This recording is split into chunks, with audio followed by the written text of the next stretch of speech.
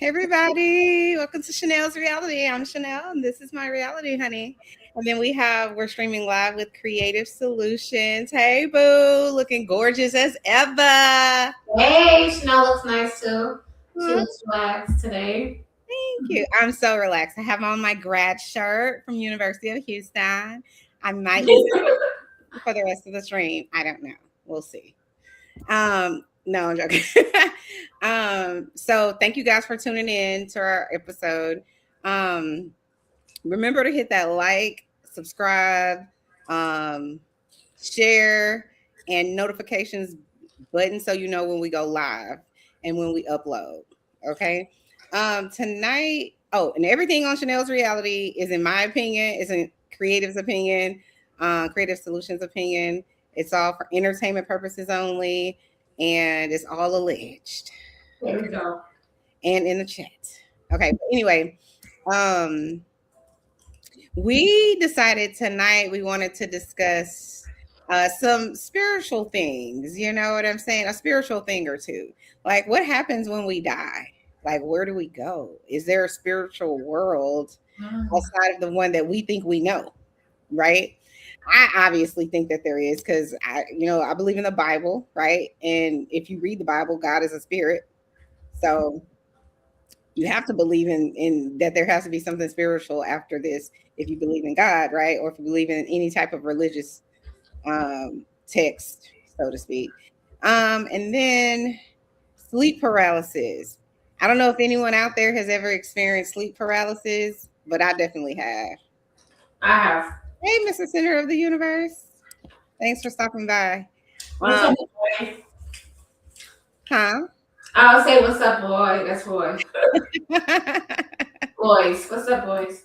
Oh, that is Royce. Hey, Mr. Royce. How you doing? Hope you're good.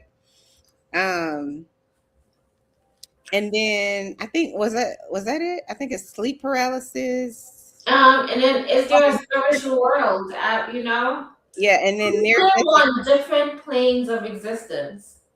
That- Say that again. You're on different planes of existence. Yeah, What do you because there mean? are spiritual beings on different planes that we can't necessarily see, but they could see us. Mm, Some people say things happen on the spiritual plane before it materialized in the physical plane. hmm. So the first topic is near death experiences. Have you ever had a near death experience, creative? No, but I have almost got hit by a car and I could have died. Man, with her. Nah, I was like 7, 8 years old and I was like, I was in Brooklyn, running around the streets, whatever. That's when the scooters was really popular. Hmm. That, but all of us a scooter. And Hmm. I rolled that scooter. The car was like this, so I come in and I rolled the scooter. It was like that Wow. was one of my near death experiences. That is, uh-huh, go ahead. And then I've been in like two fires, like actual What? fire. Yeah. I was sleeping, I woke up and it was like really, really smoky. I think I was like 5 or 6. And I remember that. I just woke up and it was like really, really dark and all you smelled was smoke Mhm. and the house was burning down and we couldn't see anything. Wow. That happened about a year ago.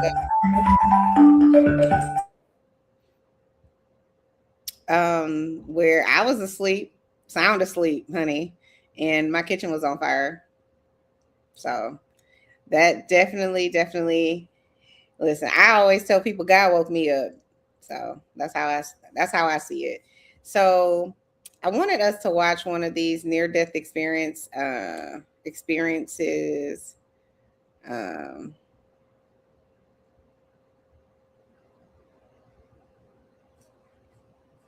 and let's just see what we think of it. Think about it, about what they're saying. I'm sorry, my friend is calling me. You supposed to plan something for tomorrow. Oh, okay. You want me to pause it or No, you no, want? no. Go ahead, go ahead. Okay. I text her. Oh, okay. For 3 years, I was depressed. Oh no, All I wanted to do. that's not the one. Hold on. Um,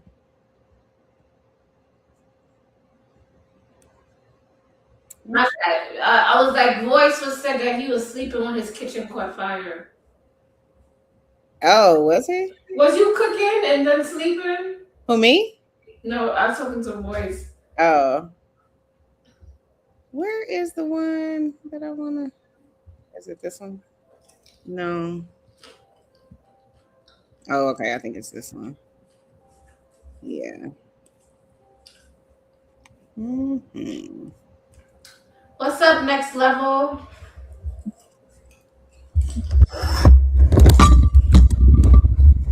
Creative doing over there. Her and her cats. She's a cat lady, y'all. I'm sorry. Yeah, they be doing everything. They Right now, one of them is next to the screen. When I come in this room, they all flock to this room too. Aw, that just means you're a good cat mom, you know? I guess so. Aw. All right, let's get it. Let's get it. I looked up and then I Uh-oh. was gone. I was out in space. One of the first things that I saw when I came out of the void was a star forming region, and it felt sacred. It was a sacred space that you weren't supposed to disrupt. I kind of observed the clouds, like the cotton candy colors, like the beautiful colors gradiating down into lighter colors. And so I stayed in that void for a while because it felt comfortable. Any thought that I had, like I could see movement in the void, like twirls, color changes. Blackness was peaceful. Everything was peaceful. Everything was calm the entire time. I wasn't as accepting of the possibility that this was a matrix until after I had a near-death experience. What I was experiencing was so beautiful. And this is the best thing that has ever happened to me. I see clearly.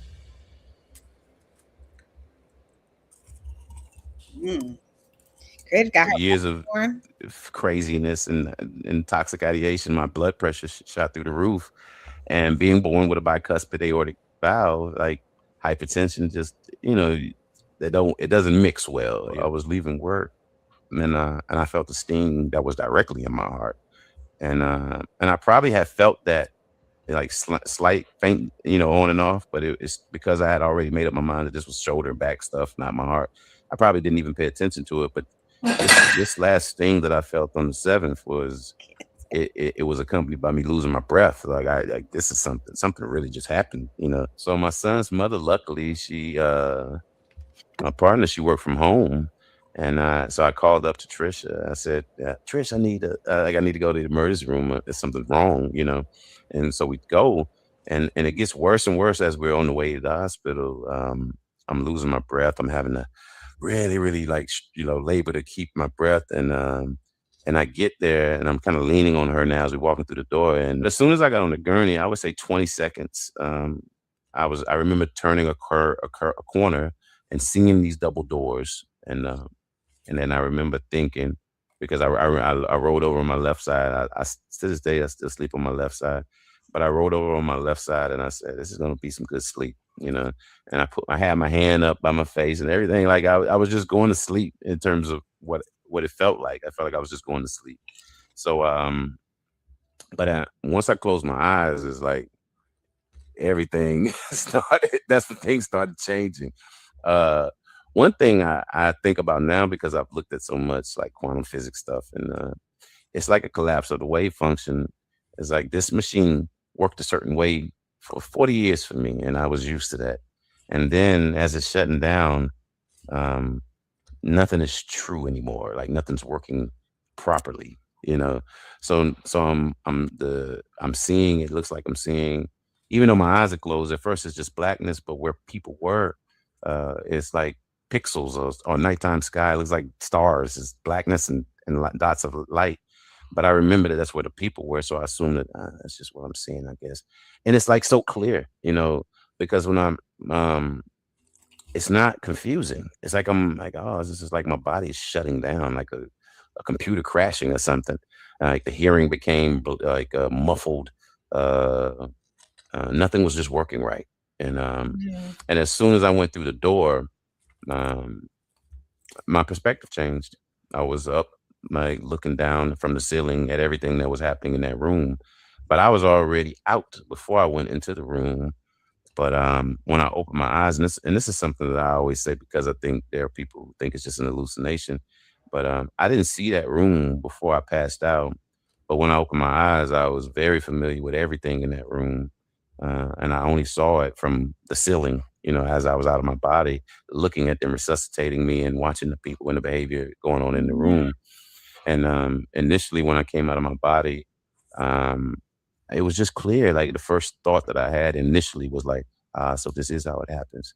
And and that was like it felt almost like a human thought. Like that was still David, thinking that. And and then it was like a voice. A voice was like, he's dead. You used to live there. And then the voice said, his body, his mind, and his ego is dead.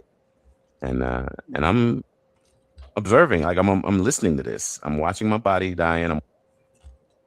Mm. What do you think about that? I think that's a real near-death experience. What's up, Sim God? Yeah. I feel like he's watching himself. It almost looked like he's watching, but it's not his time yet. Mm-hmm. I agree. I think that's why they call it a near death. Like you're not quite dead yet. Yeah, but he didn't tell us that he went to another plane or something. He did say he's seen the stars and he's seen all of those things. But he's still talking about how he's translucent and he's looking at himself, through an outside lens because he's looking down. Right. To me, that's what I think from the videos I've ever watched, that's what most of them say. But they don't ever quite get to wherever they were going. Mm. But let's keep listening.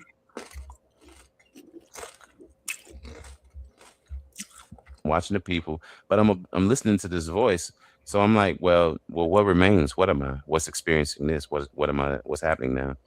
And then I heard this flood of words, and it was almost at the same time, and it still kind of sounded kind of like my voice, like maybe even an older version of my voice.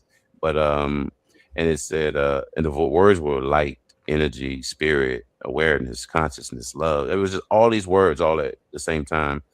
And I knew it. I knew what that meant. And then the next phrase that I heard was, "You killed yourself with your personality." And I knew 100% what that meant. I spent most of my life from age 6 to age 40 pretty much in depression. Unhappy year. Trying and having moments of happiness, or moments of hope, but generally hopeless and not really interested in being here. So I knew that I killed myself. So and then Ooh, I let's just pause watched that. because there was a woman in the back of the room, in the back left of the room. That is so important because I think a lot of us, we seek outside validation. We always seek outside things. Huh? Every single person on planet Earth does.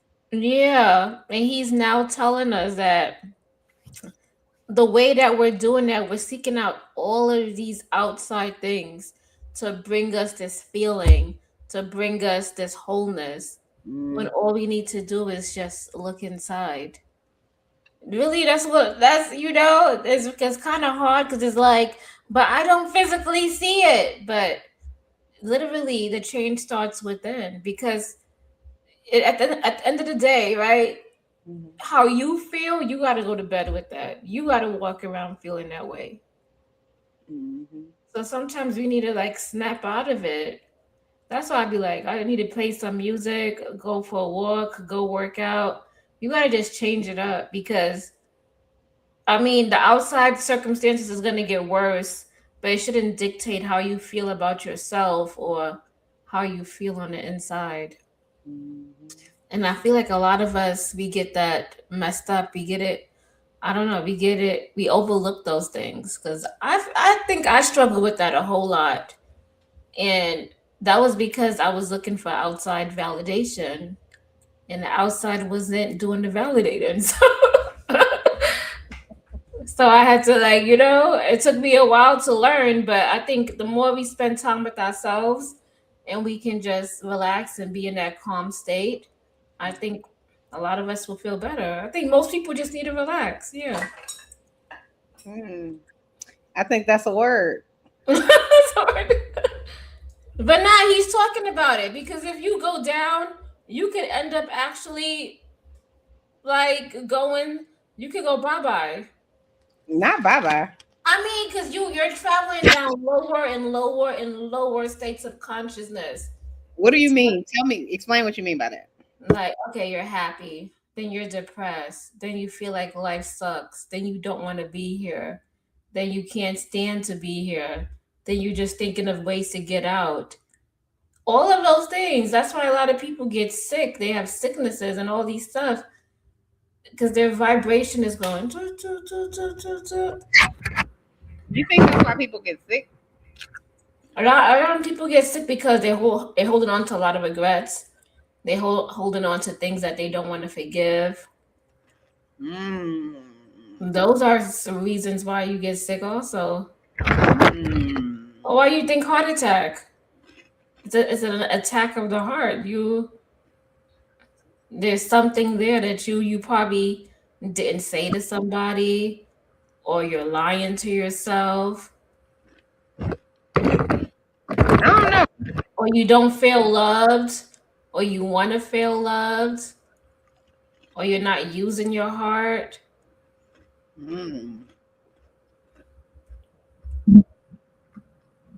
But that's, to me, that's what I think the whole physical and the spiritual thing come from, because you know, spiritual is all about a feeling, is about like your essence, how you feel, what you vibrate, what's your pulse, like what are you pulsing if somebody come next to you. There's certain people you could sit next to them and you could just feel that their vibration is totally off, and you're like, I don't know, but I need to stay away from that person.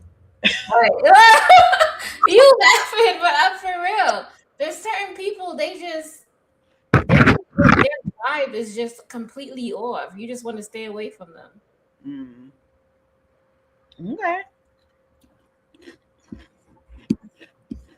Not so good vibes. Stay away. And she was holding her face with both of her hands, and that really bothered me because I could feel that she was sad that I was dying. It was like deeply traumatizing her to watch me die, and she was showing a lot of compassion. Could you feel like everyone's thoughts and emotions, like everyone working on you? Yeah. Two people stood out. Other people were focused. And it's probably because they were initially my interpretation was that, again, they don't care as much. You know, they're not as emotionally attached. But in hindsight, I look at it as like they were professional and they just were focused on saving me, and they did, you know. So thank you for not being overwhelmed by the emotion, because the one person that was overwhelmed by emotion wasn't involved in the resuscitation effort. So it was fine that she was feeling that way. But the guy that was holding the defibrillator pads, even though he was feeling a whole lot of emotion, his emotion was blaming himself. Or putting too much weight on himself to save me. Like he was gonna, like I knew that if I did not return, he would think that he let me down or he killed me, you know. And I wanted to tell him that it had nothing to do with any of that. What I was experiencing was so beautiful. I wanted to tell that lady that, that, you know, that body is dead, but I'm here. I'm like, I wanted her to see and hear me, but she couldn't.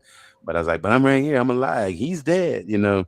But this is beautiful, and this is the best thing that has ever happened to me. I see clearly. For the first time, it was like waking up for the first time. It was an amazing experience, and I did not want anybody in that space to be sad as I was leaving. You know, I do not. You know, like that is because it made it hard to leave. Because even though at some point I looked up and then I was gone, I was out in space. I kept looking back in the emergency room because of those two people that were suffering through me dying. So I was experiencing this amazing thing, you know, in the afterlife, you know, as people call it. But I was so concerned about these two people, you know, in the emergency room that were suffering. And so I didn't even look at myself. Like I think I looked at myself maybe once or twice. And I think maybe because there were a bunch of bodies around me that I really couldn't see myself a lot, a lot of my body. But I had no concern about the dying body there. I was just more concerned about those two people that were hurt, by me dying. And I wanted to console them. So I kept coming back into the emergency room, trying over and over to talk to them. And I felt this suspicion, like I had this suspicion that, like, and especially afterwards, I felt like I kept doing it because I could learn how to communicate with them. Like I felt like I would have made them hear me if I had stayed there longer. I would have made them hear me. Like that's somehow in my human mind, I really. I was gonna say, Mhm. when you stop the video, you should change the screen so there's me and you on the big screen. Yeah. This is what you want? So that people can see us when we talking and we comment. Oh, okay. So I should stop eating. Okay, got it. No, you can eat, but just like people want to see us when we comment and when we talk, so they know. Hey, James. Welcome to the show. Carry on. I'm sorry. Oh, you said you paused there. Oh, do you want to comment on what he said? Well, I remember. What does that mean? Can they talk? I don't know. Just ignore. Elaborate. He had said earlier something that I feel like I learned or maybe thought about maybe when I was in my 20s, probably like my mid 20s or something like that, where I was just kind of like, I used to always be like, when I was younger, I used to be like, whenever I get to heaven, right? For something I'm going, right? But whenever I get to heaven, I'm going to ask God about this and this and this and that, right? What happened? Hmm. Of what happened? No, I just had questions that I wanted to have answered. Like things like, when you were a kid, you're like, well, who's God's dad? Who came before God? Like that type of thing. But I mean, that's my probably like 8-year-old mind asking that type of, like trying to figure out if you're saying that there's this higher being that we can't see. Well, clearly, if I came from you, then God must have a dad and a mom. Like, you know what I'm saying? That was like my mind couldn't compute that it could be just a spirit, right? But anyway, at some point, I feel like either in my mid 20s or early 30s, it dawned on me. It was just like, whatever questions I think that I have for God, I feel like I'll just automatically know the truth. Like I won't even need to ask. You know what I'm saying? I just feel like it'll just like, and really what confirmed it is when I started watching these near-death experience people, they would always say like that there's just a collective knowing of things, right? Like that they know something, they're thinking to themselves, oh, I want to ask this or I'm curious about this, but then they just know. Like it's not like they have to actually make a conscious voice to actually say, hey, what about this? And why is that? They don't have to. It's just annoying. And so it's just interesting to me because I remember thinking about that when I was much younger, that we won't have to ask God. In my mind, at least, we'll just know. Because my thing was, I was going to be like, first question first. Why the hell I got all these damn cramps? Okay. That's number one. Oh my God. I swear to God, I was like, yeah, these cramps, this is not the move. Okay. I don't understand why I gotta have, because I had friends and cousins and people like that. They'd be like, oh, you're so dramatic. No, I'm in pain. Like, we need a day off of this bullshit. Like, that's how I felt about it, Yeah. But anyway, so when he said that, when he would say, like, it's just like he didn't have to ask a question, he just knew. I feel like that's when we come into true understanding. You know what I mean? But I think you got to be crazy to not believe there's something bigger than us. I think it's crazy too. Like if you don't believe that there are other beings somewhere on another planet, somewhere, it has to be. Because if you ever look at like the universe, right? The little, how they have like the solar systems and all that, kind of like a picture of it. It's like even our sun that is massive, right? It's like a pebble, if even that. And then we are 10 million thousand, whatever the word is, sizes smaller than the damn sun, right? Yeah. So we're not even a speck. So if we are existing, why wouldn't something else be existing? Good one. You know, I'm just saying. I got a qu- I'm sorry, go. Why do you think people said we chose to come down here? Why do you think we were born on Earth? What was the purpose of us coming to Earth? I have no idea. That's a good question. You have nothing? I think we came on Earth because we chose to come here. I think we came here so that we could evolve. Really? When I say evolve, is climb up our states of consciousness. Really? Yeah. And also to experience life through being human, for being in physical form. I think we came here so we could experience being human. So what were we experiencing before? We was probably spiritual. Maybe we couldn't taste food. Maybe we couldn't have sex. Maybe we couldn't feel what it feels like to be in love. Maybe we wanted to feel those earthly emotions, the same emotions that like hunger, like, you know. No. What? Like, Because in my mind, go ahead. If everybody, at least from the ones that I've watched, never wanted to come back into the human body, like they were like, I'm good on the other side, I don't need to be over here, that's a piece of meat that I don't have no parts of. Why, if we were existing somewhere else, it was a good spiritual life, when we want to come and have have trauma and, you know what I'm saying, horrible times and all of these negative experiences, like that's the part that I don't understand why. Maybe because this other spiritual teacher said that some of us come from different planets and we come here and we enter different life, like different families, right? So sometimes, like, just like I believe in reincarnation, I believe that other souls come here from other planets, you know, and they come through, just like every woman has a gateway. You know, when you push out a baby, that's your gateway. You're allowing a soul to come into this earth to be born. So you are a gateway. What? It's the truth. I said that's a good point. Yeah, because if I'm pregnant, I'm allowing another soul to come on this planet. And I think that some of these souls are coming from different planets and they're being born into different families to help uplift the timeline or help, you know, because a lot of our timelines are not that good. Like it's really bad. Somebody, I don't know. Somebody,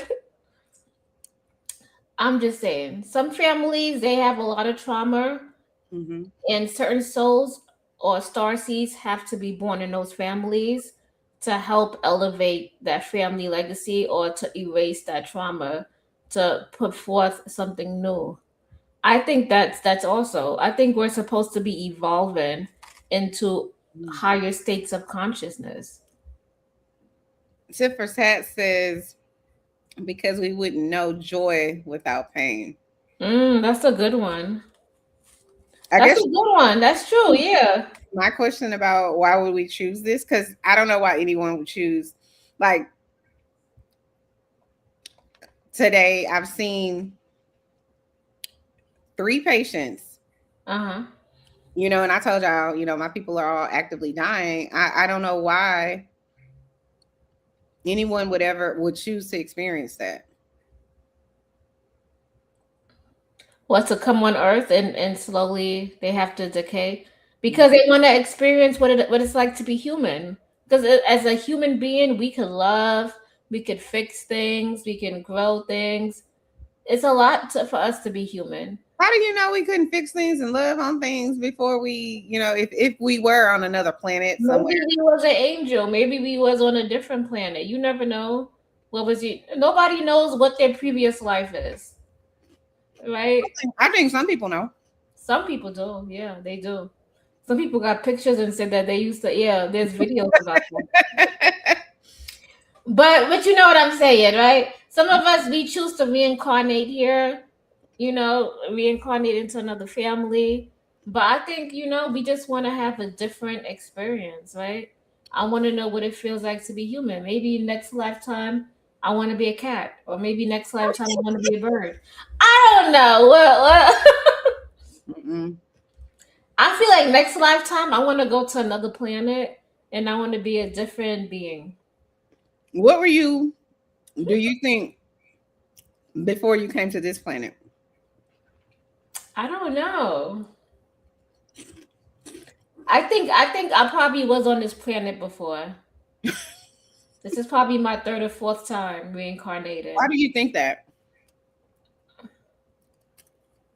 I don't know. I just think so. Okay.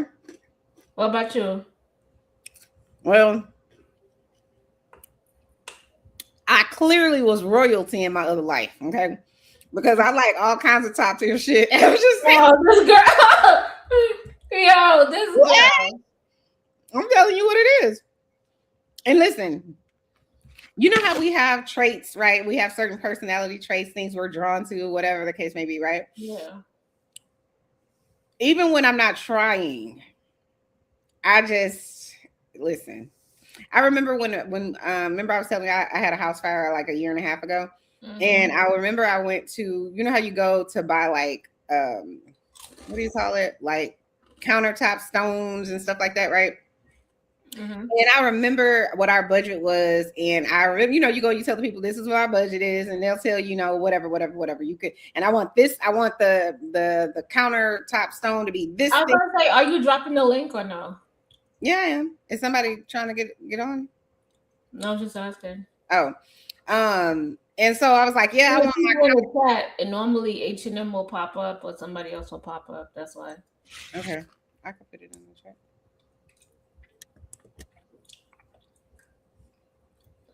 But like you were saying, you feel like you was royalty. Yo, Chanel feel like she was a queen. I was. Was another lifetime. She had it big. She had nice clothes. Yeah, I was royalty. I had to be. I'm too. Listen, I can't be at the bottom, so therefore, I had to be royalty. I mean, that doesn't come through. I'm just saying. It's logical to me. I can't ever see myself being less than, There's nothing wrong with that. So I just definitely think I definitely was somebody's royalty or something like that. It's who I am. It's how I arrived here on earth. Whereas, there are some people who try to be what they feel like is top tier, so to speak. Whereas I feel like I'm just that girl. Like, and that's not me being like obnoxious or nothing like that. Meaning I have the sweetest heart, right? I'll do anything for anybody. I'll give. I'm very sweet like that, But I still feel like I should fly first class wherever the hell I'm going. Do you fly first class?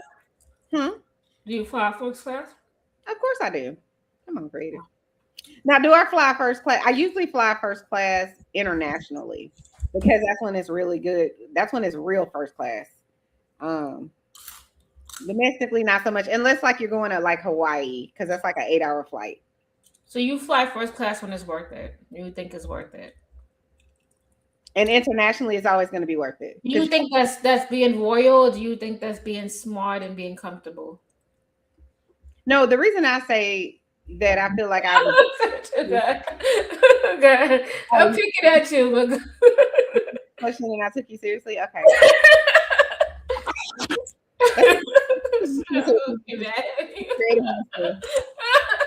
They feel like I would have the way that I wanted them to hear me.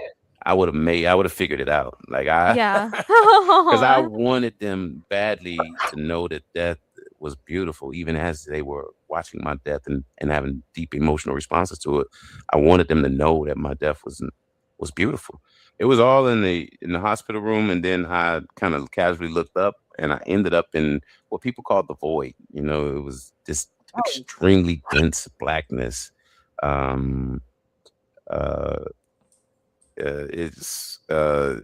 it felt like everything was there.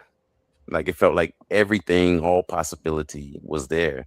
And it was, to me, like it was perfect. Most of my experience, like I say, the best word to describe it, it was just perfect. Like it felt like love. Like when people talk about their NDEs and they speak about it, things feeling like love, like that space felt like love. And and the fact that it felt like everything was there. Like what would happen was I was moving through that space, and I would look right Hey, and left, George. where I would see in my periphery a lot of activity. And and then I would turn to look at it directly, and it would disappear like smoke. And instead of it being something that was spooky to me, uh it was like so nothing is here, but everything is here. Like it was just like an understanding that everything seemed to be there, and it felt like love. So there was no anxiety in that space, you know. And but I've heard other people describe the void, and it's almost like they're saying that those images that I saw were ghosts. It felt like ghosts, and it was like haunting, and it was like, but when I hear those, I would love to talk to those people and ask them, was there any advance towards you in any real way by any of those things, or did just seeing them create a reaction in you? Because for me, none of it was. It wasn't aggressive. It wasn't violent. It wasn't negative. It wasn't anxiety inducing. No part of my experience created anxiety. I felt one with everything. And so I stayed in that void for a while because it felt comfortable. And then at some point I was floating out of it, and I could still, but my attention was still locked into it. I was just looking down into it. And any thought that I had, like I could see movement in the void, like twirls, color changes, really interesting, beautiful stuff, but no images that were like intelligible to where I could say like, oh, so that's what that is, that picture right there. There's no pictures. It was just movement and twirling and color change. And but I would have instant clarity just by just looking at that. And the same thing kind of happened after I was out of the void and just looking around. Um, Anything that I looked at, it was like, it was like a kid, just having wonder at everything I was seeing. And so I was like, at everything. And and then the distance between me and the things that I was seeing would disappear, and I would understand it instantly, what it was. And See, that's what I was saying. That's what I meant by that, of like, it's just a knowing. Like, I don't have to explain, no need to, or any force to explain it to me. I just know. I love it. all of it, even the gap between me and the space that I covered, I felt like I was one with it, like I was expanding almost. I wanted to travel. That's all I really wanted to do, was to keep looking at things, saying and move towards it and know what it was. And that's what I did for the bulk of my experience. One of the first things that I saw when I came out of the void was a star forming region. And I've had thoughts in the past that I've shared, thinking that it might have been Sagittarius C, or the black hole that's in the center of the Milky Way galaxy. But the language that I use, even in the beginning, lends itself to this place, probably. And this is imaginative. I don't like to make conclusions or speak in certainty about any of this stuff, and I'm still processing this particular part. But it felt like the words that I used to describe it. I said, when I was out of my body, I said, so this is where stars are born, and and it felt sacred. And when I shared that with other people, when I came out, the word that I used, that it felt like a nursery, like it was a sacred space that you weren't supposed to disrupt and be, noisy in. Like you just peep it in, and you keep it moving. And that's what I did in that area.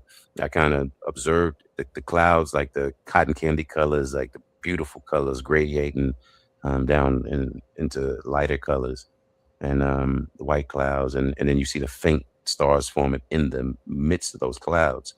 And so I went into the clouds, and I would get close to the like an area that I thought was safe enough distance from the forming. What do you think about that? About what he's saying about Oh, hold on. About it being like he's going through. It sounds like I don't know if I would call it dimensions or something, but just being like, oh, okay, I'm in this part of wherever it is in the world or in the universe. This is sacred. Don't go in there. Don't make no noise. Be quiet. Like, you know what I'm saying? Like, I think that's very interesting to kind of be like, yeah, this isn't a place that you talk or you disturb anything. You just kind of let it be. Move on to the next kind of It thing. sounds like he took ayahuasca. What does that mean? Nah, it sounds like he's like when I took ayahuasca, I felt like I was going through mazes and everything was just Oh, is that like a drug? something like that. It's DMT. Creative. I didn't know you did drugs. I don't do drugs. It's DMT. What does that mean? What is DMT?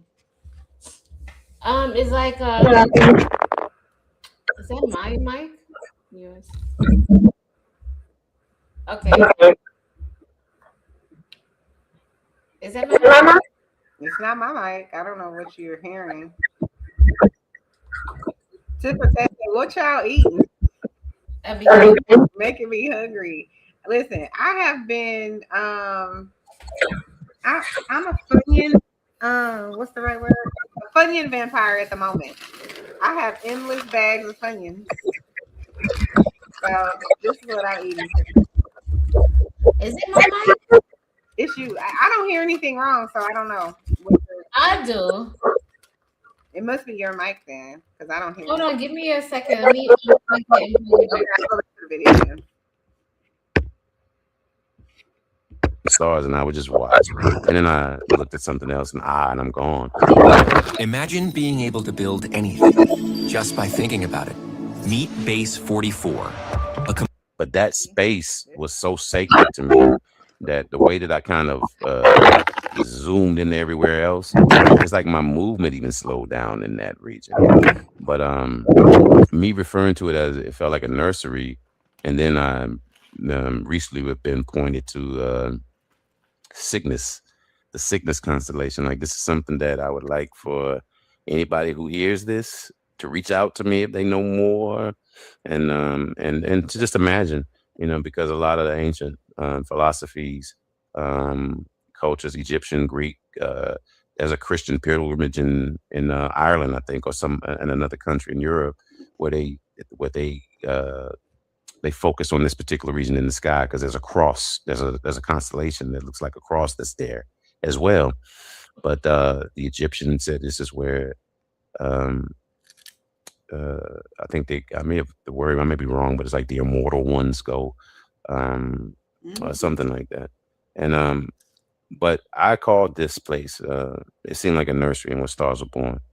Cygnus is referred to as a nursery of the stars. A Can you hear me? nursery of the stars by like Okay. anecdotally, I guess in books, this is how they refer to this area, is a nursery of the stars, and there's black hole there, and all of the things that I saw, that I thought may have been like spread all over space because I was moving around a lot.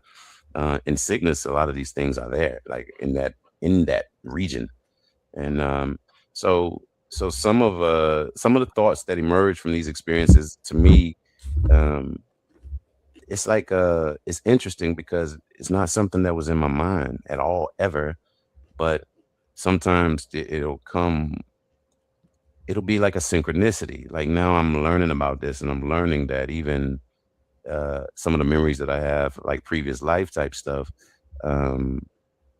it makes sense that I would be directed to this region in space, because that is how the cosmology that I remember being a part of, that's what they thought. It sounds like you lost like the ego, aspects of personality. Did you feel like an individual still on the other side, or did you feel as though you lost that individuality and became part of a collective?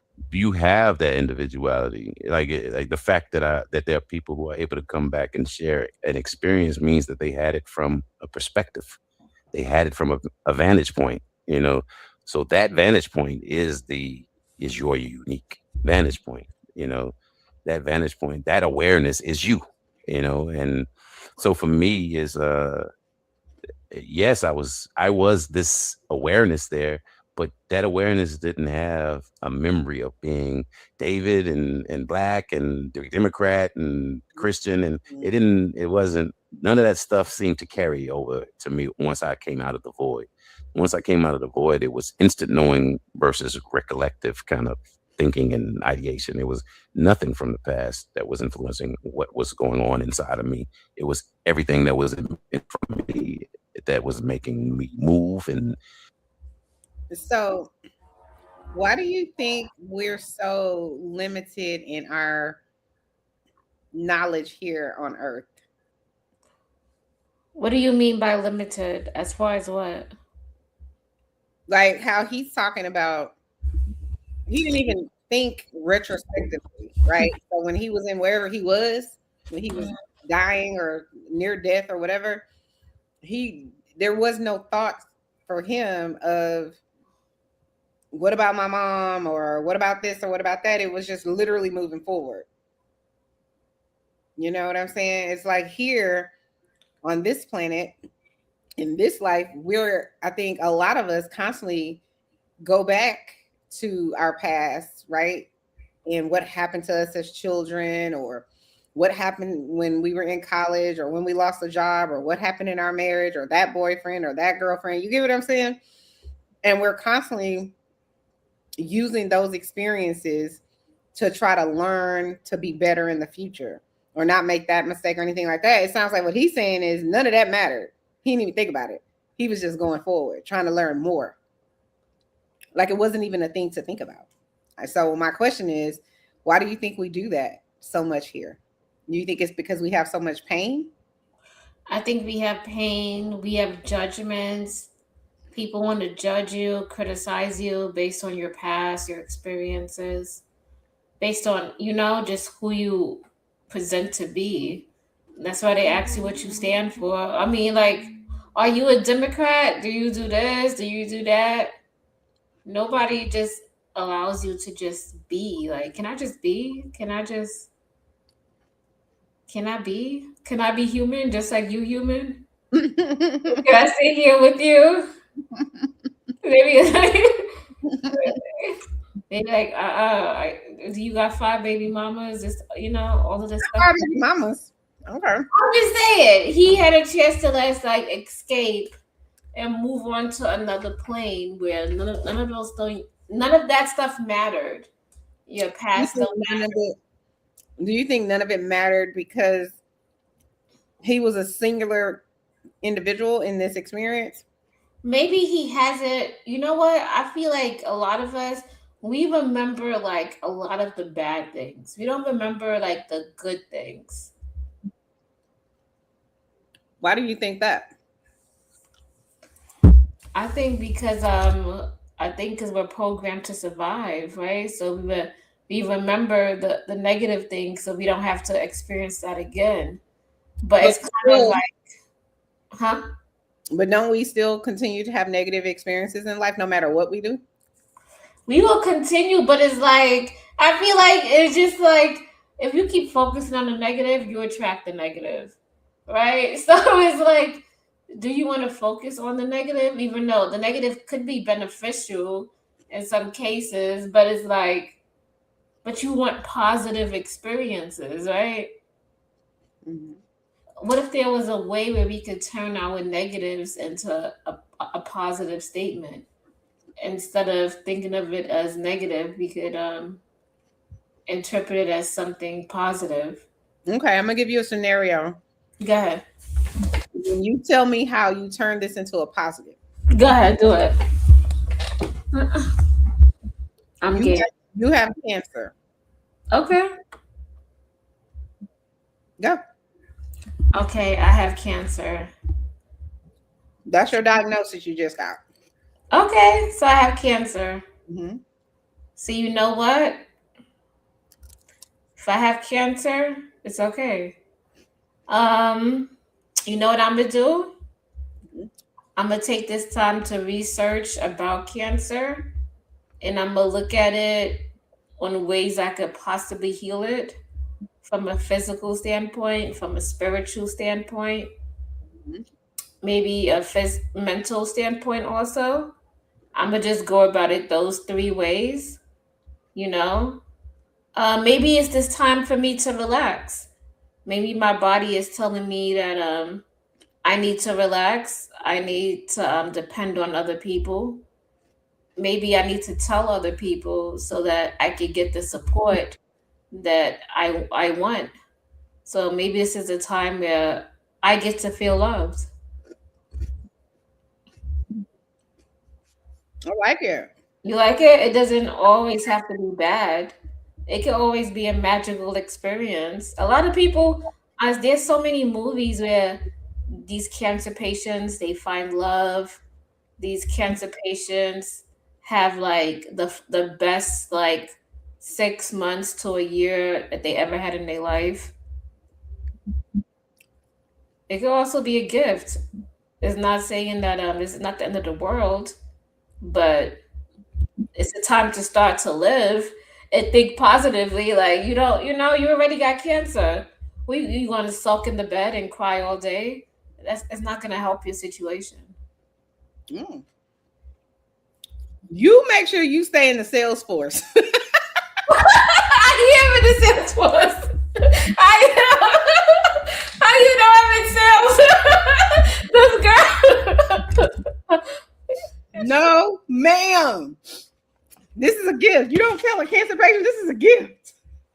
It is a gift. It is not. Oh my God. Okay, I'm not gonna judge. Go ahead. I'm listening. Mm-hmm.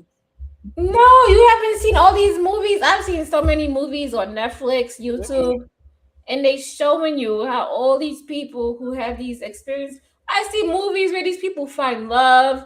These people go and they change the world. They raise money, and these people be like on their near to death, and they be doing the most phenomenal things. And it's like, why did you have to wait till life kicked you in the butt for you to get up and do something? Okay, so you are saying, so you've never seen people who are really doing something in the world still end up with things like a cancer? Yeah, I do. Yeah. What's that guy? It's not always that way, is what I'm getting There's at. a guy on YouTube. I think it's called the lead attorney. Mm-hmm. He has cancer.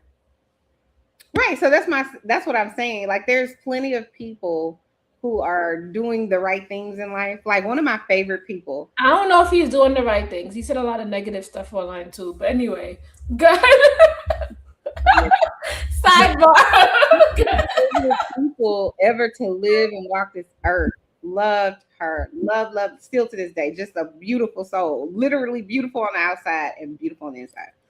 And she died of cancer. And I just was like, of all the people, like what? Sometimes, you know, we don't know why people come on this earth. Because I had a friend and she was in the service, and she would be like on the ship with us. She would go on deployments.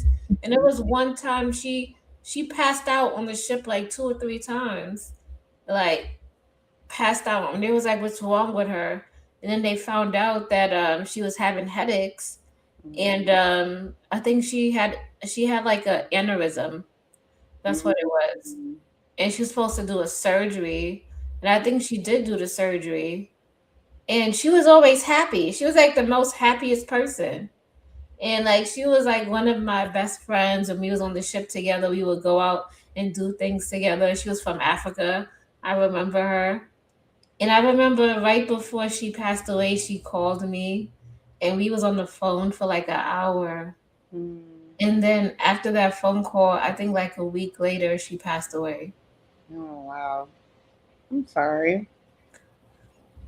So I don't know. Some people, we don't know why they came on this earth. Maybe she completed her contract of why she came here. Maybe she was supposed to do something. We don't know what we made bets on before we came to this earth plane. What we were supposed to do. Do you think we have any? Do you think we play any part in who we become? So if we go with what your theory is in terms of we were on another planet, or maybe we were doing something else, whatever it was, before we came into this body. Mhm. Do you think we have any consciousness of that? No, we probably don't.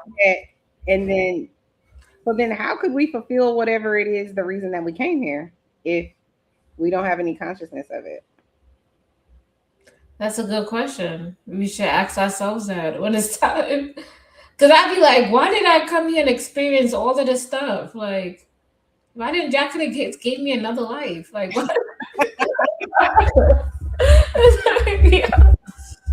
I think honestly, that's why a lot of people want to unalive themselves, is because they can't make sense of why their life is so messed up. You know what I mean?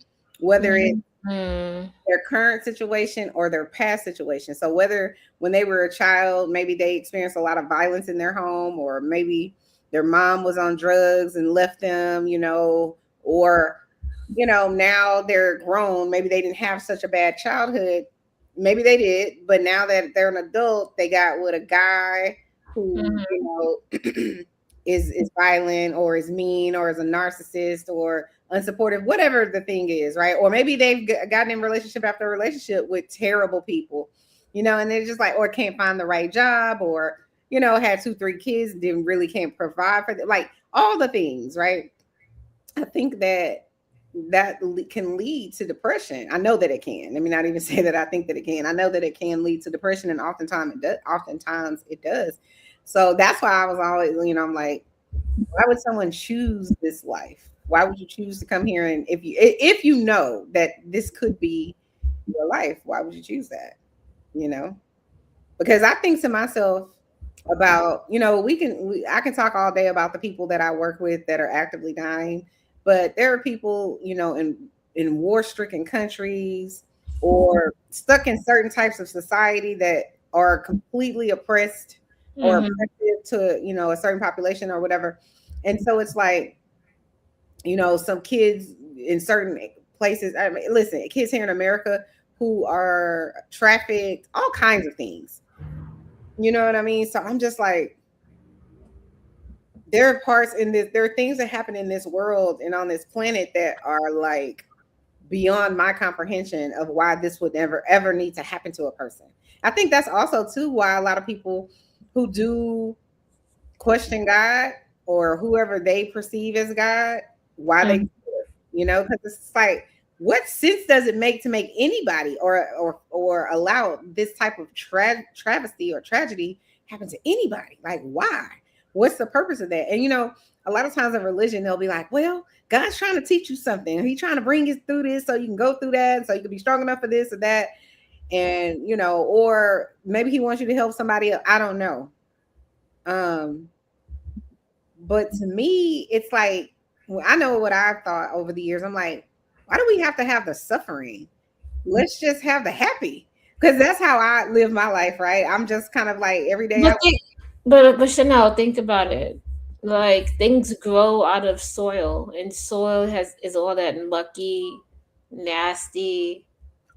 You need the shit to help it grow. You know, some of the most beautiful things grow out of that. Why you shake your head? It's the truth, though. Because I don't need to grow. It's the same thing. Like you go into the gym, right? You got to put the pressure on so you can break the muscle down so it can get back stronger. If we can go to heaven, right? And heaven is supposed to be this glorious place, right? Where everything is beautiful and everybody's happy and, you know, whatever. Yeah, right? but some people don't appreciate things. You don't meet like spoiled adults that are spoiled, kids that are spoiled, nasty spoiled. attitudes. I'm spoiled. They're rich, but they got nasty attitudes. They're disgusting to be around. Just can't stand them. But I'm not saying you, but I'm just saying. No, I know.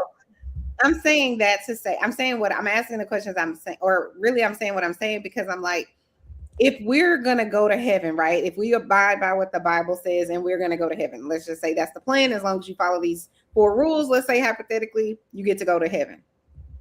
and then you don't have to have the problems anymore. If that's the end goal anyways, Mm-hmm. then why can't I just go to heaven? Why do I need to have this torture on earth? You're supposed to master your mind. A lot of people give me the 5 days of the boot camp of the trauma so I can experience the pain, and then I can go on the head. Like I don't know. I don't know what's the. Sometimes the universe tests you. Also, you get tested. I don't want to be tested. Let's just take me to heaven. Everybody gets tested. Right. I say let's skip the test and let's just go to Disney World. I don't understand why we gotta be. I don't get it, Sean, but people have told me all throughout my life, because I grew up in church and stuff like that, and I believe in God and I believe in church and the Bible and all that, but I've always just kind of been like, I don't know. I don't understand it. Like, I know what the Bible says as why. It's like, because of what you were saying, people wanted to, they're not grateful, or, they want to complain, or if they don't have a hard time, like Tip for Tat was saying, how can they really enjoy the success if they don't know what it's like to fail, kind of thing. I don't need to know what it's like to fail. I'm good. Or if you want me to you want to test me out and let me fail a few times, okay, then can we have a promised land? Why I gotta go through 100 years of suffering? Some people just sign up for that. Why do I gotta go through 100 years of suffering to get to heaven? I don't get it. Some people sign up for that. Who? Maybe some people get tested to see if you could really hold your faith. How strong is your faith?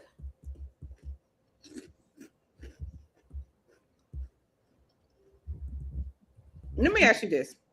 I'm just gonna ask you, right? Because you have a child. Would you ever say, let me allow my son to suffer, like true suffering, not privileged suffering, like true suffering?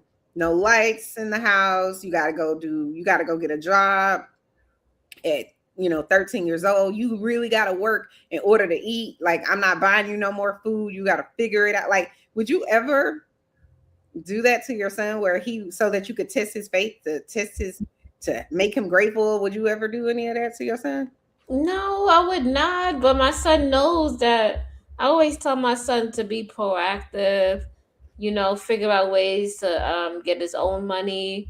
He's young. You could do a lot of things, provide a service.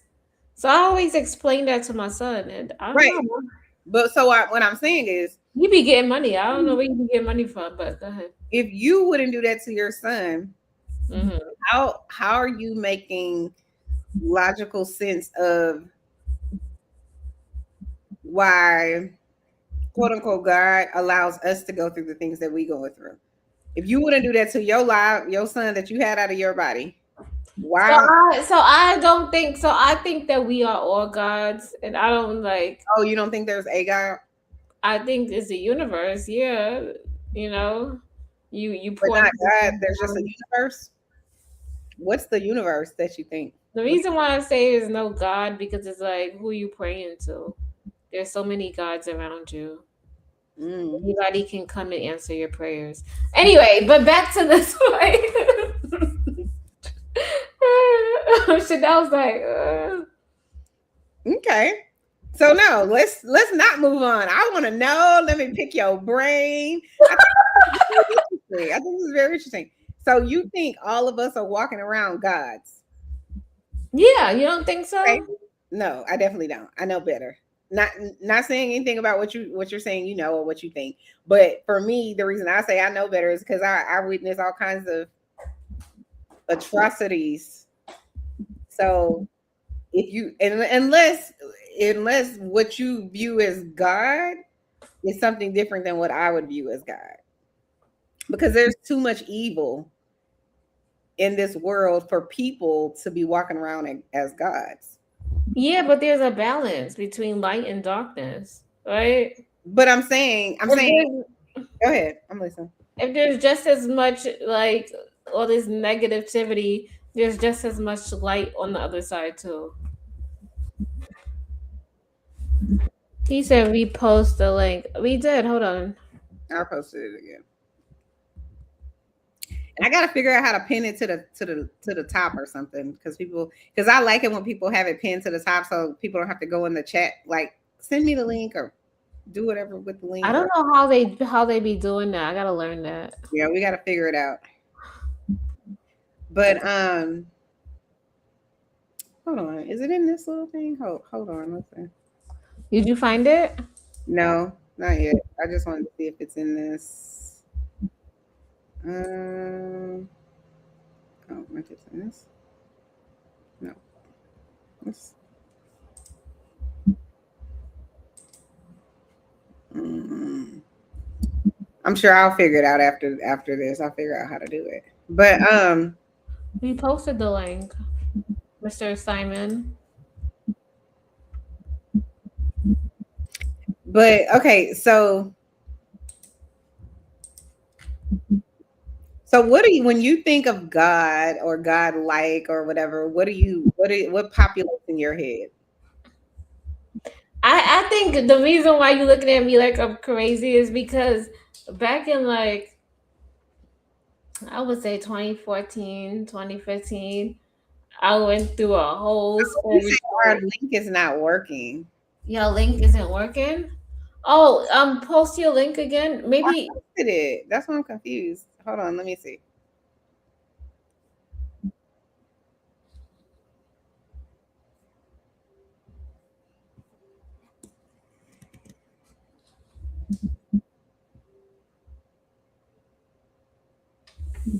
it is a different link than the one you had before. Very good.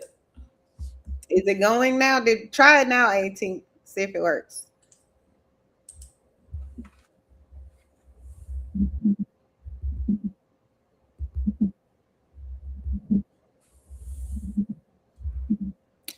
Anyway. Mm-hmm. So okay, you were telling me because I'm asking you about what do you when you think of God, what populates in your head? Or what God-like characteristics would be? Oh, God, like somebody who takes responsibility, takes ownership, figures out what is a will is a way.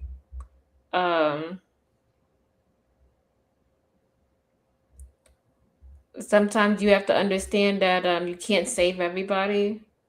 You know, everybody have their own spiritual team, and necessarily you can't. You know, they have their own calling and people that could assist them.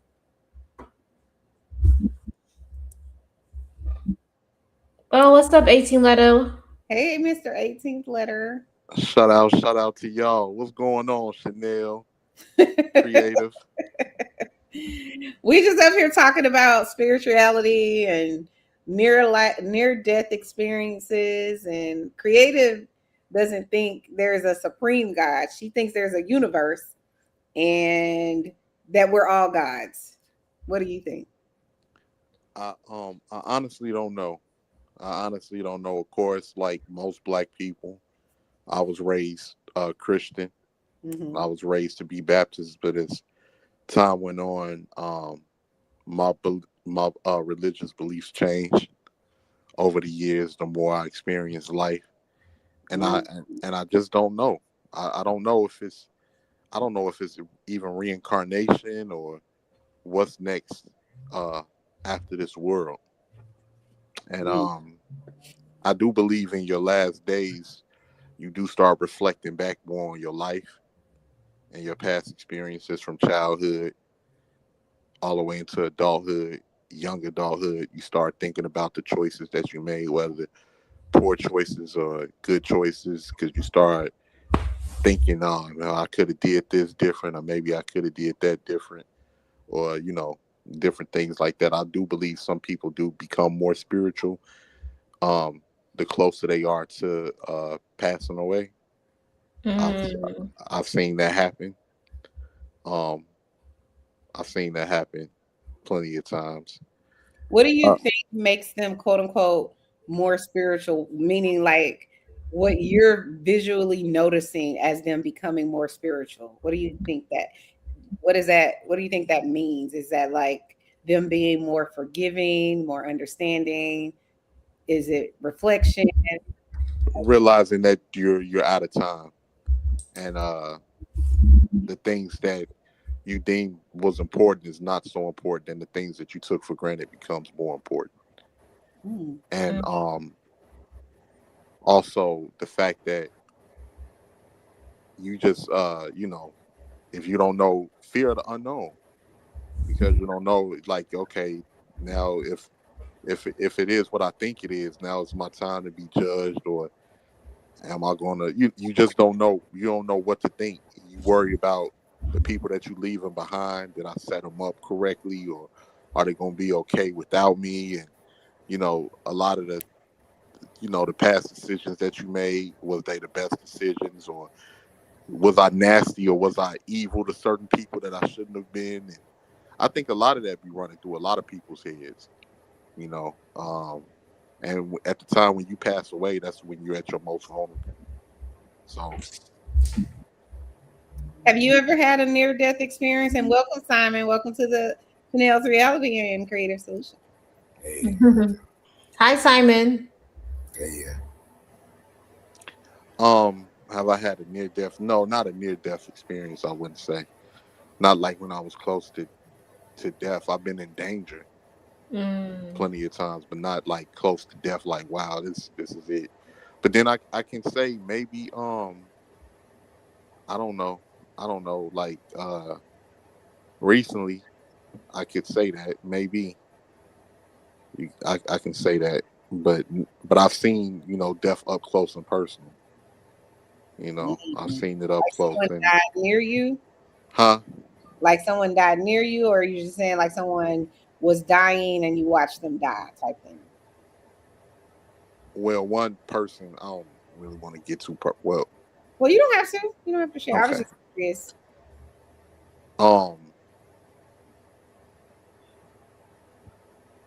It'd be kind of tough for me to talk about. Well, don't, But okay. I would say, like, even with my grandmother, I was there in her last days, and I've seen other incidents, but that was not natural.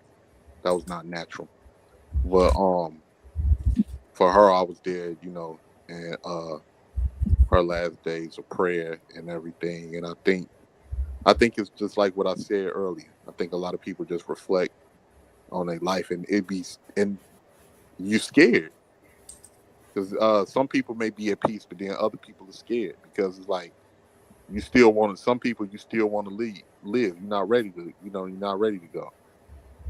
So I think, yeah. You think people aren't ready to go? Why do you think people would be scared though? I think people, because the fear of the unknown. You don't know what's after this. We got our beliefs, but ain't nobody ever passed on and came back and told us what was after. You know what I'm saying? Mm-hmm. So I think it's the fear of the unknown. So. Simon, what say you? And I'm gonna just say this real quick. Oh, I got you, Simon. I'm just say this. I know one thing.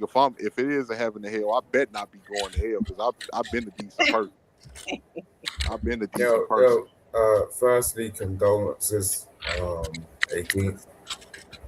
No, I appreciate that, Simon. It's never. Shout out to Rose. Rose, what's up with you, girl? You need to come up and join the panel. Hey, willing to win 7. What's up? It's never a nice thing to do to somebody. You know what I mean? When you get a chance, Chanel, can you check your email? But go ahead, Simon. Okay. Yeah, condolences. It's never a nice thing to lose somebody. I lost my mother when I was 16 years old. I've never known my father, so I had to bring myself up, right? And if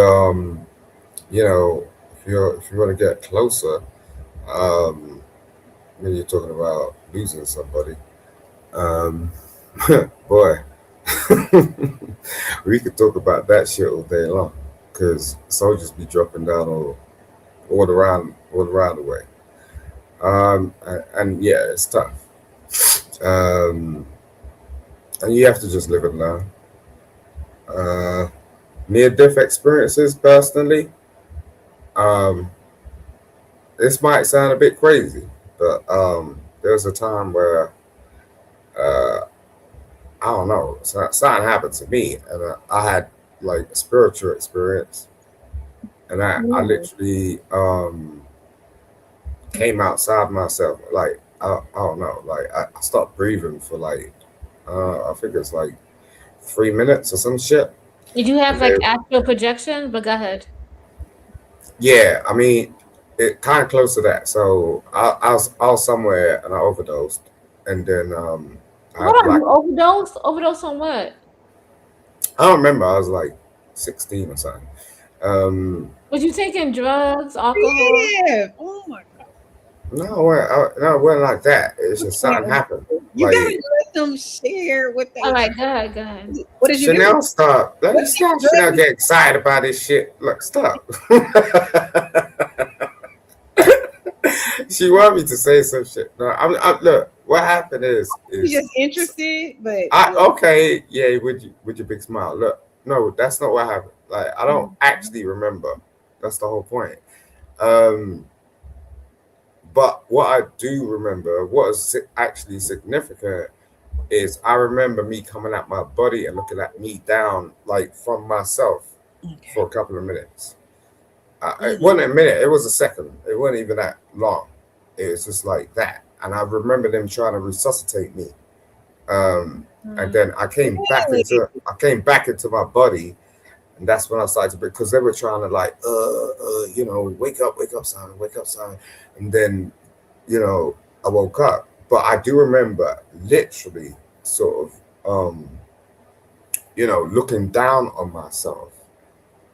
And then like it was like it pulled me back in or whatever, and then I was awake again.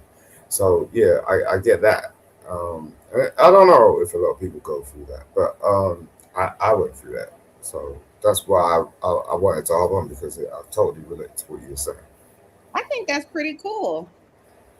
Cool? It's scary as fuck. It was scary to you. Oh, okay. Because the people that I've seen on all the YouTube videos for near-death experiences, none of them speak about it being, at least the ones I've watched, speak about it being like anything but like this loving, like being enveloped in love, and this.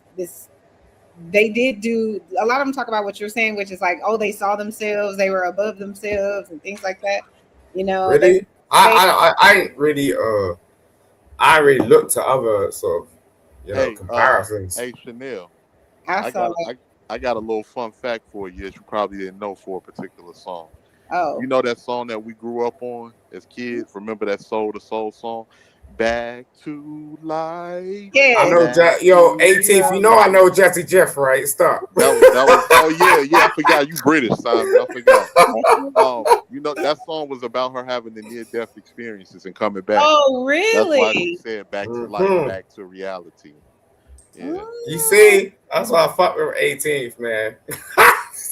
18, don't ever sing again. Don't Oh ever no, I know, Jesus I know Christ, not- Lord have mercy. Shout out to my OG Nights. I know I'm terrible. Woo, I here know comes the I'm terrible. Godfather. But What's up, Nidus? I tried. Nah, creative, you told me to shut up earlier. You said I know shouldn't what? be Yeah. talking. Keep that same energy. Go ahead. Keep the same. Okay, so now I'm finna violate you. Them Oh breasts my is look God. beautiful. Stop it, Look stop at it, all them stop dudes it. you got hanging out there, creation. You having a good God. time? I'm trying to get dropped. What up, Naish? Salute, sir. Shut your drunk ass up, pussy. See how you treat me? Like his child. I See treat that you the way shit? these women should be treating you. They Man, should be you're breaking your wallet and Yeah. sitting your ass in a corner. I ain't gonna do shit. I already been through the rigmarole with this one. You are the man who said you would love to let a woman dominate you. So I might You're as well damn follow right. the game. I almost forgot. You're to say damn happy right. Juneteenth, You want to everybody. be Period. dominated, Happy Simon? Juneteenth. Yes, facts. Why not? What the hell's that all about? I don't want to what? So no. Mm-mm. He wants to be. Thank you for letting me know that, Simon. I'll be Let's back. move Hey, on. you're welcome, creative, any time of the week. Okay. What is happening? I was messing with 18 letter. I was messing with Simon. 18 letter left. I don't know what happened to him. He'll be right back. He'll come back. He said he's coming right back. So Mr. Knightish, well, welcome to the show. Have you ever had a near-death experience? Yeah, a couple times. I was in a car crash. I got shot when I was 19 and almost got deleted in jail. So what was your near-death experience like? All three of them. What was it like? Yeah. Did you leave your You kind of like flash out. You don't. So let me see. The car, the shot, the jail when I went blank, the car when I went blank. You go blank. You don't know what's going on. You just wake up from, whatever it is. Your brain is prepared for that kind of thing. So what it does is just shut you down. That's not what these people are saying. What are they saying? Simon said he saw himself outside his body. I've had out of body experience, but I wasn't dying in those situations. I did paper acid one time. And I had out of body experience. Oh my god, you did paper acid? What is paper acid? What is that? You put it on the back of your tongue and you go through a euphoric experience, and it's like you looking down at yourself. So that's one of the times. And the other time, what was happening with me? Is that some sort of hallucinogenic or some shit like that? Probably. It's like ayahuasca. Paper acid and ayahuasca kind of the same kind of thing. The other one that's like it is called DMT. That's when you mess with the sweat of a toad. The who? It's the fog poison. Yeah. I never did DMT though. Do these things? I don't. I did ayahuasca. Why would were you with a shaman when you did it? Yes. Okay, so if you with a shaman, what a shaman will do is tell you how to centralize yourself, focus in one area, tell you to inhale and exhale, yeah, and walk you through it. Damn, man. Yeah. See what that does is so that's why the things people say up here don't bother me, because I've separated the ego from the human flesh. Ooh, I like Knightish. Go ahead, Knightish. Here comes the Godfather. What does that? What does that mean?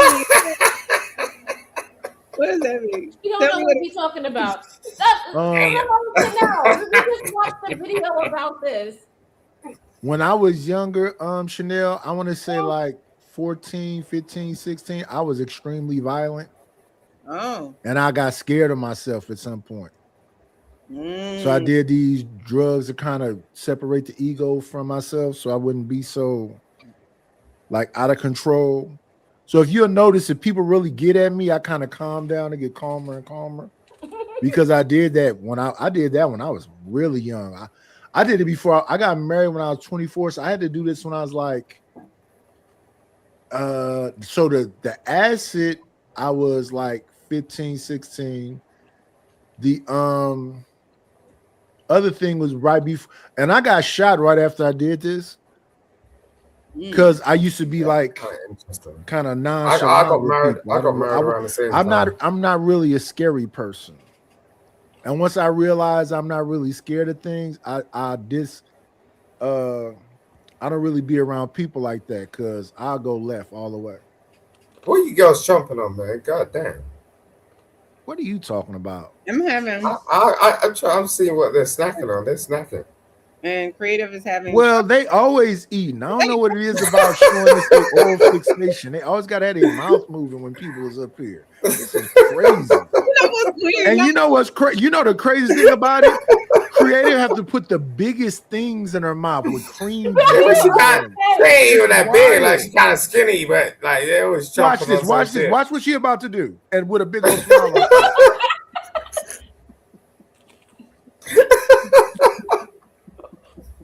Like Shout out to that young lady though. Bless her heart. That's why that demon came and visited her. Is that a pepper that you're eating? Yeah. Pepper? Right. It looked like one of those, you know, them It things was they strawberry. make with the Open up a Cheetos. whole bunch of dust on the snacks. outside. I was like, what? Where's that? Oh, Jesus. But you know what, Nightish? I know you say we always eating on here, and I know I am. But I cannot understand it. It's like the moment I sit down, or right before I sit down to do these lives, I suddenly, and it's only really on this channel, or when I'm on Creative channel, I suddenly get hungry. I don't even. Are you nervous? Snack fest. Are you nervous? No. Mm-mm. You're not. Mm-mm. I don't really get nervous. I just wanted to know what you're eating on. Have you ever had any of those out of body experiences? Never. I did. No surgery, no I've IV had all kinds of drips. surgeries in my life, and I've never had any type of. So you just was out. Yep. You never had one? I had one when I was sleeping. I came outside my body.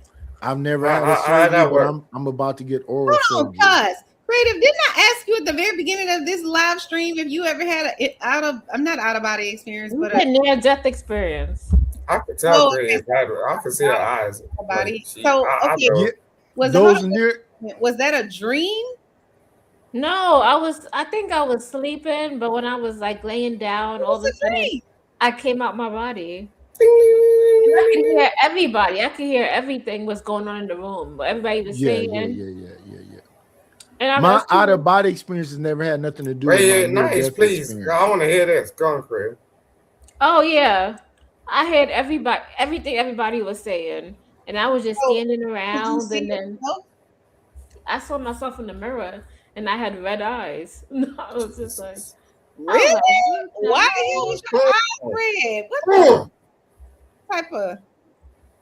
No, it happens like that. It's weird. Like I'm confused. Hold on. Yeah, and then I heard somebody call my name, and when somebody So called Simon, my you name, had an I went back- out of body experience before? Hold on, wait.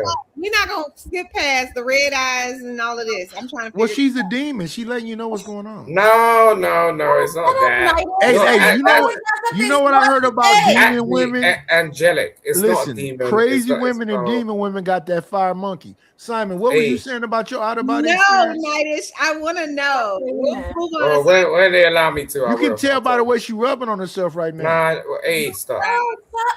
Calm down with that one. Finish telling us about your out of body experience, Creative. I want to know. Carry on. Yeah, so basically, I came out my body. I could see everybody sitting down. My grandmother was sitting on the couch. I could see everybody in the living room, and I'm hearing all the conversations. And it's like, but I'm seeing myself just laying there. And then I looked in the mirror and I seen that I have red eyes.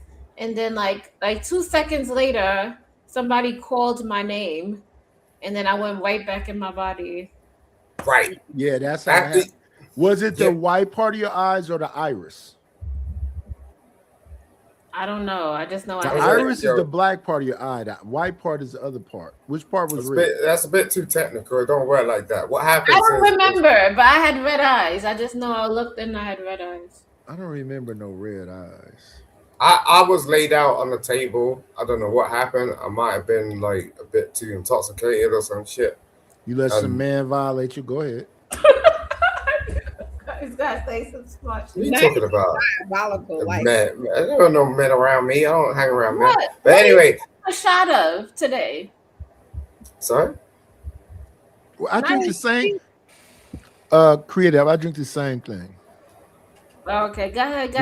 This is a gold tequila, and this is Chardonnay. The same thing. It's the same. All right, be proud, Nightish. Anyway, look. I was on the table. What kind of laid table? out. Operating table or regular table? No, we Coffee just table? no. It's during the summer. Like this is years ago. Were you When I was laying a on your teenager. stomach? No, I was laying on my back. Stop. How were your legs positioned? Goofy. Hey, look, I'm Why trying keep to say asking me all it questions? was. We was having a little teenage party. You know what I'm saying? And I got Oh, laid you were a out. young person. Okay. Shout out to the teenage parties. You know, and then like I don't know what happened, but they all came around me, but I was laid out, and then Who was the they? Who was the they? My brethrens. What are you talking about? No Like, girls, huh? Okay, go ahead. I told you I don't mess with men. Like, there's a bunch of girls. You said your brethren. Brethren mean brothers. Go ahead, sir. No. Like, brethren mean girls over here. Like, to you, it may mean something different. Oh, where you come from, brethren mean girls. Let's continue. Yeah, brethren. You know what I mean? Brethren means like your friend or your homeboy or your family. Yeah. Anyway, Does it mean girl though, creative? No, all right. Let me lay this out because I understand the patois. I've never heard of brethren being a woman. He wanna turn around and twist around. So it's just like, okay, all right. Look, I left my situation. So I was staying at somebody else's house. That's what that was going on, right? And that's when this went down. So like we got a bit too much. And then, like, I was just laying down on the too table. much of what? See, you saying vague things. Yeah, of course. What do you want me to do? Go Be into specific. detail? Were you drinking Jesus juice? No, we well, maybe. What the fuck is Jesus juice? Oh, that's what we talking about. Yeah, of course. Like we're young. We're just call playing around. Let's call it bitter Kool-Aid. All right, bitter Kool-Aid, drinking that shit is a cheap shit. You know what I'm saying? So yeah, I was laid out, and then like I was on the table, and literally, like the breath out of me just came out of me, and it was just like and then I wasn't breathing so it's just done. You know what I'm saying? So they thought I was done. Did you feel any breath on you? I can't tell you that. How do I know? Like, they ain't giving me no damn like report. It's just look, I'm just saying, bro. Like at the end of the day, what I know is I saw myself laying down on that damn table from above. That's all. You know what I'm saying? For about a couple of seconds, and then be specific though. What did you look like? Was your eyes open? Was your eyes closed? Were you closed? Were you unclosed? Were you on your back? Were you on your stomach? Were you on your side? Yeah, on my back. Okay. Closed. Looking down. Yeah. And then like all of a sudden, like the spirit just was just like, it came back into me, and that's when I started. And then I started to breathe, and they were like, "Oh, something like that," and then I was like, "Oh shit!" Came back into you. Could you be more specific about that? I don't know. Like, was it you? I'm just trying to understand. Wait, was it him? He said we don't. Look, I never felt a spirit on me. You want to know everything about Simon? Go ahead. No, I want to know everything about anybody that had an out of body experience, because my experience wasn't like that. We don't know. I don't know. Outside of me, I lay in the fetal position. I'm always on my side. It look like I'm resting very I'm not like breathing crazy. I'm just relaxed. I'm always on my side. I never. How you always on your side, around me? I sleep on my side. I'm a fetal sleeper. I'm always on my left side. I'm not snoring. It's nothing. You're always on your left aggressive. Side. Only one time, it was like the room was doing this like in and out thing. Nah, it's you're older, so how you always on your left side? What are you talking about? Game Goofy Lane. You up there talking about a million fingers in the room with you. Game Goofy Lane. I have a question. Have you guys ever went to sleep and your mind be awake, but your spirit be most gone? of the time? Most of the time. About like sleep paralysis. Yeah, you be up and you be like something is on my back, but it's your spirit like. Hey, I got the funniest. I got the funniest sleep paralysis. Y'all can play videos from IG. Yeah, just put it in the back. I don't know.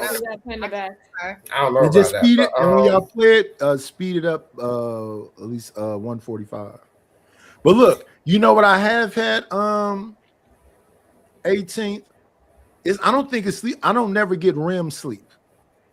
No, I never get to the I'm all the way out. I can still hear things. Yeah, I agree with that. I'm an insomniac. I can't. And even with that, I'm probably sleep 3 or 4 hours. The last time I had 8 hours of sleep is when I lived in Oregon. I don't know what it's about that different terrain or the snow or the whatever's going on, but there I could sleep 8 hours straight, and I really be knocked out. I don't even remember. That's how you. So how you supposed to go on a spiritual journey? Your body has to. Your spirit got to leave. I don't believe that. I don't believe you could go No, on a when I had spiritual those journey. out of body I think all this experiences, stuff I is was made like up. you. I could hear everything. Mm. I could feel everything. I truly believe I it's don't made think. up. I don't think the spirit leaves the body and goes and does other things. Well, that's kind of interesting, but at the same time, it's like, not everyone's built for what the media tells you to be. You know what I'm saying? So it's like, I think it's bullshit personally. I've been talking about either. No, but that's what it is. Like, people turn around, they like want to be like what everybody else is want to try and be. Them 3 times I had those out of body experiences, I remember all of that. I remember the whole thing. And it wasn't like I didn't understand what was going on. I understood what was going on. One time was in jail, and the other 2 times was out of jail. And yeah, the 2 times I was out of jail, I was laying in the fetal position. I was calm and whatever else. And I didn't feel no other entities and all this other stuff that Simon is talking about. I get what you're saying. Wait, you guys don't have vivid dreams? In fact, a vivid dream is like when your spirit leaves and it goes somewhere else and you're Lots of experiencing. them. That's what I don't know. I think that's made up. I your don't know where you spirit got that leaves the from. body and it goes on its own You journey. got that from And you some know white what? person And then somewhere. I don't vivid know where dreams you be got that from. weird. They don't make no sense at all. I had know. a I be dream I having was really in an good vivid elevator. Listen to this. I know some of them. I had a dream I was in an elevator with Busta Rhymes and Swift Star, and we were just going up and up and up and up. We didn't go to nowhere. Then the next thing I know, I was outside in some kind of alleyway that didn't have no engine. I couldn't get out to regular people. It was the dumbest fucking dream, but I remember it vividly. Oh my Lord. I have really. Oh my Lord. I have what they call. I think what is it called? It's called a dream that happens again and again. Reoccurring dreams. Yeah. They don't happen like every day, but the theme is the same. And in my reoccurring dream, I'm always somewhere, but I know what it represents in my life. But I'm always somewhere, and I'm in a dangerous. It's usually like an apartment complex of some sort, and it's usually in a bad neighborhood. But I'm unaware of the danger. That's anxiety. No, it's not anxiety. I know what it is. So it's I'm always in it's a different type of apartment complex every single time, but I'm usually there, and it's a dangerous situation, but I'm unaware of it. Mm-hmm. And then at some point I recognize, oh, those are like drug dealers, or that person's dangerous or something like that. And then I'm aware of it, and it's like, oh shit. Like I reiterate, that's anxiety. Wait, Simon. It's not anxiety. I know what it is. But does something happen to you? Nothing ever happened to me. I only had one recurring dream, and I only had it 3 times. Nothing ever happens to me. Hold that thought. Nothing ever happens bad to me. But what that dream for me, I know what it means in my real life is that I'm oftentimes in situations where I believe the best in people, and I'm always positive, right? So that's who I am. But the scenarios around me are not. And I'm just not aware of it because I'm not looking for anything negative. So my experience in the dream and in real life is that I learned that people are bad. I learned that this environment isn't safe mentally or emotionally for me. So it's not about anxiety at all. I know what my dreams mean. It's just like my dog. This is another reoccurring dream I have for my little doggy Bentley. Anytime I dream about Bentley's in danger. And it's always like some other like rogue rodent type animal, like a raccoon. Raccoons are oh Lord. Like it's always like that, or some animal that, because my dog is very sweet, he doesn't even bark, right? So he would never know. Like, I think he has instincts, right? So he would fight back or bite or whatever if he had to. But he, in my mind, Bentley represents my emotions. Right. So it's like I usually will have those types of dreams where he's in the dream when I'm feeling under attack in some way. So Bentley, like, what makes you wake up? I don't know. I got only 2 reoccurring dreams, and they're horrible. Oh. One, I get shot in the head. That's happened 3 times. and the other one I'm drowning, and I can't like get back up to the surface. Them are the two reoccurring dreams I have. Shot, and I'm always shot in the head in front of like a liquor store or some goofy, weird stuff like that. So it's me getting shot and me drowning. I think and somebody tried to explain to me that the shot means something and the water, me drowning means something, but I don't go that deep into it. It could. I think it means, to me, the shot means you need to wake up. Well, I wake up before I die. I wake up. I'm not talking about the waking up in the dream. I'm saying waking up in your real life. Like maybe you think you're aware and you're awake, but you're not. And then I feel like the drowning part is you trying to escape something that's inescapable. Because you say you can never get out, right? You can never get out. It's you're trying to. Chanel's a futurist. And you know what's hitting me right now, Nightish, is grief. That's why are you laughing? Because that's hilarious. I feel like it's not because what I was about to say tonight is I don't know where you are in your grief journey with like what happened to your wife and stuff like that. No, this was when my wife was alive. I used to have this dream. Oh, okay, but that's to me where it's just like that just came to me like this is grief because I feel like grief. Maybe it's my mother. Could be. So yeah. I don't think I had this dream before I was 30 something. My mother died when I was 34. Why you're laughing? It's not because Nightish is an OG. So like you're I don't know. Like I don't understand how that works. This shot dream.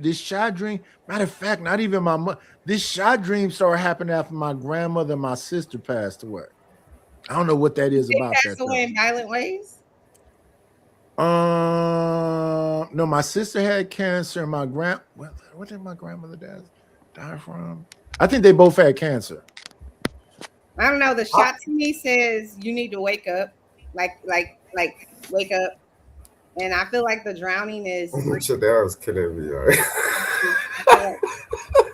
Damn it, I'm so serious. I don't want to drop you, but you gotta stop. We're trying to have a serious conversation. All right. Nah, you are having a serious conversation. Cool. But you keep laughing in the middle of it. If you want to laugh, just mute yourself. I have Why you not telling me? What you think? I want you to be able to express yourself, but I'm saying you have to read the room. Like we're having a serious topic, and it's like if you know how you said your mom passed away, and if me and you having a conversation about your mom passing away, and Nightish keep interrupting with laughing, it's just like that's inappropriate at the time. Yeah, I'm not finna laugh about that. Right, that's what I'm saying. I'm trying to have a serious conversation. Yeah. It's your kind of like, I wouldn't feel any type of way about it, but okay, you might not, but I'm just saying that to tell you that just read the room. It's inappropriate. Like being in a business meeting and just laughing hysterically, and it's like everybody in this business meeting is talking about business, and I'm in there laughing hysterically. It's like it's not appropriate. But yeah. So my let me see. Let me get these numbers right. My sister passed away in 2000. My mother passed away in 2004. I think I was having these dreams around about the time my sister passed away, and my grandmother must have passed away right about the same time as my sister, somewhere in 2000. So that's when I first started having them getting shot in the head dreams. Then them drowning dreams was around about the time after my mother passed away in 2004, 2005, something like that. I haven't had them in a long time though, but around about that time, 3 times it was the shot in the head, 2 times it was the drowning. Well, no, I don't die in my dreams or anything like that, but I certainly have reoccurring ones. It's the same scenario always. It's always the same. I don't think I've died in my dreams. No. My dream. But I was drowning and I was shot in the head. As soon as I get shot in the head, I wake up. Oh, that's what I wanted to ask you. Did you ever see the gun? Or who was holding it? No, that's like vague. It's not clear who it is. You just know it's happening. Yeah, I just know it's happening. That's interesting. You know, I had a dream, and this was the weirdest dream to me, but it made sense. I feel like I'm a dream like person. Like I could kind of decipher what your dream means sometimes, not always. But like in this dream, I remember I feel like I was on a boat. I was somewhere with a group of like younger people, like they were probably like in their 20s or something. And I remember we had gone into the restroom and people were like in the mirror doing their hair or their makeup or something like that. And I could see their reflections. But I remember going into the mirror myself and I couldn't see my reflection, right? And every time when, in my opinion, when you're in a dream, everything seems normal. All the jumping around doesn't not make sense until you wake up and then you're like, oh, that was weird. How did I go from here to here? You know, it's just like things just make sense when you're in the dream. You don't really so much question it until you wake up. But I remember going to get one of the young white girls that was with me. And I was like, hey, can you come here real quick? I want to see you in the mirror or something like that. And so I brought her, she came back to the restroom with me and I could see her. And then when I would stand in the mirror, I couldn't see me. I couldn't understand it until I woke up. What I interpreted that as God's telling me, I'm looking for you. You're looking for yourself, like in real life, like you're trying to find yourself. That's what to me that meant, because can you imagine looking in the mirror, and the mirror, you're supposed to be able to see yourself and you can't, you know? So everybody else could see themselves except me. And then when I woke up and I was like, oh, okay, I am trying to find myself. I am on a journey. You know what I mean? But I think dreams, sometimes a cigar is just a cigar, meaning it just is what it is. It's nothing more, it's nothing less. It doesn't mean anything great or grand. And I think sometimes it can be a warning. Y'all ever had those dreams where something's a warning? Yes. I think the out of body experiences are completely different from the dreams. Yeah, I agree. But I had dreams that was warnings. Like in my out of body experiences, I can clearly see me. But in my dreams, I don't ever really see me. I just feel the things happening. I definitely see me. But I also see people who I recognize after I wake up as being who I am. Like watching myself, but they're not that until I wake up and then I'm like, oh, that was me. Meaning the other person was a representative of me or an aspect of me. Trying to protect you? Not necessarily.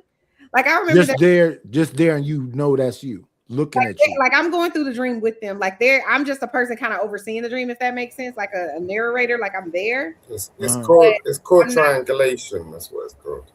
But I'm not actually in the dream in that way. It's like a third person.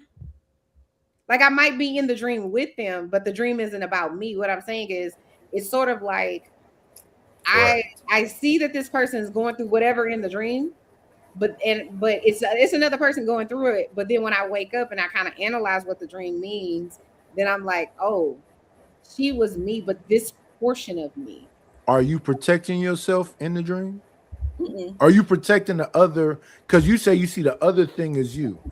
Is when you see the other thing as you, is it protecting somebody? No, the other person that was in the dream, in this particular dream, she was being abused by this man, and he was very strong, and like things happened in the dream that were very violent. Like I remember, because I was like on the ship or whatever, and I remember watching her, and when she came in with him, I knew instantly he was narcissistic and very controlling and things like that. But I just was viewing her and him as a person in a relationship on this cruise ship that I was on, right? And I remember when I came in and he was there being who he was. I can't stand bullies. But even though I'll kind of let you make it with me, I'm not letting you make it with nobody else, because I'm just kind of like, whatever. If I get tired of you, I'll let your ass know. But I hate it when they do it to other people. But anyway, so when I came on the boat and then I came into the room where he was and she was, I could sense that he was a bully and he was violent or whatever. And immediately I was just kind of like, you ain't shit, nigga. Like I was just kind of like doing that, like chopping him down a little bit. But at some point in the dream, I was sitting out like on a deck or something, and he was there and she was there, but she was sitting over like looking at me. And I recognized once I woke up that she was a part of me, meaning like she was a representation of maybe me having some sort of fear about something in my life, maybe feeling overwhelmed or feeling like I had a loss of power in a situation. That's what I took the guy that was big and, you know, like a bully and all of that to her, that it was some sort of representation of something in my life where I felt maybe powerless. And so that's why I say sometimes in my dreams, I realize after I wake up, okay, that's that person, but they're really me in another aspect in my life. That's really interesting, actually. Yeah. But I don't always get it right. That's just my interpretation of it. It could be No, what you got to understand is you're getting it right. Mm-hmm. Yeah, I don't know. The only time I feel overwhelmed is that drowning dream. Even when I get shot, I don't feel overwhelmed. But that drowning dream where I can't get out of the water. Yeah, I'm just struggling all the time. And I just wake up from it. I don't know what that's about at all. I have no idea. But it sounds like in the drowning dream, the struggling dream, the reason that it's probably so powerful at the time is because you're struggling during the dream, whereas when you get shot, it's instant. You wake up. Are you drowning for a period of time? Because that's what it sounds like. Yeah. And not you said the same thing, so that's kind of interesting that. Yeah, the shooting thing is like I'm walking, I'm fighting for a spell, and then pow, and then I wake up. The drowning dream is like I'm trying my best to get up, but I can't get up.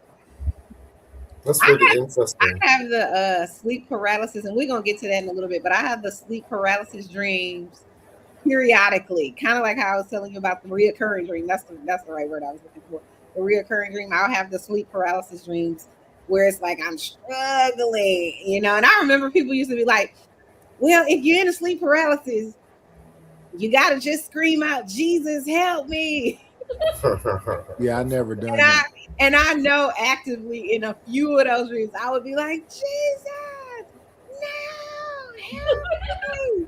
And a few of them, I wasn't getting no help. I was like, "This don't work. What are y'all doing?" You feel the same way, Korea?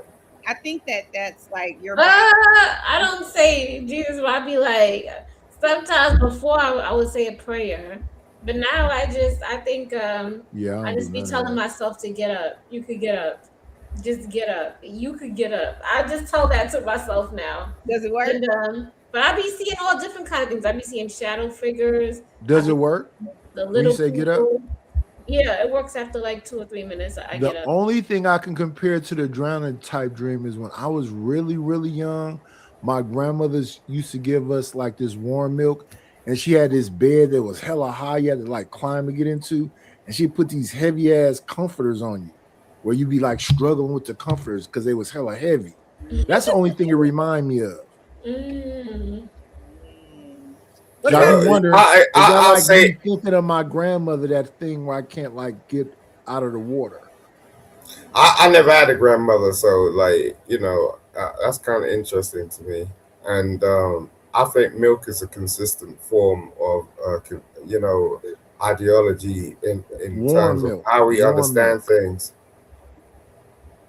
Warm milk is supposed to put you to sleep. How we understand things? I'm confused. What do you mean by that? No, because as a child, this is where the mother comes in, and women are important because you breastfeed. Oh, okay. I'm not talking about breast milk. I'm talking about just regular. You know what I said about that? It's stuff on the stove top. They get a little skim on the top. They take the skim off and they give you that. That's a masculine thing. This is the way the procedures go. My grandmother used to bathe us when we was really young, and she would rub you so hard. Why do you think men are attracted to titties? Why do you think that is? I don't know, man. What did you say? I'm confused. What did you just say? It's just an innate thing. It's just an innate thing. Men can turn around and act like they're masculine all day long, but they're attracted to milk for a certain type of reason. So if you're having dreams about milk, it's usually linked to if that woman is not lactating for a baby, she's just not lactating because you like her titties, goofy. So no, exactly. Say it. No. You're acting like an adult. You don't get it. But cool. Okay, y'all. We're gonna watch this near death experience, and I want to get y'all's take on. We're not gonna watch the whole thing, but just some of it. I didn't hear anybody else until I finally heard that one voice that said, "Turn around." So I turned around, and he said, "You see that light in the distance?" And it was just a tiny little speck. I said, "Yeah." "Okay, now go to that light." So I'm walking towards that light. And the light is getting bigger and bigger and bigger. And it wasn't very big. It was only big enough for me to crawl through. And I crawled into the other side, and almost instantaneously, like, I felt that love. And it was a beautiful, beautiful love. Like, I have never experienced that here on this earth. But I remember it.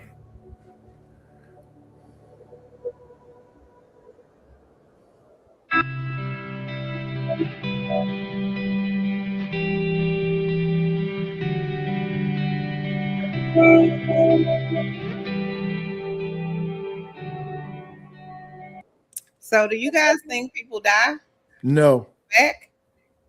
no. Oh, okay. What do you? Because I think creative. You said you think that we. What did you say? We live multiple lives or something? Yeah. Oh, reincarnated. Okay. Yeah, reincarnation. Well, reincarnation and different dimensions. I don't think that's death, though. Oh, okay. I mean, no, that's not. No, it's not death. But I was just saying that when you leave this plane, sometimes you reincarnate as somebody else, or maybe What's you re- you believe another life. You know. What's No, I believe reincarnation? I believe there's different dimensions, different planes, and that this right here is a simulation because there's no other way this makes sense. We on a ball spilling in the middle of a universe and we ain't fall off this motherfucker. I'm positive we gotta believe in different dimensions and all other stuff. I don't think that's death. And I think people that be at some making point of your drugs up. life you're gonna experience some things you're not gonna be able to deal with. But if you can inhale, exhale, and put one foot in front of the other, keep living. Why all the people I see that talk to kind of says, listen, when I think about The Light, when I was younger, it was a horrible movie that came out called The Exorcist. Oh my god.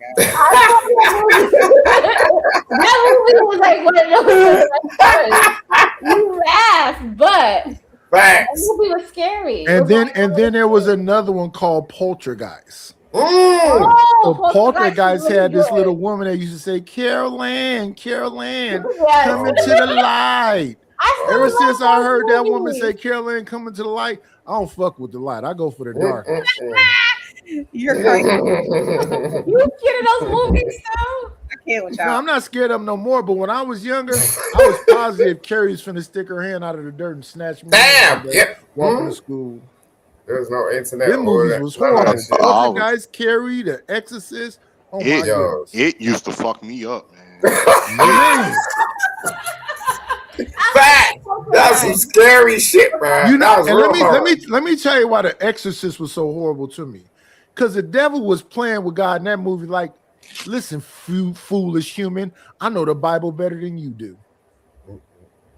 Oh yeah. So I you saw sit that. up there quoting stuff and spraying water, and it just. You know what's fun? I'm like, you know what's messed up, Nighty? When I first saw The Exorcist, I saw The Exorcist in 2000 when I was 12 years old. That's when they brought back out The Exorcist, the director's cut, with scenes that wasn't in the original from the 70s. And the part when she spider walked downstairs, right? And I saw the whole thing. And I remember I did not see the director's cut. It's out. Listen, yeah, it's been out 18th for letter. decades. I saw The Exorcist when I was 8. When I was like 16, they told us everybody in that movie went crazy. Yeah, The they said it all. director, They the said it actors, and everybody. Facts. And you know what's crazy? After watching that, I still remember we was living on 78th in St. Louis, over on the south side. Man, my mother, she gonna tell me, "Oh yeah, you forgot to go empty that garbage. You need to go empty that garbage." Yeah, that ain't finna happen. We're gonna have to do that I looked another out there. time. I was like, "Man, this motherfucking dark ass out, man. You look, if you gonna whoop my ass, do whatever the fuck you gotta do, cause I ain't going out there. I'm not going out there." Yo, AC let her put on 5 days of jeans. I'm ready for my whipping. Listen, my mama and my auntie was talking about that movie after we watched it. You should have heard the cussing and all that goddamn bitch and all that. I was like, yeah, I'm Gucci. I'm not going outside in dark for nothing. And that damn theme song. Yeah, yeah, crazy as hell. Oh, I don't know how they I don't something know how like they that. did that. That's just outrageous. And Like, then, I like, swear. even with it, because I used to have this dumb thing what I thought, right? Because when I would think about people like Michael Myers and Jason and all of them, I figured, because when you a kid, a teenager is grown to you. So I used to be all, well, they deleting grown people. Well, yeah, When that was it, comedy to me. I was like, he really deleting kids. He a deleted kid. Mm. So I was like really Yo. scared. And then when you look at the story, because he's personified demonic evil and he transforms himself into what kids like to lure kids in there, which was the clown. So that part when he pulled Georgie into the sewer, when he was like, "Oh, the boat, it floats, Georgie." Yeah, yeah, And yeah, then when he yeah, grabbed yeah. it, he say, Chanel, "And you we got look down youngins? You here." got little children? Creative dude, you got little children, right? I have a son. He is 13. How do we feel about clowns? Oh, he doesn't like clowns. I don't think he Kids do not fuck with clowns at all. Nah, man. Don't sit, you think you're gonna go sit your kid on the clown lap like it's Santa Claus? You want to see a kid lose their motherfucking mind? And I still don't put him remember around the clown. Fuck that shit. Man, I still remember. Clowns are scary now. Aren't they scary? That's one dream that I had. Well, that I will they never forget. worked to me. They never worked to me. That's one dream that I had that I will never ever forget in my life. Because not only was it, but the adults being connected. 18th is over there hand clapping. No, like but it's the adults in my when I was a child, 94, when I was a toddler, 94, 93, they was doing them, and they in their early 20s, so they ripping and running the streets. I don't know who's supposed to be watching me at this time, but a Dateline NBC, y'all remember Dateline NBC late at night? Comes on, documentary comes on about John Wayne Gacy. Yeah, he was a clown. Yeah, serial killer. Oh, I'm sorry. Man, what the hell? Serial the leader here in Chicago. That is, he was kidnapping teenage boys or drugging them, raping them, and burying their bodies inside of his crawl space. And his day job was a clown. He used to dress up like a clown. So I'm watching that between him and it. I'll never forget this night. I fell asleep. I fell asleep, and I remember, because you know how it is, Nightish, when you a kid and your cousins and all of them, they stay in the same house with you, and y'all make pallets on the floor and all of that. So I hear I see my cousins getting up. I got sleep paralysis. So I see my cousins and them, everybody running towards the window. And they like, "Come on, 18, the killer clown coming. The killer clown coming." I was like, "What y'all talking about?" I'm trying to move, but I'm moving real slow. They like, "Come on." And then I see my cousin Kiana. She like, "No, I'm not leaving him, y'all." Then she just looked and she like, "I'm sorry, 18, I gotta go." And I was like, "No, wait, y'all left." And then I started seeing him coming at the steps, inching from the steps, and coming down the hallway. And I was like, "Ah!" I was like trying to. That's a movie, though. Killer Clowns. That's a movie. Huh? Yeah, it's a bunch of clown horror movies. Yeah, and then but 18th, you like 8 years younger than me, right? No, Nightish, I got you about 17. How old are you? I'm 38. Okay, yeah. So here's the thing. But because we like your generation is the one, y'all was still kids, but I was born from your generation. So when you think you in your early 20s, 92, 93, you ripping and running the street. So I'm not. I wasn't scared of shit by then. Yeah, I wasn't. But what I'm saying, like, y'all was out in the streets, out and about. So I'm at the house by myself or with my grandma. I don't know what my great grandmama was doing, but yeah, I'm watching this shit on TV. And I'm like, I ain't got no business even watching it. I think I was watching the Three Stooges and that shit came on. Yeah, that's what it was back in the day. That's why generational conversations are important. So you got to understand that The Exorcist and all this stuff, I'm like 6, 7, 8. You know, I was horrified at 6, 7, and 8. Mm-hmm. Old people. My grandmother took me to a Pentecostal church, and it was hot in that motherfucker, and they was catching the Holy Ghost, and then people was freaking out and doing all this shit. I'm like, I never went back to a church like that ever again in my life. So old people in them churches, and then we live by C.P. Bannon. That's a damn cemetery. It's right. I used to always go to a library called Martin Luther King Library on 69th and International. Right across the street from that was a place called C.P. Bannon. That was a mortuary. Mm-hmm. And all them mortuary people, I don't know what it is about them. They just fucking weird. Yeah. And some of them, they'll look all pale. I feel like what's wrong with y'all? Terry, it's one of the most peaceful places to me. You Borgen, Chanel, say it again. Okay, y'all hear me? Yeah. I hear you slow. Yep. I was saying that outside of church, I think the cemetery is like one of the most peaceful places. Like, you know, you would like, I remember growing up thinking the cemetery is scary from watching like movies and stuff like that.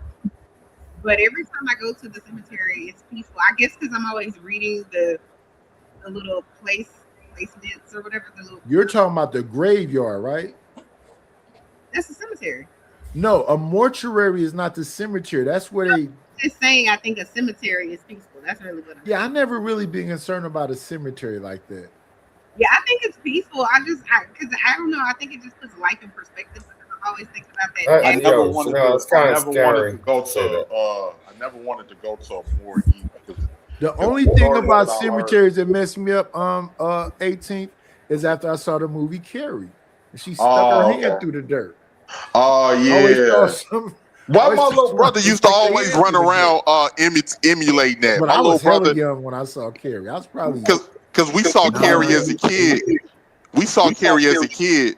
And when any of us get in trouble or something, my little brother used to say, they're all going to laugh at you. They're all going to laugh at you. That's Carrie. That's Carrie. Little ignorant ass little bastard. Hey, 18th player. You know the other one that was they used to mess with my head? Phantasm. I never seen that one. Go look at it now. Phantasm. I'm gonna have to check that out. Y'all know what was the theme song for Halloween, right? Yeah. Y'all know, remember that? Damn, who was that sing? Sometimes No. I'm talking about a Hollywood song, a Halloween thing. Sometimes I feel like somebody's watching. Oh, that you know who that is? Got a loud ass noise. Who's that? Damn, who is that? I have no idea. Anyway, you know who that was? That was Quincy Jones' son. His name was Rockwell. It's not Simon. It's not me. I'll mute. That's what. Yeah, let me mute.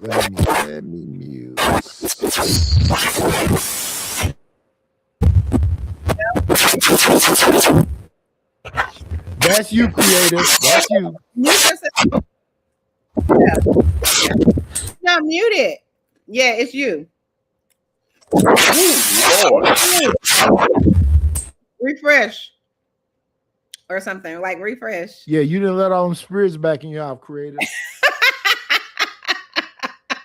Jesus, they trying to talk to us. The ghost came in. I don't know what's going on. Your cat. Damn. Well, we're not going to talk about that woman's cat like that, creative. That's rude. Can y'all hear me now? No, it's still bad. It's not as bad as it was, though. It's still bad. Right, let me unplug it and I'll come back. Okay. Yeah, it got a little distortion in it. But yeah, all the movies that I'm talking about that used to horrify me, that was before I was the age of 10. By the time I got up to about 10, 11, 12, I was drinking already. I was probably about to use some cocaine. What, you drinking by the age of 10? What? Where the hell was your parents? My mother was in a car accident when I was 10, so she shipped me to my father. My father abandoned me with his new wife. So I was in the house drinking and doing a little bit of some everything. I'm sorry. In the damn streets of East Oakland. My worst years was from age 10 to probably about 22. So is that why you feel like you were so fearless? Well, cocaine is a hell of a drug. Not only that, but the environment that Nidus grew up in, it kind of pushes you to that point. Huh? You use cocaine? Probably when I was like 16. Oh wow. Okay. Because the area, because East Oakland was one of the most dangerous areas in California, and it's either when you grow up in environments like that, you're gonna have traumatizing experience that either gonna do one or two things. Either it's gonna push you to be fearless, or you just gonna shut down completely. Yeah, you're gonna shut down and stay in the house. One of the two. I seen people shut down. It's a sad thing. So you gotta understand, I was born January 25th, 1970. So I'm in Oakland in the 70s. It's the prostitution capital of the world. So by the time I'm 5, we lived on 73rd and Fresno Street. A pimp had beat a prostitute to death in the back of our house. But our mom told us, don't open no windows, don't open no doors, no matter what you hear. So he beat her to death when we was going to school. I was going to kindergarten. They had the yellow tape around her. The only thing that was back there was her wig and her coat. I think he deleted her. But they got the body away before we came outside and saw her. All we saw was the wig and the coat and the yellow tape and the police. So I was like 5 when that happened. Yeah. But prostitutes getting deleted in the 70s was kind of like regular, and getting beat up in public kind of like regular. Yeah. Especially it was either getting deleted by the trick or the pimp, one of the two. Mostly the tricks. Yeah. Really? Yeah. Oh yeah, you got some tricks that target hookers. You got what you call deleters that target hookers. Yeah, they sleep with them and then they snap on them. Facts. Wow, I never. So I guess he had sex with her behind our apartment buildings, and then deleted her. And then, like the police do, that once it's all done, they come and scrape up the body and put the yellow tape up and try to be hush hush. A lot of women was getting taken out in the 70s. Yeah. But the pimps didn't care as long as bring me the money. So that's why when I was really young, I never was into the whole pimping thing. So people go, "You from Oakland? You went?" No, I'm not. I don't believe in taking advantage of no woman. Yeah, I never believed in that either. I just can't do it. And the funny thing is, people say I hate women, but I got too much of a heart for women to be able to manipulate or try to take over, like manipulate a woman into doing. Yeah, for the most part, women took care of me. It wasn't no dudes. Even though, see, my father is the oldest boy amongst him 13 with his 12 siblings, and most of my his siblings was women, and they're the older part. So my uncles is like 6 years older than me, 7 years older than me, 9 years old. They hella young, so they never like influenced me. They was like my peers. But my aunts were all older, and those are the ones that took care of me, and my mom and my aunt on my mother's side. So the men on my father's side of the family was hella. My uncle ain't. Well, let me see. I'm 56 right now, so my uncle is 63.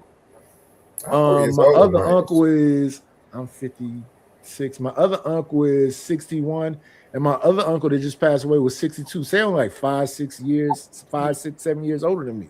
So they more like age. They more like older cousins. Yeah, they're like cousins. They're not like uncles.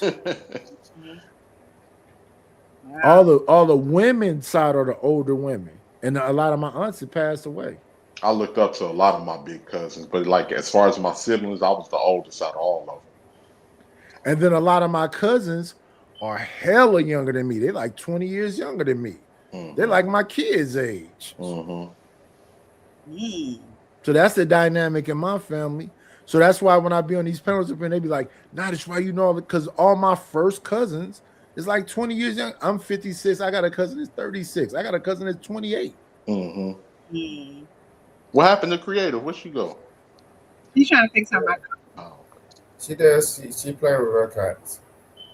So all my first cousins be telling me about 42 Doug and EST and all these young ass rappers. I'm like, man, them is babies in me. My daughter older than them people. Yeah. So they be like, Nidish, why you know all this stuff? Because my cousins be over here. They just was over the other day, going to the store for me and doing whatever else. I talk to them. It's not like it's my nephew, it's my first cousin. My damn sister's older than my uncle. Yeah. Rest in peace to her. Like, dang, creative. You're doing something trying to figure out her sound system. No, yeah, she's pulling out our cats, man. God damn. Okay. You ain't got pets? Yeah. Like when I was growing up, I looked up to all of my uncles. And they the ones that introduced me to a lot of negative shit that I wasn't supposed to see. Because even though I was being raised by my great grandmama and my grandma, it was my uncles that I looked up to the most. Because they was How much older are they than you? 18. Oh well, my mother was 17 years older. Not your mother, your uncle. No. I was just gonna say my mother was 17 years older than me. Her brother, which was my uncle, he was born in 68. So he way older than you. Yeah. Same thing. My uncle Michi was I born can in whoop 74. some of my uncles. And my uncle Riff was born in 66, and he was the one I looked up to. All of them I looked up to, but he was the one I looked up to the most because he had rank around the neighborhood. He was respected and all of that, and he stayed into some bullshit. So I got an uncle that was born in 75, 76, and 77. I was born Damn. in 70. That's crazy. No. I'm wrong. 65, 66, and 67. Yeah, and I was born in 70. Jurassic Park. I got one uncle that's 1 year older than me that tried to pull that bullshit with me one time. 5 years older, 6 years older, and 7 years older. He was like, man, I'm your uncle, man. I can tell you what to do. I was like, man, no, fuck you up, nigga. You better go somewhere. Yeah, funny. All right, guys. Get back to the. Oh, hey, Chanel, play my video I sent y'all on Instagram. This is what we seeing is after death. What you said was a year? Death experience. Yeah, okay. Let's play a little of this but I am gonna play paralysis. Yeah, one second.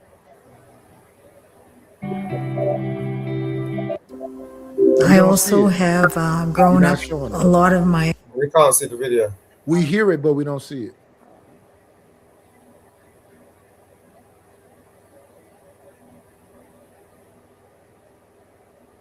And now we don't hear or see anything.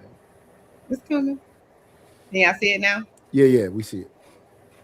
Years before school was on the trap line with my grandfather. So I've got a lot of traditional knowledge that was handed down from the elders, and they used to tell me that I had to be quiet.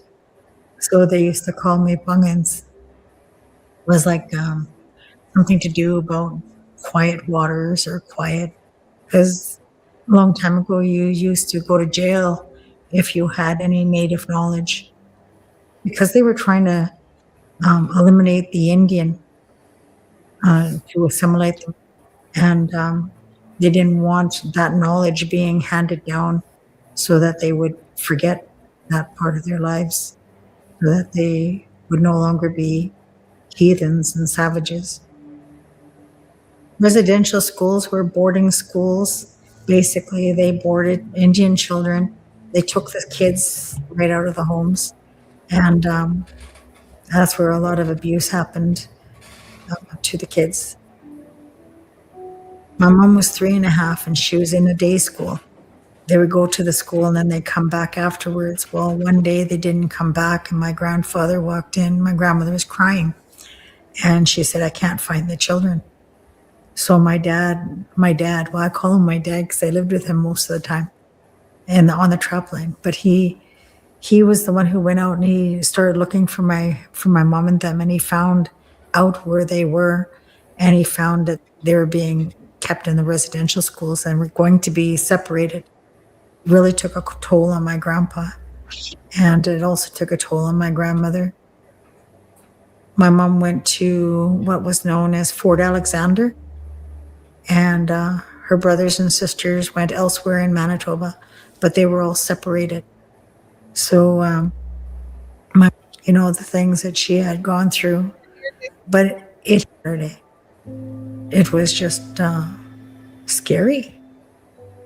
So we went through a lot of different things ourselves. Like, we've gone with darker skin. My dad is what they know as Mi'kmaq. And my mom would ask me for those rings, and I felt guilty. And I was taken. It was just horrible. I guess I don't know when she's gonna get to her near-death experience. Do you think she's scared of anything? Probably. I Why? don't think so. Why don't you think so? She looked like she got squabbles. Neither she a mess. Not squabbles. You a mess. It's some people. I would say this. I knew my great grandmothers on both sides of the family, and I knew my father's wife's mother. Mm-hmm. That woman had squabbles. What does that mean? You mean she can fight? She'll shoot the shit out of you. Yeah, it's some old school black women. She is not finna argue with you. She's very sweet for the most part, but if you rub her the wrong way, she gonna shoot the fuck out of you. And they are always like I remember telling my grandma, man. My grandmother used to be like, "Don't worry, babe. If you got problems with somebody, don't worry. Grandma got something that'll get them up off you." I was like, "Grandma, I love you to death, Grandma, but we in 2007. People is not walking around with no 32s and Saturday night specials no more, okay? People out here got Glocks, Techs, Mac 11, all that 32 ain't gonna do nothing." But believe me, she got good aim and she gonna hit her target. The other dude could have all them bullets and miss every damn thing you shoot at. And when your grandma gonna go out there, she gonna sit down on that one knee. All right, can y'all hear me? Yes. Yeah, we can hear you, Creative. God. This is like troubleshooting 101. Okay, so let's play AT Instagram thing. Let me see if I can. Oh, it's funny. It's funny. Damn, Creative got all the snacks, huh? What are we snacking on now, Creative? Sound like a possum getting into the cabin. It's a popsicle. Mm-hmm. Yeah. Okay. I think I got it up. That you're stuck and can't get out of your sleep paralysis. You can't move, but you're gonna still hear this breath. It's 3 a.m. and I'm harmonizing at the foot of your bed. You're contagious. Look at your face.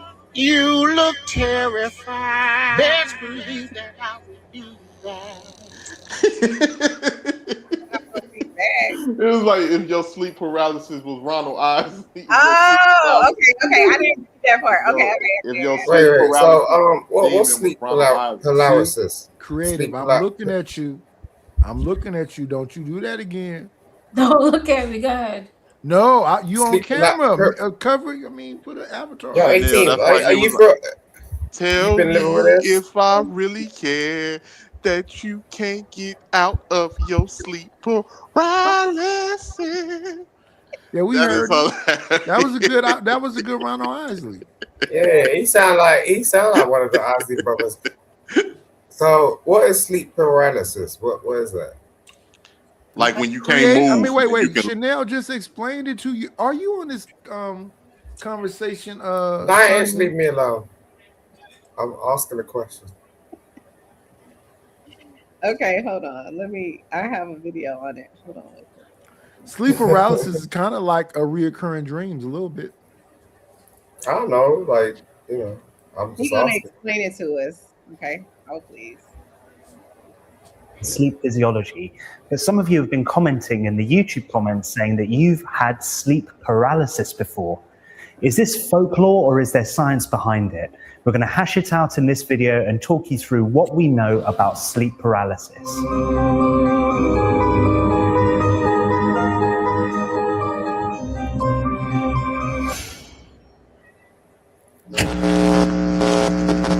Sleep paralysis has literally been the stuff of nightmares for thousands of years. Stories of this phenomenon can be found all across the world, with supernatural undertones passed on through traditional fairy tales. Canadian Eskimos believed that shamanic spells could paralyze people and induce hallucinations during their sleep. In Japanese culture, kana shibari, kane meaning metal and shibaru meaning to bind or tie, is associated with a sleep demon that strangles the victim while they sleep. Similar to from Brazil. If you got hit, even if you were not driving, Oh no! you need to try this. Because if you were in a car accident in the last year, you could be owed a large cash payment and not even know it. Spain and China. Wait, pause it. When they say shamanic, they're talking about a shaman. A shaman is like a demon. Like no, it's a priestess that's guiding you through your dreams. Go ahead, Chanel.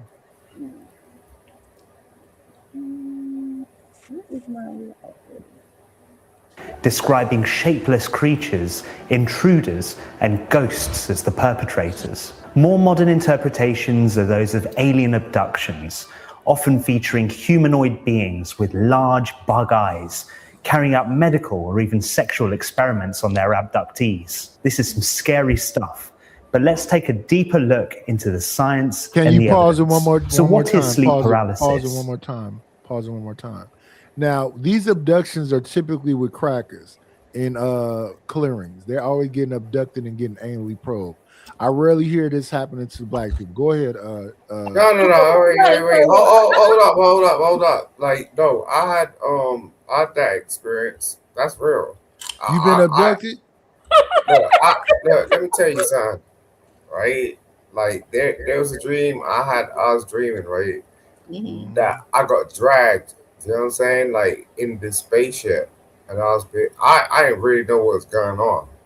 You know, it's out, like, but I remember that shit like it was yesterday. You know, like I was being dragged into the spaceship. And I don't know who it was. I couldn't see their faces. I couldn't see shit. I just remember like just being dragged, and then they put me on this table. An observation table. Go ahead. Yeah. Yeah, it's weird. Like, you know, but that's what I'm about to say because I don't want to stop. Wait. 1 second, sir. Because I know what I just said a moment ago. So you are a black person who was abducted by aliens and put on this observation table. Were you on your stomach or your back? I was always on my back. Yeah. I was always on my back. So what did they do to you when you were on the table? Yeah, I didn't get to that part. I can't even remember. I can't. Well, so I just remember. Okay, so you were on your back, and once you realized what was going on, you blacked out? I don't know about blackout, but it's just like, you know, maybe it was a blackout. I don't know, but it's just like I just remember. And I can't forget. Like I was dragged into something. Yeah. Like and that was about it. You know. Okay. But it wasn't. Let's move forward. It wasn't. Nobody anally probed you or did nothing weird. You just was on your back with your legs in there. Okay. Let's move forward. I didn't say that. I didn't say about like legs in the air or that shit. Like no. No. I just remember being dragged into somewhere. I don't know where it was. Okay. I can't with y'all. Okay.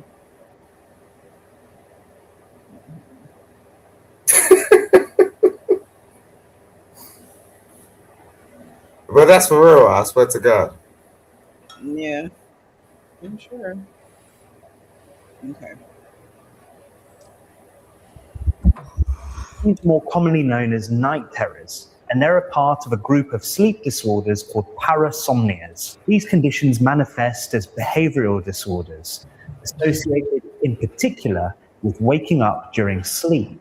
Episodes of sleep paralysis in particular occurred just as you're about to doze off or wake up, when you expect it the least. If you think this is a rare phenomenon, think again. Nearly 1 in 10 people in the general population will experience sleep paralysis in their lifetime. Despite this, our definition and understanding of the disorder is poor. But what do we actually know?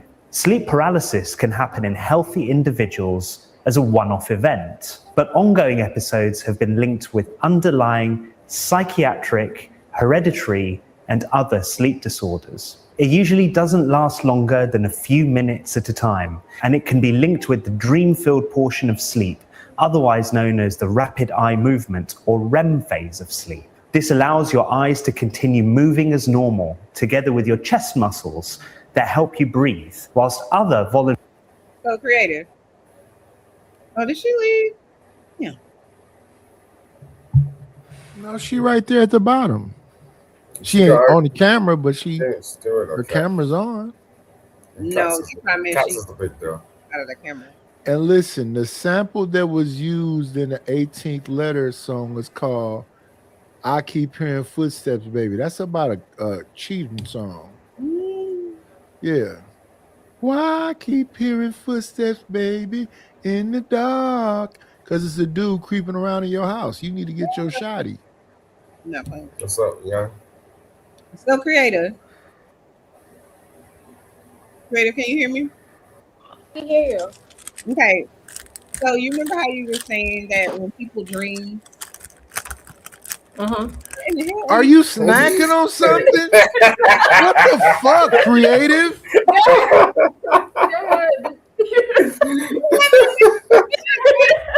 She went right back to them snacks. And it was like, okay. Creative. We should do a snack hour, like for real, because we do snack. Listen, her hair is getting crazier. She getting longer things to stick down her throat. Creative. Listen, what part of California are you in? I need to take a flight. You in San Jose? That was asking me a question. No, nigga, like shut that. the fuck up. I'm finna take a flight. What part of California you in, creative? Sit down, go ahead. Oh, you Don't ignore me, creative. how you saying when we sleep and our bodies wake up and go, I guess, do stuff, go whatever it is. So how do you explain that with regard to sleep paralysis if our body's up doing stuff? What is happening if we were doing stuff? Oh, I think sleep paralysis is like when your spirit leaves the body but your mind is awake. No, you sleepwalking. No, it's not sleepwalking. So where is your spirit when it's dreaming? It's in between. No, because she said that's the time your spirit gets up and goes and does stuff. Yeah. Rewind it, because I thought they talked about aliens and the spirit and every single thing. It's Like, still in between. Like people want to make it A or B. Like there's a in between. And I know. That's what But I'm we're trying trying to to work ask out. her because she's the one that was saying this. I'm just trying to get a clear understanding of what she's saying it is now. Because it sounds like now you're saying it's something different. So is your body getting up? I mean, is your spirit getting up and going and wondering? And if so, then what's happening during the sleep paralysis? You're saying your mind didn't go with your spirit? Your mind is awake while your spirit is gone. So it's almost like you be like, I need to get up. You like you have to call your spirit back. Like, you need to come back here. Get back here. Where the hell you at? Come back. So wait. Creative. So when come back. No, creative. When I said earlier, people don't reach REM sleep, which means you're in a deep sleep. They kind of like in the middle. Are you saying it's something different than that? We talking about sleep paralysis. Yeah, sleep paralysis. So in sleep paralysis, are you in REM sleep? Are you in REM sleep? No, I think you're starting to go to REM sleep. You're starting to drift off into deep sleep. You're starting to drift. The guy on the video is saying sleep paralysis happens either right before you fall into the REM. Yes. Right as you're waking up from the REM. Yes, that's when yeah. Right. So then you're not all the way asleep. That's exactly. That's not what he's saying.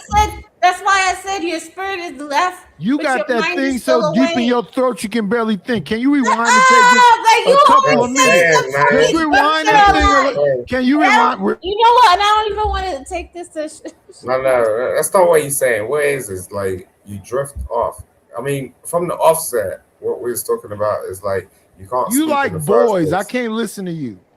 Oh, stop. I Oh, Jesus Christ. Hold on, wait. But hold on, wait. Because when you're going to sleep, right? Hold on. I have to ask Simon this. Simon, do you like boys? No. Oh, okay. I was married for the. I don't Creative, get these. please Bro. put your avatar I up. don't want to be Please. rude. Please, no, wait, I'm hold begging up, hold up. I don't want to be rude, but just because I look nice and stuff like that, like all these men want to turn around and say I like boys. Look, bro. Look, at the end of the day, don't let me Chanel, start with can you see what the Wait, fuck hold Creative up, is doing back here bro. right Nah, now? that's insulting, bro. No, stop. Like you're being fucking rude. Yeah, You know because what I I'm don't saying? respect And you, you don't. pussy. Yeah, you don't need to I want to respect me fight. because you're an Where old can I meet motherfucker up? that's Where on part his of last UK leg, can I bitch. come through? Look, Brad, look, don't start with me. I'm telling I'm you, gonna don't punch you in your fucking throat, do that. pussy. I'm gonna punch You you in ain't your shit. throat. You can't even move out of your damn seat. I've been watching you for the last I'll fucking punch you in 5 the years. throat from my What wheelchair. are you talking about? You ain't I'll punch you in the outside. throat from my What are you wheelchair, talking about? pussy. You can't do anything. That's why you want to Matter turn of around fact, and bring some talk other some people so I shit. can punch them Right? too No, for I having ain't you. done nothing to you, bro. I ain't done nothing but be You're respectful talking to to you. me. Listen, bro, just because your life's done, you don't It's mean women up like here, to and I be don't me. want to talk to Like, a I don't, homosexual. no, stop, bro. No, wait a minute. There ain't no damn homosexual over here, bro. And I ain't gonna disrespect any homosexual either. So stop with your bullshit, your old school crap. You know what I'm saying? Like, just because you know you're on your last legs and you don't know when you're gonna pass away, don't take it out on me. Ain't nothing Not to do with before I me. take it out on you, for damn sure. Yeah, you What try part to of take it out on UK me. you in? Look, Brad, look, I You still in respect you Sussex, same way. huh? I Simon, shut up. are you Look, in at the same Sussex? time, what? Are you in Sussex? What the fuck do you know about the UK? You talking Yeah, about I'm just Sussex? asking you a Do question. you know where Sussex is? Where your mouth is, pussy. Oh, shut up. I was born in Paddington, bro. Do you know where Paddington is? That's even Paddington. worse. What do you mean worse? What's the word? Paddington. Like, what? Yeah, just because you was brought up in some fucked up neighborhood and your mother did bad, don't take it out on me. Oh, now my mom is involved? Oh, my goodness. Yeah, you're damn right, bitch. Damn. Don't fucking talk to me. I ain't got shit to do with you. I don't think we should bring people's mothers into it. Look, I'm telling you, He like, don't I know didn't say, no better look, 'cause he's a I've been bitch. cordial the whole time. This He motherfucker want to doesn't turn around know and say because I'm gay. he's a Look, bitch. no, he want to do this. That's what's wrong with these I will stop weirdos. when My he mother is stop. gone. I don't want I people will to stop bring my when he mother stop. into it. Look, Crave, tell me when to stop. Yeah, when people's mothers are dead, No, you know how I go. Look, I'll go to the other side, bro. Like, it's yo, I'll extremely annihilate you in by 2 somebody's seconds. dead mother, Carmen. I don't give I don't give a crass about what the hell's going on. Like, yo, bro, I ain't do nothing to you. Nothing.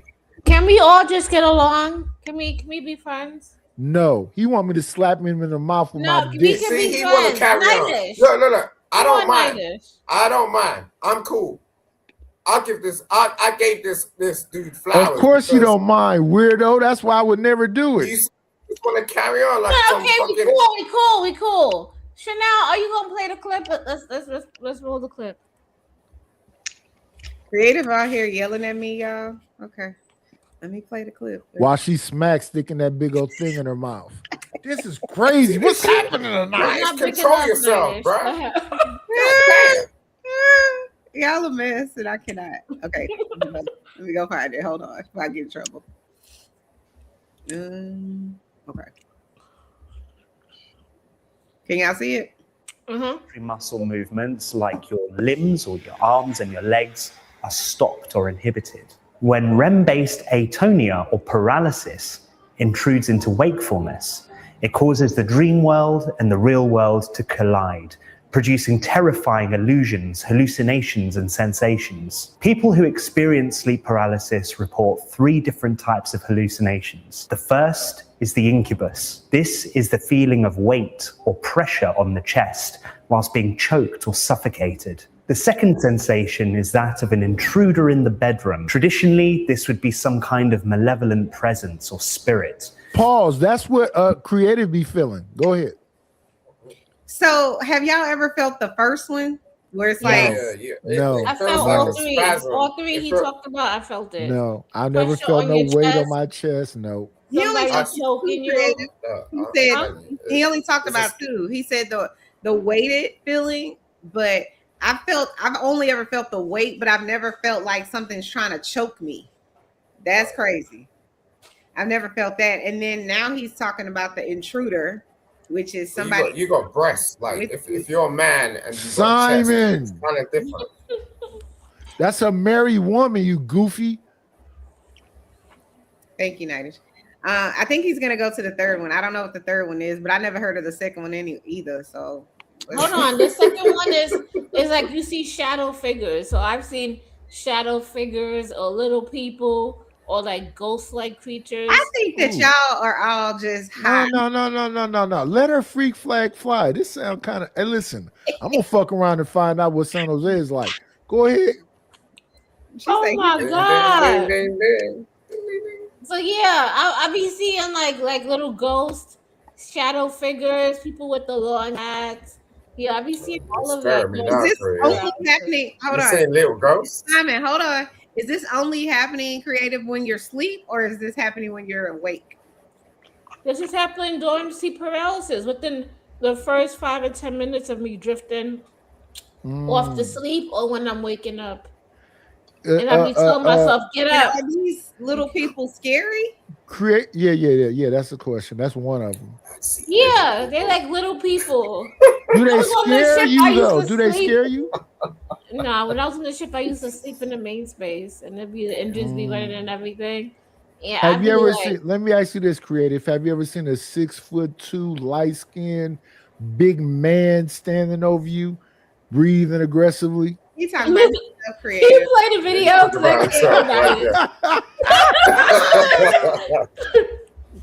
Nitish is certified. You're funny. And interpreted through visual, tactile, and kinetic cues. And lastly are vestibulomotor hallucinations. That's the feeling of dissociation, or to you and me, an out-of-body experience. Before we continue... So, see, that's what you guys are saying is not sleep paralysis. Y'all are saying y'all are just having out-of-body experiences. Well, if they call it sleep paralysis, I have experienced that. If that's sleep paralysis, I have experienced that. That's when your body is you're leaving your body. You're calling your spirit back. Like, come on, like I need to get back. This feels weird.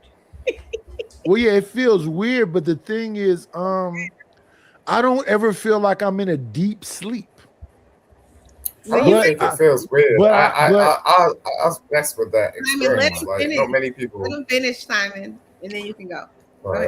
I never feel like I'm in a deep sleep because it's like I'm still hearing everything around me, but I don't feel like I'm in my body. I can hear everything. So I have experienced this out of body. I experienced, matter of fact, I said 3 times. I kind of experienced that kind of often because I never ever really feel like I'm deep. I be saying I sleep for 3 or 4 hours, but I don't ever really feel completely sleep.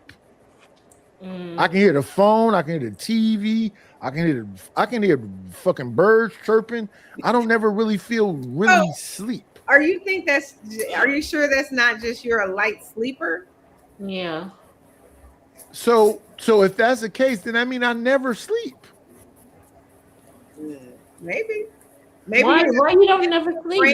I don't know why. I don't know why. I know why. Oh, okay. Tell us why, Simon. Oh my goodness. It's just built like that. Like what is this? Like you're taught to be like everybody else. Simon. You know what, Simon? Let me tell you something. When I was a very little kid, very, very young, I used to always feel like I had to protect everything. And when I was in my early 20s, I had something they call OCDs. It's obsessive compulsive disorder. I used to constantly check the doors 3 or 4 times, check the stove 3 or 4 times. I could never like rest until I know everything was secure. Yeah, I'm exactly the same. You muted, Chanel. You're muted. I know.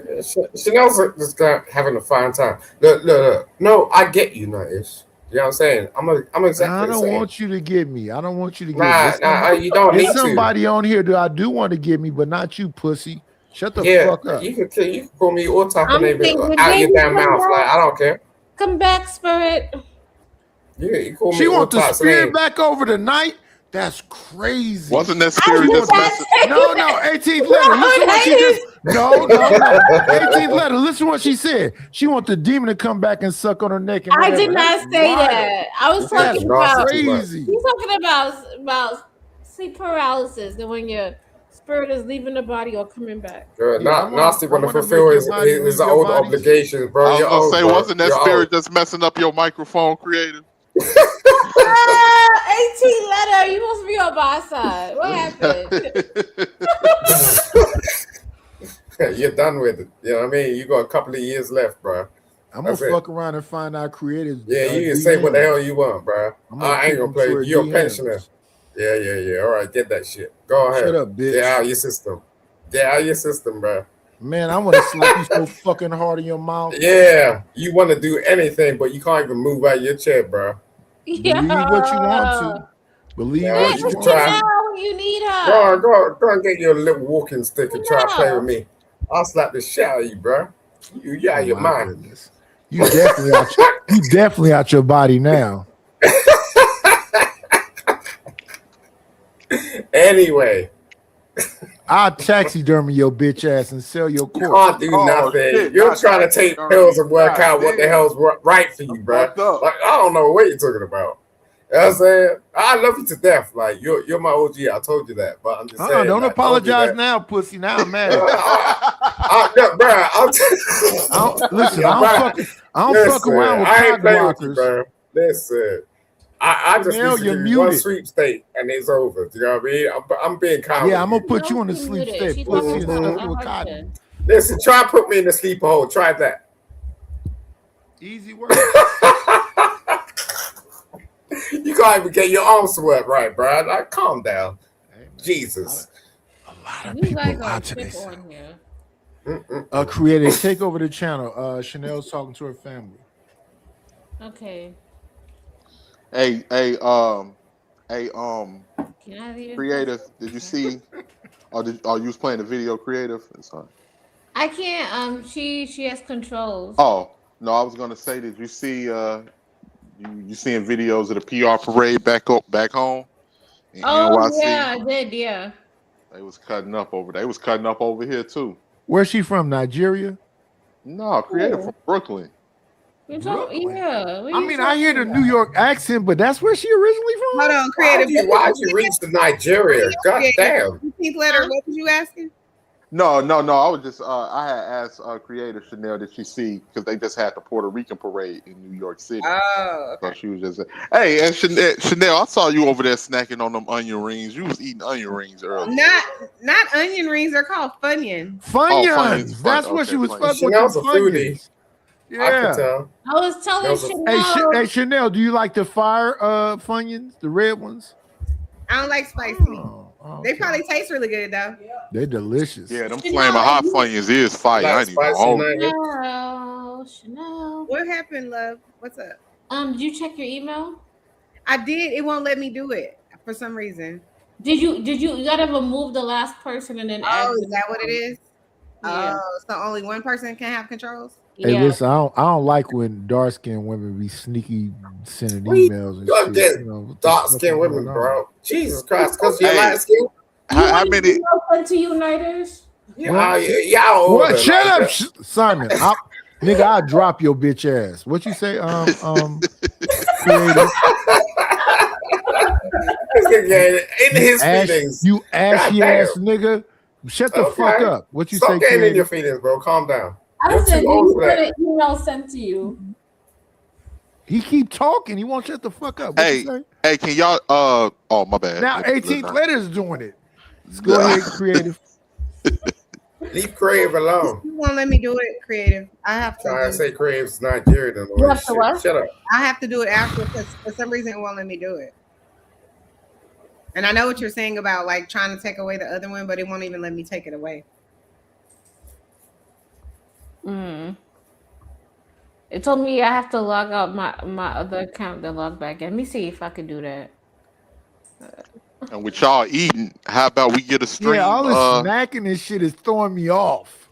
How about we get a stream of forgotten I'm leaving snacks? because I can't take this shit no more. Fuck it. I give Why up. you gonna leave? What's the problem? He hungry and he can't take you eating online. Nightish, you supposed to be our friend. Nightish, something right with Nightish. Nightish be like, I'm in my feelings. I feel a certain way. Then he just abruptly leave. I don't understand that. But Hey, he'll come back. He just hungry. He's gonna get a snack himself. Nothing wrong with it's funny to me. I think it's hilarious. But Nightish, come back, Nightish. Right, Nightish, come back. Nightish is hella Hey. funny. We got to get a forgotten snacks stream. Y'all do me that favor. What does that mean? A forgotten snacks? Snacks that we grew up with in the 90s. Like I know y'all remember Fruitopia. Y'all remember Fruitopia? I do remember. Hey, young Arias. Hey, How are you? I'm good. I just woke up. It's like about 7:19 in the UK right now.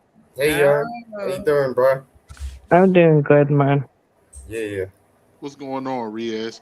Fruitopia. Okay. Y'all Okay. remember Surge? Y'all You know remember what? Surge? Surge is when I realized I can definitely never have caffeine. I'm allergic to caffeine. I had a Surge one day, like you go through the line at lunch or whatever, right? And you buy your chicken nugget basket or chicken strip or whatever. And I got a Surge, and then it made me so sick immediately. How are you allergic to caffeine? How you know that? When did you realize you was allergic to I caffeine? just told you. No, I mean I'm asking like how did you check that you was allergic to something? So anytime I try to drink it, I immediately vomit. Okay, there you go. It's not like a test where you have a traditional allergy test where they put the little slits on your back. Yeah. That's why I was trying to get at because I have like real crazy allergies. So No, it's not like that. It's that's mine, huh? I feel like that's Yeah, it's cool, bro. I'll tell you this though, right? I've nearly had close, death experiences though, actually. When I tried the road it test. sounds muffled, Riaz. How about now? A little bit better. Yeah, we're still up. Okay, I've nearly had close death experiences though, actually, when I cross the road type thing, like when you cross in the road, it's actually kind of dangerous as well, though, like while you're doing it. There's been a few times I was that close to losing my life, but I've survived though, actually. But I almost had That's it. not a near-death experience. No, but I was close. I was close.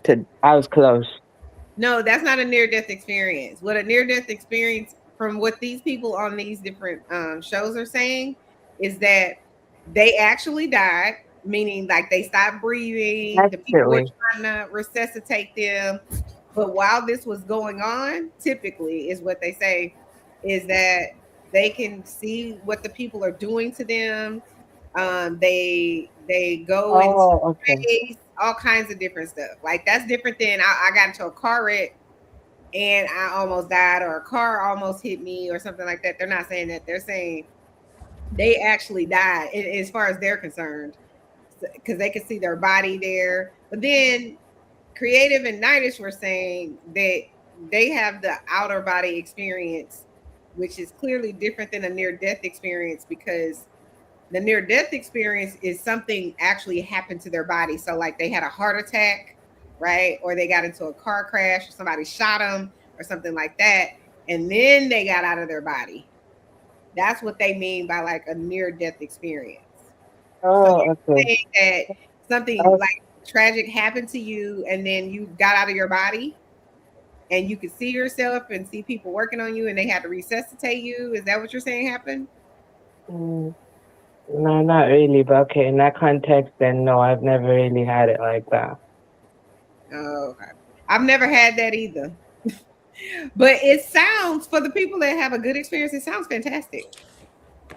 It sounds like they get enveloped in love and they go wandering around in space and It sounds Is like there they a spirit world? Absolutely, there is though. Actually, technically, when you sleep as well, that's where your spirit goes. Actually, in a way, because you're in a dream space. Though, actually, because it's also stated as well. Though, from dust you come, to dust you go. So you came to the earth like this. So then eventually, when it's your time to go, you go back. Mm. Do you think that you're reincarnated into something else when you leave? No, basically, I'm Muslim, so what I believe in though is once my soul leaves the body, I'm basically on Judgment Day. We wake like my soul waits until Judgment Day happens. So then your body is in a different body, but basically what it is I wait until Judgment Day, and after Judgment, so basically during Judgment Day though as well, like. I stand, in front of God, though, and I'm judged for all the sins of the Oh, book. you just said that you said when we go to sleep, we get out of our bodies, right? Is that not what you Yeah. said? No. Yeah, when we go to sleep, I was talking about do I believe reincarnated type of thing? Yeah, and in a way, temporarily, when we go to sleep, we actually do that. You don't know that because you're sleeping, so How do you know that's what's happening if you're asleep? Well, there is a different form of it. I actually looked into it and stuff like that because it's just based on what. I'm saying if you're saying to us that whenever we go to sleep and we're dreaming or it's dreaming or whatever, we're actually, our spirit is leaving our body and going and roaming and doing whatever it's doing, but we don't know it because we're sleeping. So I'm asking you, how do you know that that's what's happening if we're sleeping when it's doing? How do you know that is what I'm getting at? What makes you think that that's what's happening is what I'm asking. Well, there is different types of dreams. Is that you got lucid dreaming where you actually have some form of control while you're sleeping, while you're dreaming. There is called lucid dreaming. So that's like you're awake partially? No, it's like basically in the dream. I think lucid dreaming has something to do with like you're asleep, but you're dreaming, but actually you have some form of control while you're dreaming. I don't really agree with that, but what do you think, Simon? Tell us what you think. Look, when you're dreaming, you don't have no sense of control. In reality, but I said lucid dreaming, not actual dreaming. There's a difference. Lucid dreaming. Hold on. Let me pull it up. No. He's right. Lucid dreaming is when you have control. You're dreaming, but you have control of your dream, and you're able to take control of your dream and do things that you want to do. So now, where you come up with? That's like a power, but you gotta you have to harness that power. I was trying to do that, but you have to go to sleep and you gotta wake up. So you have to remember your dreams. Yeah, that's what I was saying. Sorry. It says lucid dreaming is the state of being aware that you're dreaming while you're asleep. Yeah. Yeah, I don't believe in that. I mean, you don't believe in that. It's a real thing. It's an actual thing. He don't believe in it. It's okay. People can go to their dreams. They can learn how to work out. They can learn how to. No, they can't. Yes, they can. You could do a lot of things in the dream state. They can't. Use your dream state. You're not in control of your dream. Into their real life. Why does Creative want us to have the Grim Reaper in the background? Creative. Oh, that was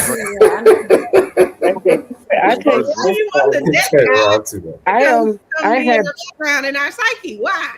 Wait, basically, actually, for me, the way I'm supposed to sleep on my right side and not my left side is because gravity does something to me. The reason I sleep on my left side is the Muslim way to sleep. Not supposed to sleep on my back though, because what I believe in as a Muslim type thing. There's these sleep paralysis jinns though that come to you though, when you're sleeping, and those like a succubus spirit jinn, it comes to you while you're asleep, and it graphically tries to sleep with you and stuff like that. That's why I try to be creative. That don't happen to me, and I Lord Jesus, I bind y'all in the name of Jesus. That's actually happened to me though. Actually, one time. That's what I just said. You and creative, y'all don't went over here.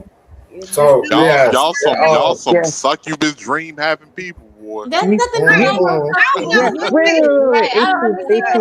No, I'm just joking. I'm messing with y'all. I'm not joking. I don't know what creative. Hold on. Somebody, you could be going in your regular life, going about it, but you don't know what people's hidden intentions are. They could see you, they could like you, find you attractive, but they know that you will never talk to them a day in their life. So You're free. If that ain't no. We're talking about dreams. Like you're talking about real life. Yeah, like, oh my God. You're not allowing me to finish. They know that they don't have the guts to approach you, and you will never give them a chance in life. So instead of them trying to come at you that way, they go at it a spiritual sense. So they find your name out, and they try to visit you at night and do it that way. Oh, that means just gonna go and take some pom pom, huh? Okay. So can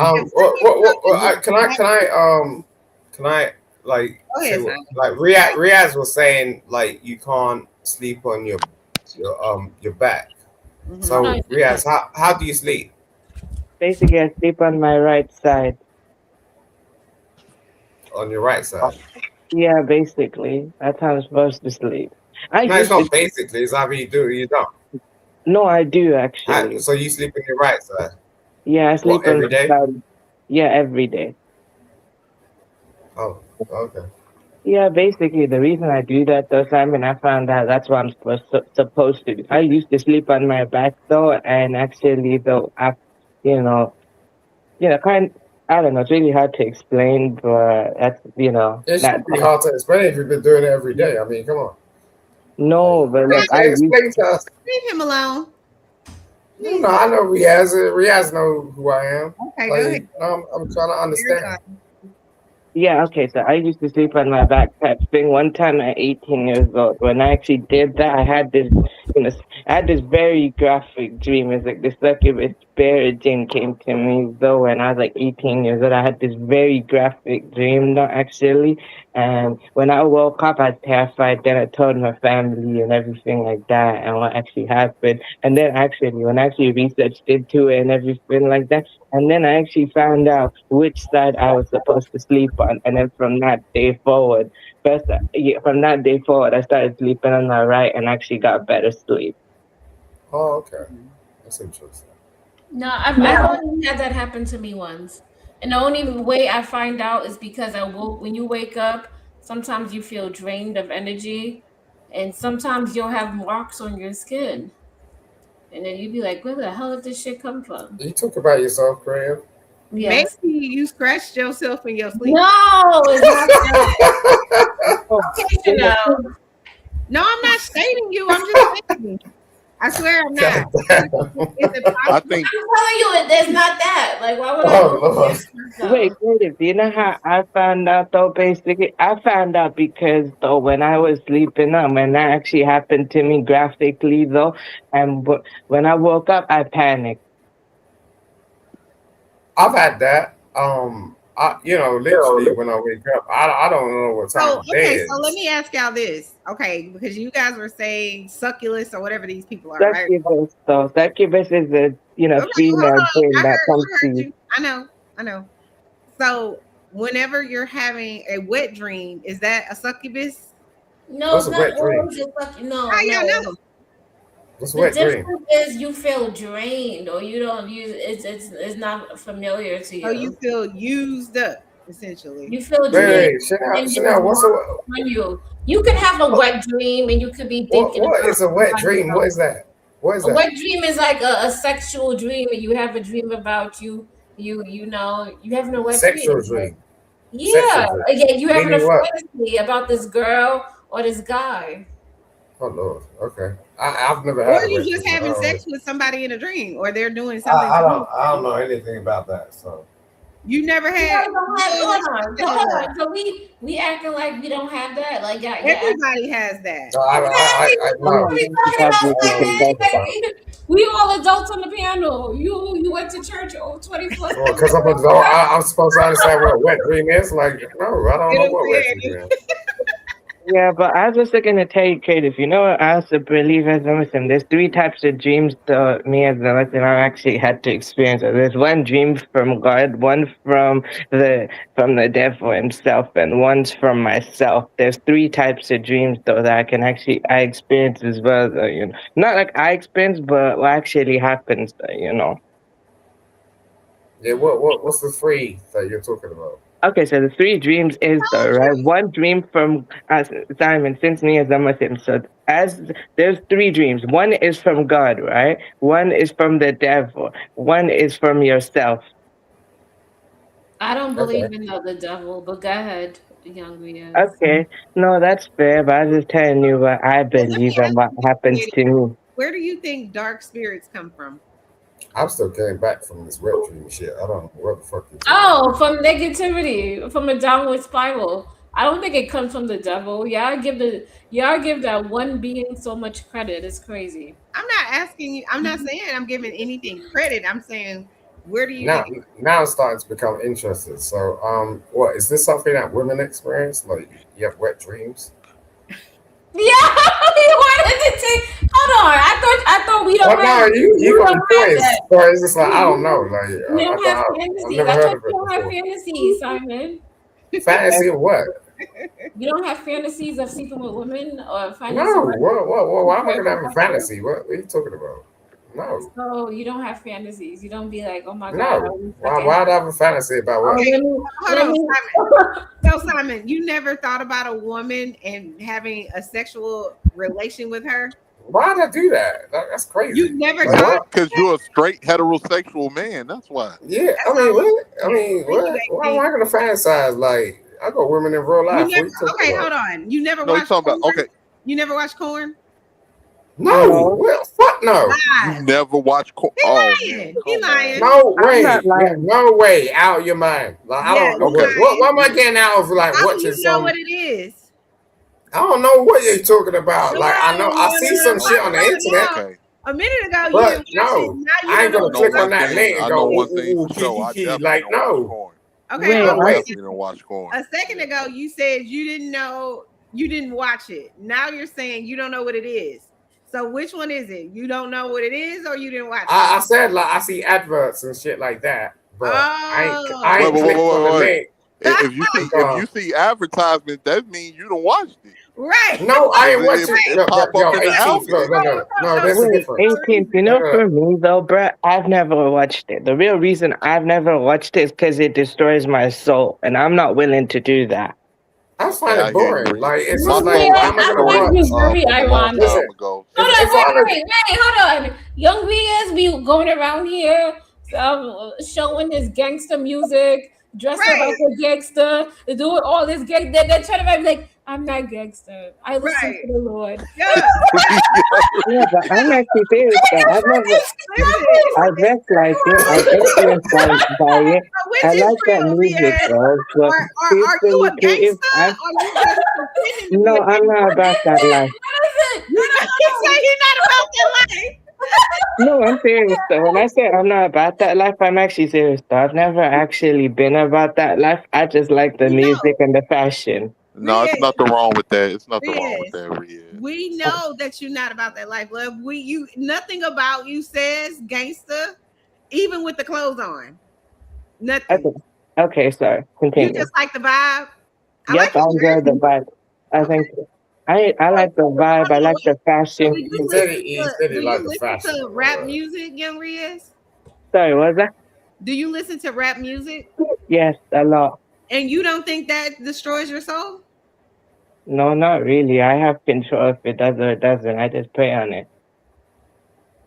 Oh, even though it talks about ass and titties and everything that's like it's more to quiet, it than that. let me finish. Even though most rap, not all rap, because there's lots of different types of rap out there, but most of it glorifies things that are of this earth, which is being rich and wealthy and having the best of everything, and not caring about the people that don't have less than you or that have less than you. you know, the sexiest women or the guys that are the cutest. It like glorifies those things. Not all of it. Like a lot I'm of it just saying shouldn't. not all of it. No, I get what you're saying. I was just gonna say I can hear a that. lot of it because when I was coming up with hip hop and rap, even like it was stories of violence and different things, but it actually taught me a lot because it wasn't just talking about it. It was telling you the Okay, most.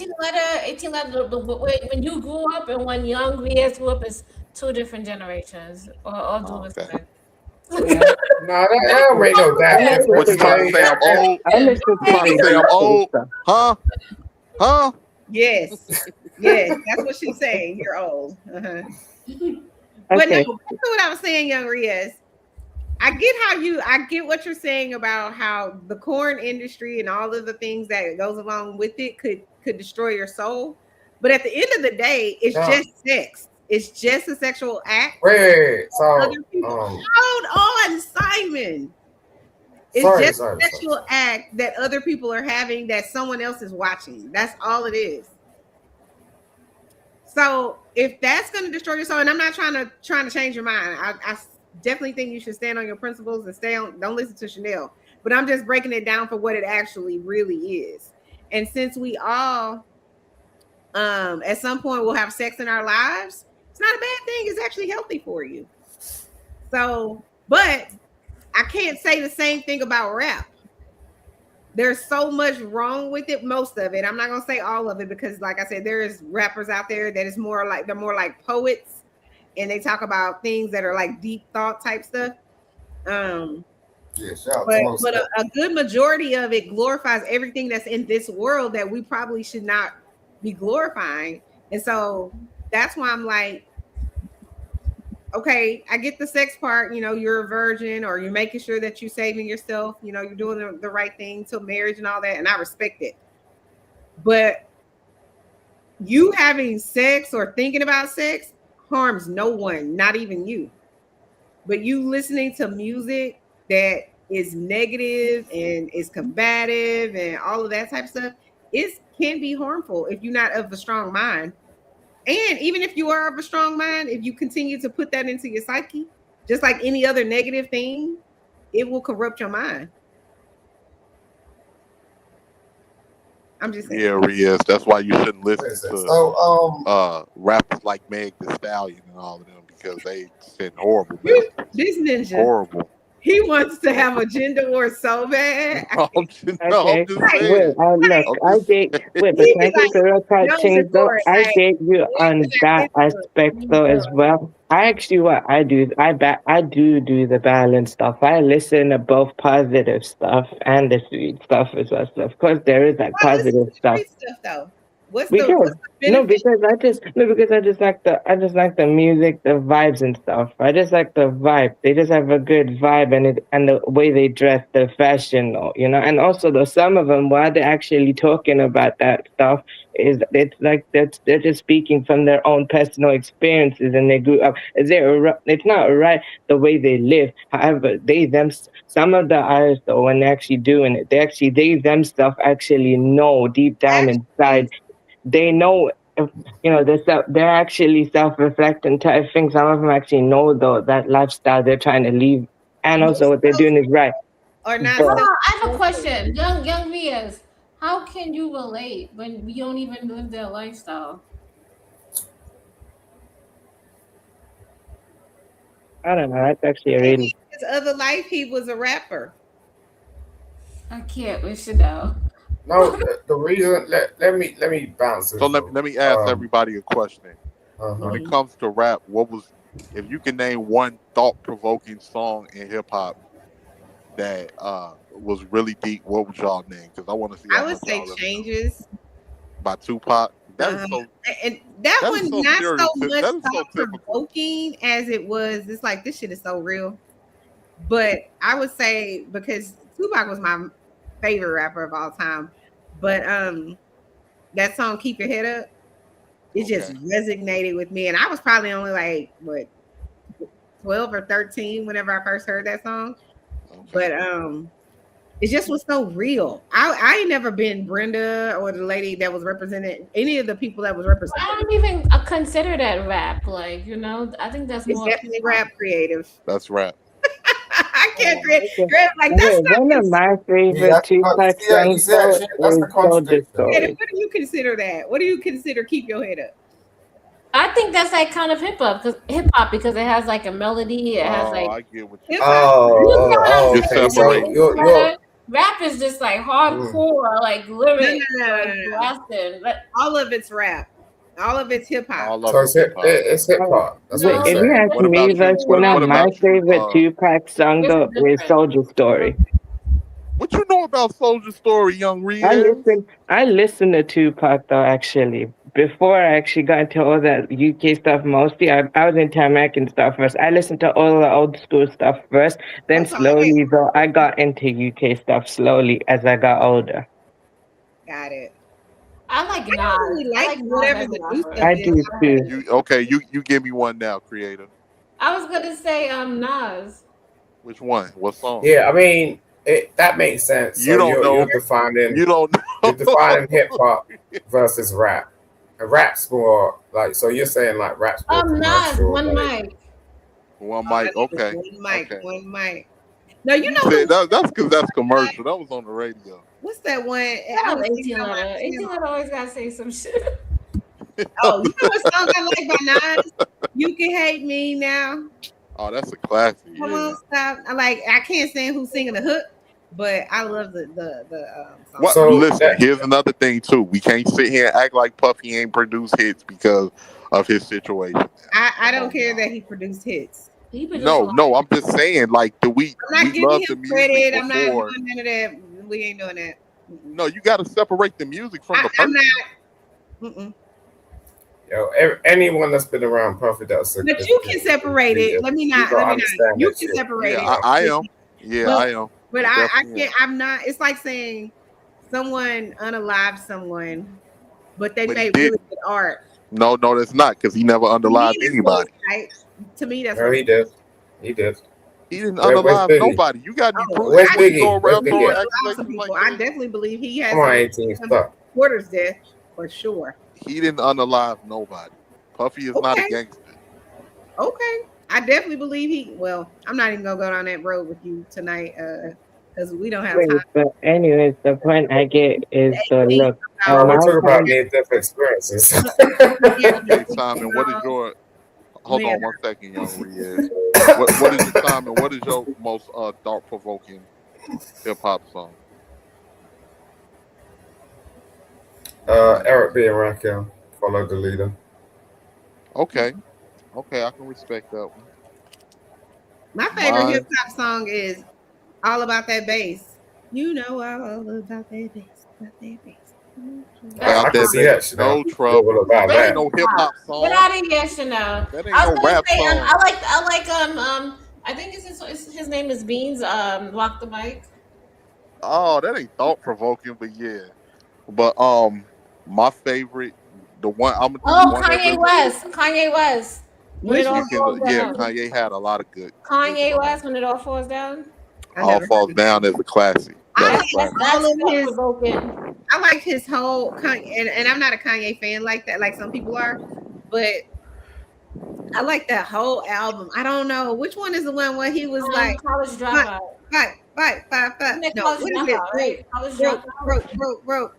What's the name of that damn album where he's like broke five broke on the damn album? Oh God, is it the one with Gold Digger? I can't remember it. I like when it all falls down. He got a whole body of work. Yeah. Kanye's one of the best producers ever. Like, I don't care what anybody says about him. Because Drake, He's kind of crazy, but yeah, he put in that damn work. Okay. Who would y'all take? Would y'all take Jay-Z over Drake? No, I'll take Drake. Me too. Drake about has you? more hits. Well, you could take Drake over Jay-Z, but that's just insignificant. Like, you know, I mean, come on. What about you, Let's be 18? real. Who would you take? If you had to listen to one rapper for the rest of your life, who would it be? The 18th and left the damn stage. I can't with him. He just started us down this aisle. I'm still here. I'm still here. I'm still here. My most thought, the one that I related to a lot, that it kind of blew my mind hearing that as a 15-year-old. I went back and I listened to the Nas album. It was written, and my favorite song on that album was I Gave You Power. And one of the reasons it hit me because he raps about a gun, and he raps about being a gun and the things that people are making him do as the gun. I feel like I've heard of this. Yeah. So And you that, like and that Nas? concept. Oh, Hold on, you The said thing- like the- Nas raised Nas, me. right? Nas Even is the one of the chorus, wow. even The the chorus. thing about used to get me. Nas. Wait, hold The on, thing hold about on, Na- Simon. Hold on. All one right, second. yeah. Even the chorus used to get me because when I would listen to the song, and then the chorus when he said, "How you like me now?" I go, "Blow." It's that shit that moves crowds, making every ghetto foul. I probably took your first child, scarred your life, crippled your style. I gave you power. I made you buck wild. And in that song, he would say things like, "I'm 7 inches, 4 pounds, been through so many towns. Chicago to Little Rock to Canarsie, living harshly, beat up and battered. They pull me out, I watch his niggas scattered, making me kill, but what I feel it never mattered." The things that he was saying, like giving, like This he was literally, Nas. yes, he I literally, like he literally, Nas. he Now I literally, feel like my husband would Wait, love wait, this music like that. well, let me just say wait, this you real know quick. my It was one favorite part. Nas Hold on, song, Riaz. though? Let me just say this real quick. What's the name of it? It was I Gave You Power. I Gave You Power. But it was one part on that song where he literally described when he said that he's talking like he's the gun and the dude he got him stashed. He said weeks went by and I'm surprised I'm still stuck on the shelf with all the things. Nighters, you better hit the link. He said weeks went by and I'm surprised I'm still stuck on the shelf with all the things that these outlaws hide. Besides me is bullets. I'm two gas vests. mask. Try again. Hit the link. He said 2 vests and a 9. It's a grenade in the box. And that tech that kept crying because he ain't been cleaned in a year. He's rusty, it's clear. He's about to fall to pieces because of his murder career. And he said, "Yo, I can hear somebody coming in." He opened the shelf, his eyes bubbling. He said it was on. He put me on his waist the moment I've been waiting. Somebody jumped him and stumped him out. His dome was aching. Yeah, what he said, yeah, he was like, he placed me on the waist the moment I've been waiting. My creation was for blacks to kill blacks. It's guns like me that accidentally go off making niggas memories. When I heard that as a kid, I was like, man, this shit. I was like, this is real. He said he walked me outside, saw this cat down the block, cocked me back and said, "Remember me?" So like when music like that, that's what I say, because rap raised me. So it was a lot of stuff. Chanel, you from Houston. Scarface, never seen a man cry till I seen a man die. Like different. So I think it's a lot more. I think that we just focus on the surface level on what's promoted. And a lot of the times we tend to forget the music that came prior and what's promoted now. At one point, all of that deep stuff was promoted. People like Nas was 19 when he dropped his first album. Tupac was 21 when he dropped his first album. Biggie was 21 when he dropped his first album. Snoop was 22. So and it marks time, because if you ask me, it shows you that people was more mature back then than now. So now it seems like adults have arrested development today. But back then, young adults seemed like they was much more older compared to what they were now. People forget Tupac died at 25 years old. He was 25 years old. Okay, that makes sense. Tupac is one of the ones I believe been here before. Yeah, thank you, AT. Okay, that's interesting. Thank you for that. Okay. Wait, I was going to say 18. My favorite Nas song, though I've got many favorites, but if I had to pick one, I pick It Ain't Hard to Tell. I know that's a popular one, Oh, but I that's just classic. like, Yeah, I love that one. It Ain't Hard to Tell how I excel and prevail. That's my favorite one. And I'm gonna tell you another one. I'm gonna tell y'all another one that used to really get me right when I was a kid, because I knew I did not want to be this person. When he had a song on Stillmatic called "Second Childhood," where he said this one, he was like, "Dude is 31 living in his mom's crib. Ex-convict was paroled there after his long bid.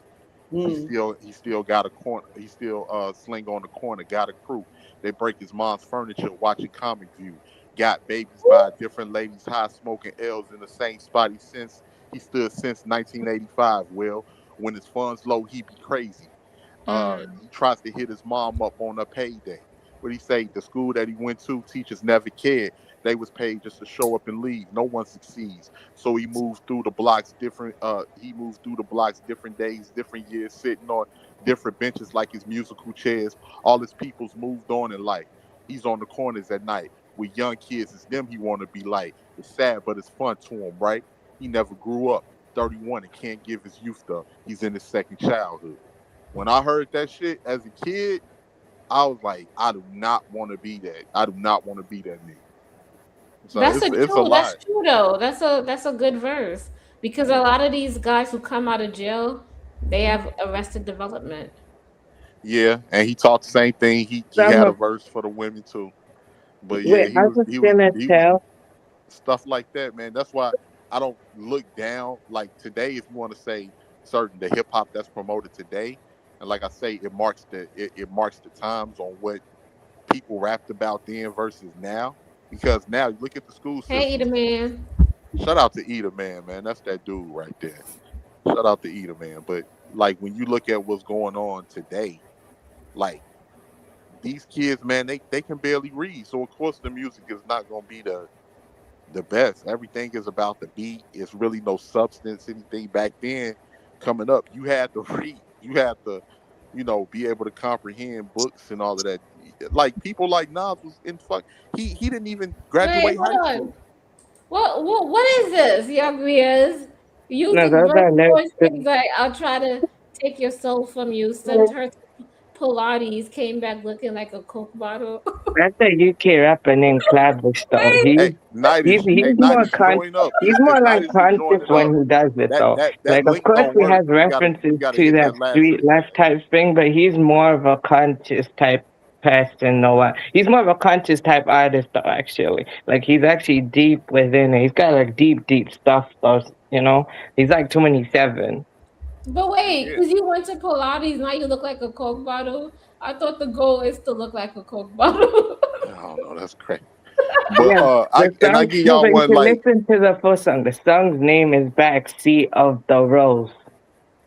And I tell you, what song makes sense the most now that it's not a rap song, but just the messages that was put in a lot of these songs now that we older. And I remember thinking that song so damn old school. I want to hear that when I was young. But remember the OJs. People will kill their own brother for the love of money. People will steal from their mother for the love of money. When you go back and you hear all of that stuff, bro, like that's why that music today, people don't change. That music today is still relevant. That is so true though. It was like a couple of years ago where a kid he unalived his own mother to get the life insurance. Yep. Wow. And he was shown all the money and all the cars and everything, and then he went down in jail. I think he's locked up for life.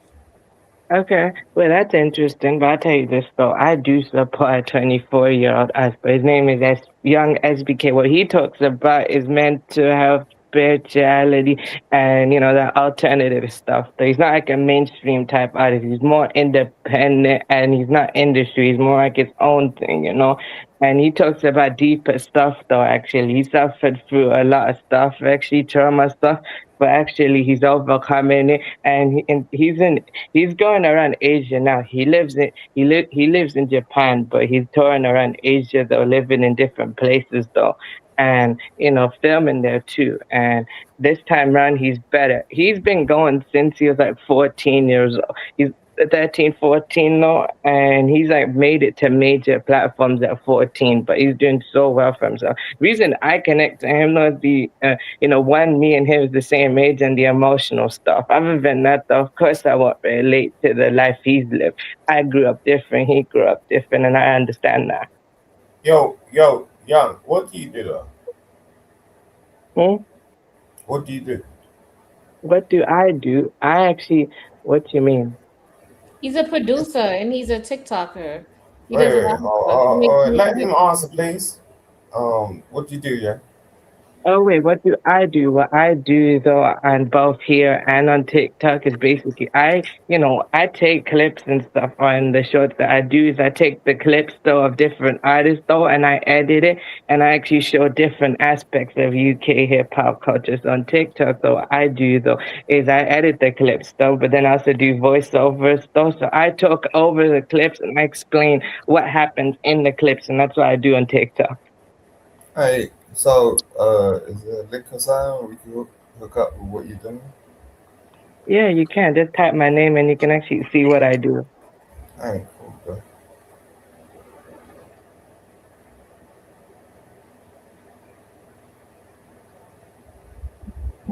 What's the silence?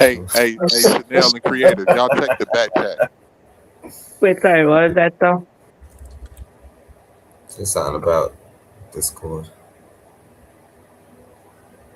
Okay. Okay. I didn't know you was into that. 18.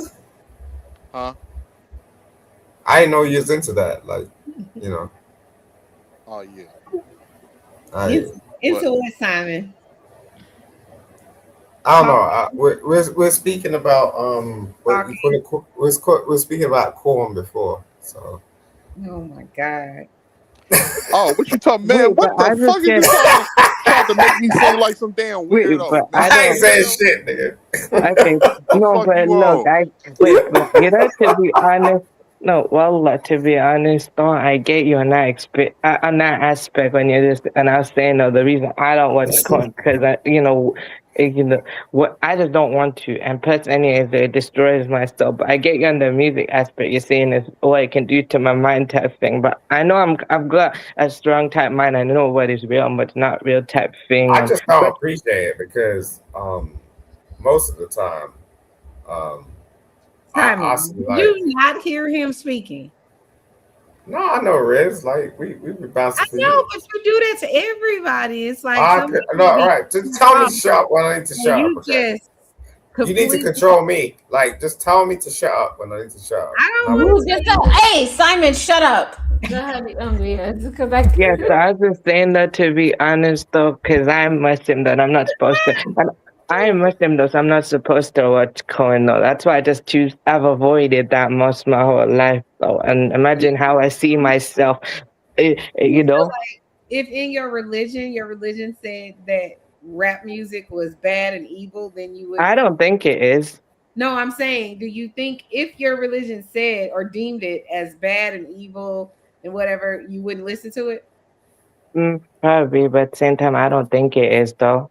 I think though when it comes to music as well, though, for Muslims and stuff like that, some people are like divided on the opinion, though. Actually, some people are actually it's not actually stated though, which if it is or if it isn't.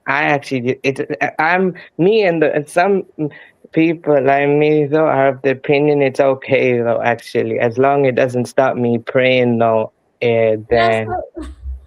Young Riaz, if you went to the U.S. dressed like that, people are gonna think that you're. Leave him alone. Don't do that. Wait a second. People are gonna think that. No. I can't allow you to do that to my UK. He told you to tell Shut up. Okay. No, we dress like this in the UK. Hello, I'm speaking. So you are Young Riaz, right? I don't know if you noticed, but like a lot of these rappers who talk about the things about drugs and women and all of that, like art imitates reality. They speaking about what they're going through and what they're experiencing in real life. And you, my dear, you're listening to it and it's almost like you're trying to imitate it yourself. And then you're saying you're not, but yet it's almost like you're falling in love with the idea of it. No, creative. No, because remember here in the States, there's plenty of white people in the suburbs that love rap. And they buy rap. You know what they be doing? Hold on, 18 letter, and then when I be going to some of these white areas, because I live down here in California, they be walking around the neighborhood trying to act like they're a gangster also. I don't know about that one, Creative. They do. You want me to? You want me to have videos about that? Yeah, I want you to show us the proof. You guys acting like I know y'all that don't they're. do that. Yeah, but you know, there's actually stuff. Even some of the kids that live in the suburbs, they be trying to act like gangsters too. Oh, okay, you have a point. I was gonna tell you, Creative. You know, actually, I didn't actually tell you as well. There's actually South Asian rappers in the UK who actually live that lifestyle. Some of them not actually. They actually live that life. You know, some South Asian guys, they actually live that life. You know, that street lifestyle actually. Again, why would you, not you personally, but I'm saying, why do people glorify that? It's one thing if you're saying, like, that's why I used Tupac earlier when I said keep your head up, because he was talking about the struggles that women have, the struggles that men have, but he wasn't glorifying it. He was saying keep your head up despite these struggles. Keep your head up despite, you know, them trying to give you drugs and trying to make you into this, and that. You know, I understand you trying to make $1 out of 15 cents, meaning you broke his, and you still trying to make miracles happen, or you know what I'm saying? He didn't glorify. So that's why I'm like, I don't understand. Like, and then a lot of these people, this isn't even a life they've ever lived. And for the ones that did live it, a lot of times they were speaking from the perspective of, especially like, I feel like NWA, which was back in probably in the 80s at some point or whatever. That definitely was some of those people's lives, or things that they saw. Maybe it wasn't happening directly to them. 1980s in Compton, yes. Yeah, that was real. Yeah. That were going on maybe around them and things like that. So that's really where it came from. It was like, this is what's happened to me or people that I know, and I want representation of what's going on. This is how you get out of it, things like that. Now I feel like it has nothing to do with that. People rapping about the life that they ain't never had, the life they ain't even actually living, because they're not riding in those Bentleys. Drake is one of them. Huh? I said Drake. Drake, y'all gonna stop fronting on Drake, man. Y'all gonna stop fronting Drake on was Drake. part of the Degrassi. Who watched the Degrassi growing up in high school? Listen, this is how wait. This is how hypocritical people are. Wait, Drake was privileged. So I don't care. But Drake wasn't talking like he was no big. When Drake first came out, and this is funny how people change on people. When Drake first came out, Drake was the biggest thing because Drake was a breath of fresh air. He wasn't rapping about no gangster stuff. He was singing. He had good music. Now, if people want to say that he took ideas or he may have bit off something, okay. I never said No. I get what you're saying, but so many people just turned on the man. The man, I remember when So Far Gone came out. I remember So Far Gone, and then people, how quick people forget. Drake gave us hit after hit after hit. He gave us Best I Ever Had. Yeah. He gave us I Just Want to Be Successful. He gave us Successful. He gave us Brand New. Thank Me Later album. That's all I'm saying. And that wasn't even Thank Me Later. That was mixtape Drake. He gave us So Far Gone. He gave us Comeback Season, and then to what Chanel said. Then here come Thank Me Later. And here came Take Care, and he came Drake was from 09. From 09 to about 2015, Drake was killing the game. Drake is still killing the game, but I'm just saying, I could never see him as a gangster. He never pretend. But you know, I'm gonna tell you what people do. Wait, I'll tell you this, 18. I'll tell you this. Let me just say this real quick, Riaz, and you got it. I'm gonna just tell you this real quick. Hold on.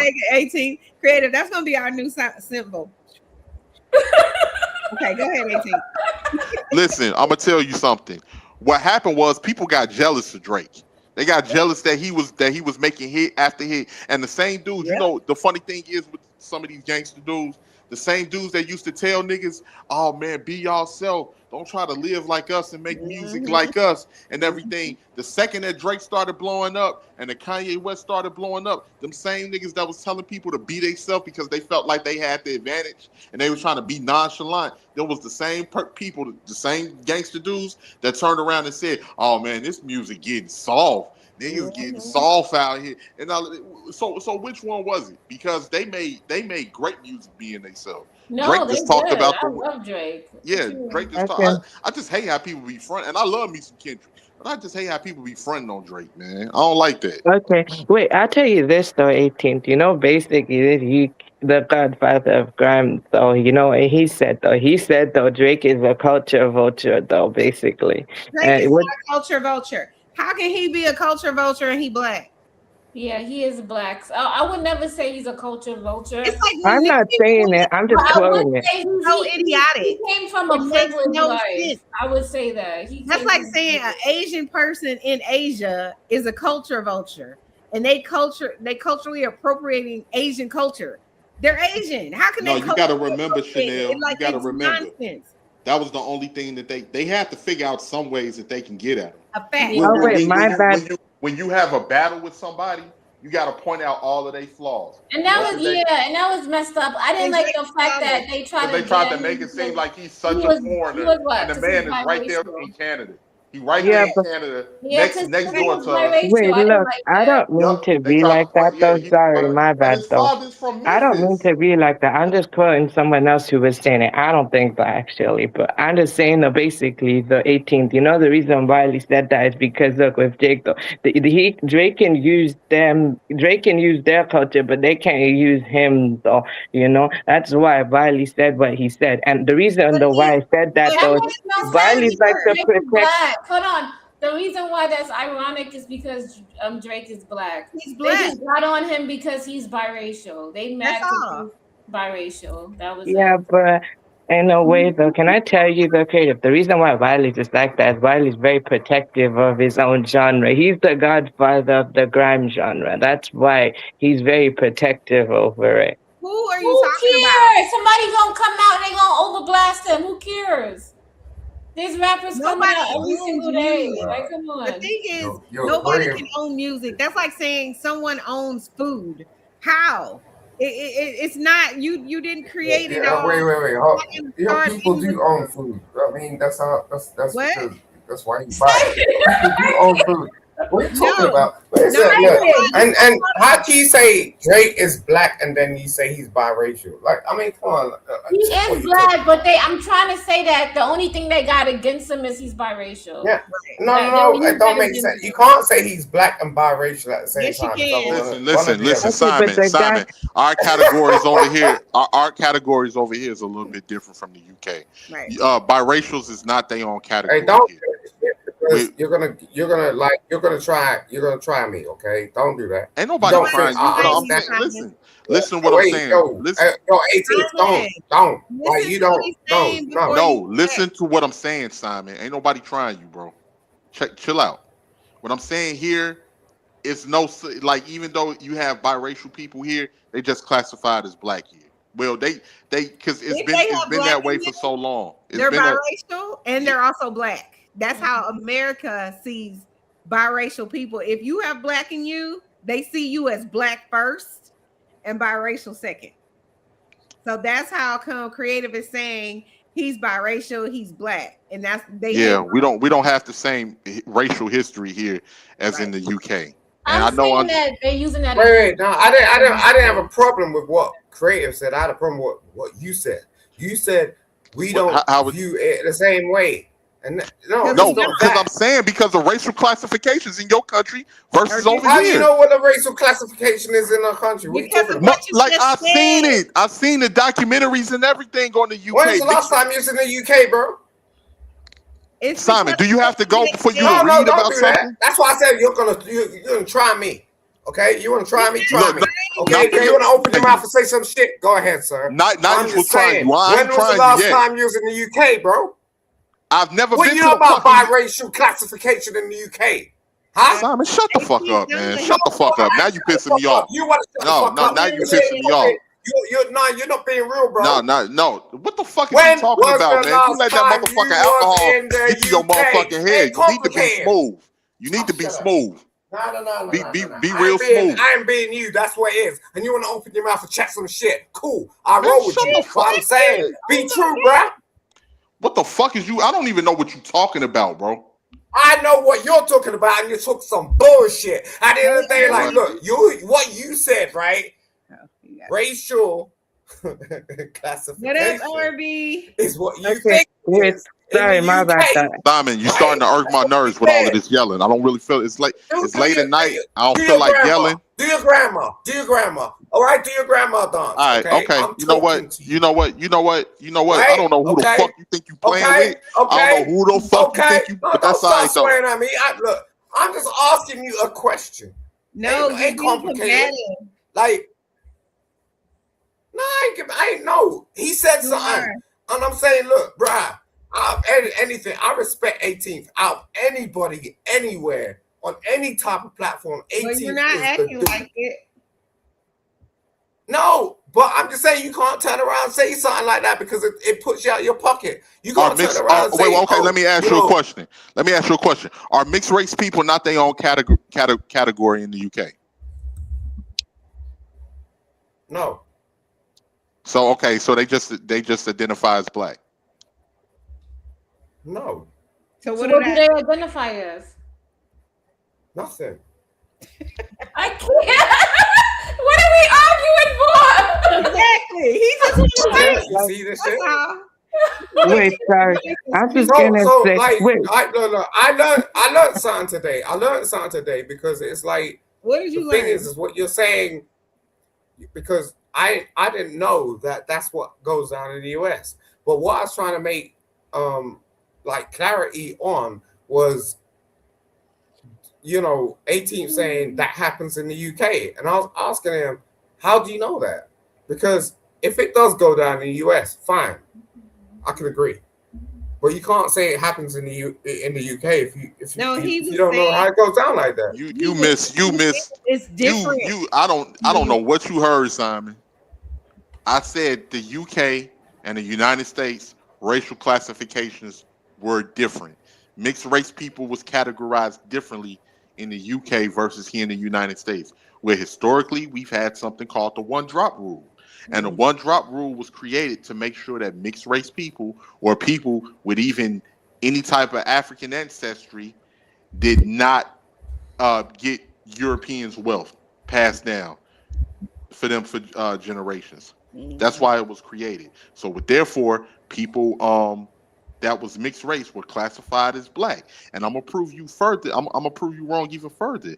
If you look up Plessy versus Ferguson, in I believe what was that 1898 or something like that, Plessy versus Ferguson, over in Louisiana, Homer Plessy was a mixed race man that looked damn near white, who was told that he couldn't ride in the front of the bus. He had to go to the back of the bus, which is something that he was not used to because mixed race people had privileges in Louisiana prior to the United States control of that land when it was still in under French colonization.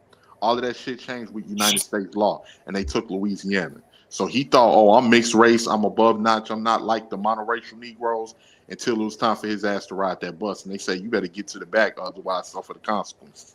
That's why we had Plessy versus Ferguson, which was called separate but equal when it came to racial segregation. So I know what the fuck I'm talking about, bro. Yeah, I mean, I get all of that. No, I get all of that, but what's that got to do with modern age?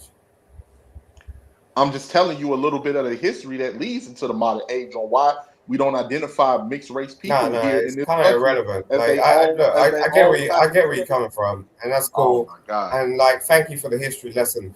But look, Brad, I didn't know what, like, if someone's going for a job. Stop. Wait. If someone's going for hold up. If someone's going for a job today, there's tick boxes. Okay, it's either you're white, you're black, you're Hispanic, or it's other, and that's all it is. So you can't turn around and go, yeah, I'm gonna bring out something like, history lesson from like the 1980s or 1865 and go ooh key and go, ooh, this makes sense. It don't make sense. That's all I'm saying. Simon, chill out. No, I ain't chilling nowhere. Okay, wait. You gonna buy me a polar bear? Sorry, that's for me to speak. So basically, though, when What are you talking about? when I have to take out medical forms, I have to take British or Pakistani. I can't do British, but there is no British Pakistani category for me to tick. I have to take British. I have to take. Do you see what I'm talking about? Thank you, Riaz. Thank you. I'm not look, bro. I ain't going at you. I'm just saying, like, I understand what you're saying, and you're talking real in terms of like, you know, what it is, but you're not seeing the bigger picture because obviously it sounds like you ain't been in a job for a while or you ain't needed to tick a box. You know what I'm saying? But for most people, that's how life works. You can't keep relating back to like, oh, Martin Luther King or Malcolm Okay, X. What the fuck are you talking about? To add to the other segment of our question. Yeah, we ain't about to do this on Juneteenth. Yeah, Goddamn. is there a spiritual world outside the physical world, y'all? This shit Simon, I've been very patient. This shit just pissed me off. Boy, I'll test your patience. Hold on, we I've answered been the a lot- question. People, is there You know I love you, 18th. Like you're my brother. Like I see you as a brother, but I'm just saying you. Are y'all listening to what Creative is saying? All right, Creative. My answer is though, yes, I believe there's a spiritual world beyond there is a spiritual world beyond everything, though, not just here now, but also after it too. The reason is though, because the way this world was created is beyond that. And also the reason we can't see it, though, is human eyes is not designed to see certain things right now. And the only way you can know is when you actually get on a spiritual level, higher spiritual level, where your mind is actually clear enough to see it and you start not just feeling / sensing it, but you actually start to see it though, literally. That's the reason though. The reason you can't see, just because you can't see something don't mean it don't exist. There's many examples that you can't see air, but you know it exists. You can't see molecules with your bare eyes though, but you know they exist. So spirit exists. How do I know molecules exist if I can't see them? They exist. I don't know. No. Let me give you an example. Atoms right? exist also. No, wait a sec. Calm down. Like, let me give you an example. Riaz, Yeah. right? You said Wait. No. I'm gonna be swift with this. Like, look, molecules don't exist. Creative, I'll be right back. Okay. Okay. So I'm just getting a drink. If- Is that if- okay? yeah, look, Chanel. I don't know how you didn't get a drink before. Like, goddamn, get some water. Look, if molecules didn't exist, who created molecules? Wait, God created. I don't know why people like do this stuff. You know, it's out of my mind. You know what I mean? It's like it's way you are out beyond. of your mind, Simon. It's like, wait a No, sec. molecules exist though, bro. Where you but get the I'm word saying- molecule from? No, but look. Come on, all my Riaz. Where you get the word molecule from? You learn it from somewhere, right? So it Yeah. must exist. Someone, somewhere, somehow created molecules. They told you what molecules are, so that you can turn around and say molecules do not exist. I mean, come on. No, but look, bruh. Look. I know they exist, and they do exist though. I'm just using that as a point. Like basically, just because you cannot see something does not mean it doesn't exist. It does exist. Yeah, It's I just got your that you point, I got your yourself point, I got can see it like that, and that's just how it is. Just like there's many others. When I was relating to a point, though, in general, though, when it comes to the spiritual world and actual spirits, though, too, they exist. It's just that there's a barrier between the humans and between them. So just because you can't see them, just don't mean they can't see you. Hold up. So Ain't they that, see wait, you. Riaz, ain't a them. A molecule is not a them. Okay? It's I'm not talking like about them. I was not talking about molecule. I was talking about spirits. Spirits can see you, but you can't see them. Okay, spirits so can see you, but I okay. don't know. Simon, are you following what young Riaz? Riaz is saying Of that course I am. the Of course I spiritual am. world exists, but we may not be able to see them, just like we're not able to see molecules. What is a No, molecule? that's not what he said. What he said. Go ahead. No, go ahead. A molecule is like H2O. We could breathe in the H2O.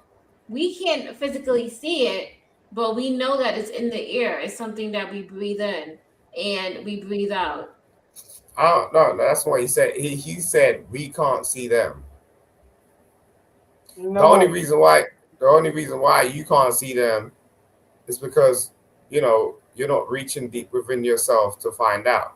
That's all. And that's just life. Hold on, Simon. Do you think everybody could see a spirit or entity? I but you can't need- see them, but I'm on that point though where I actually sense it.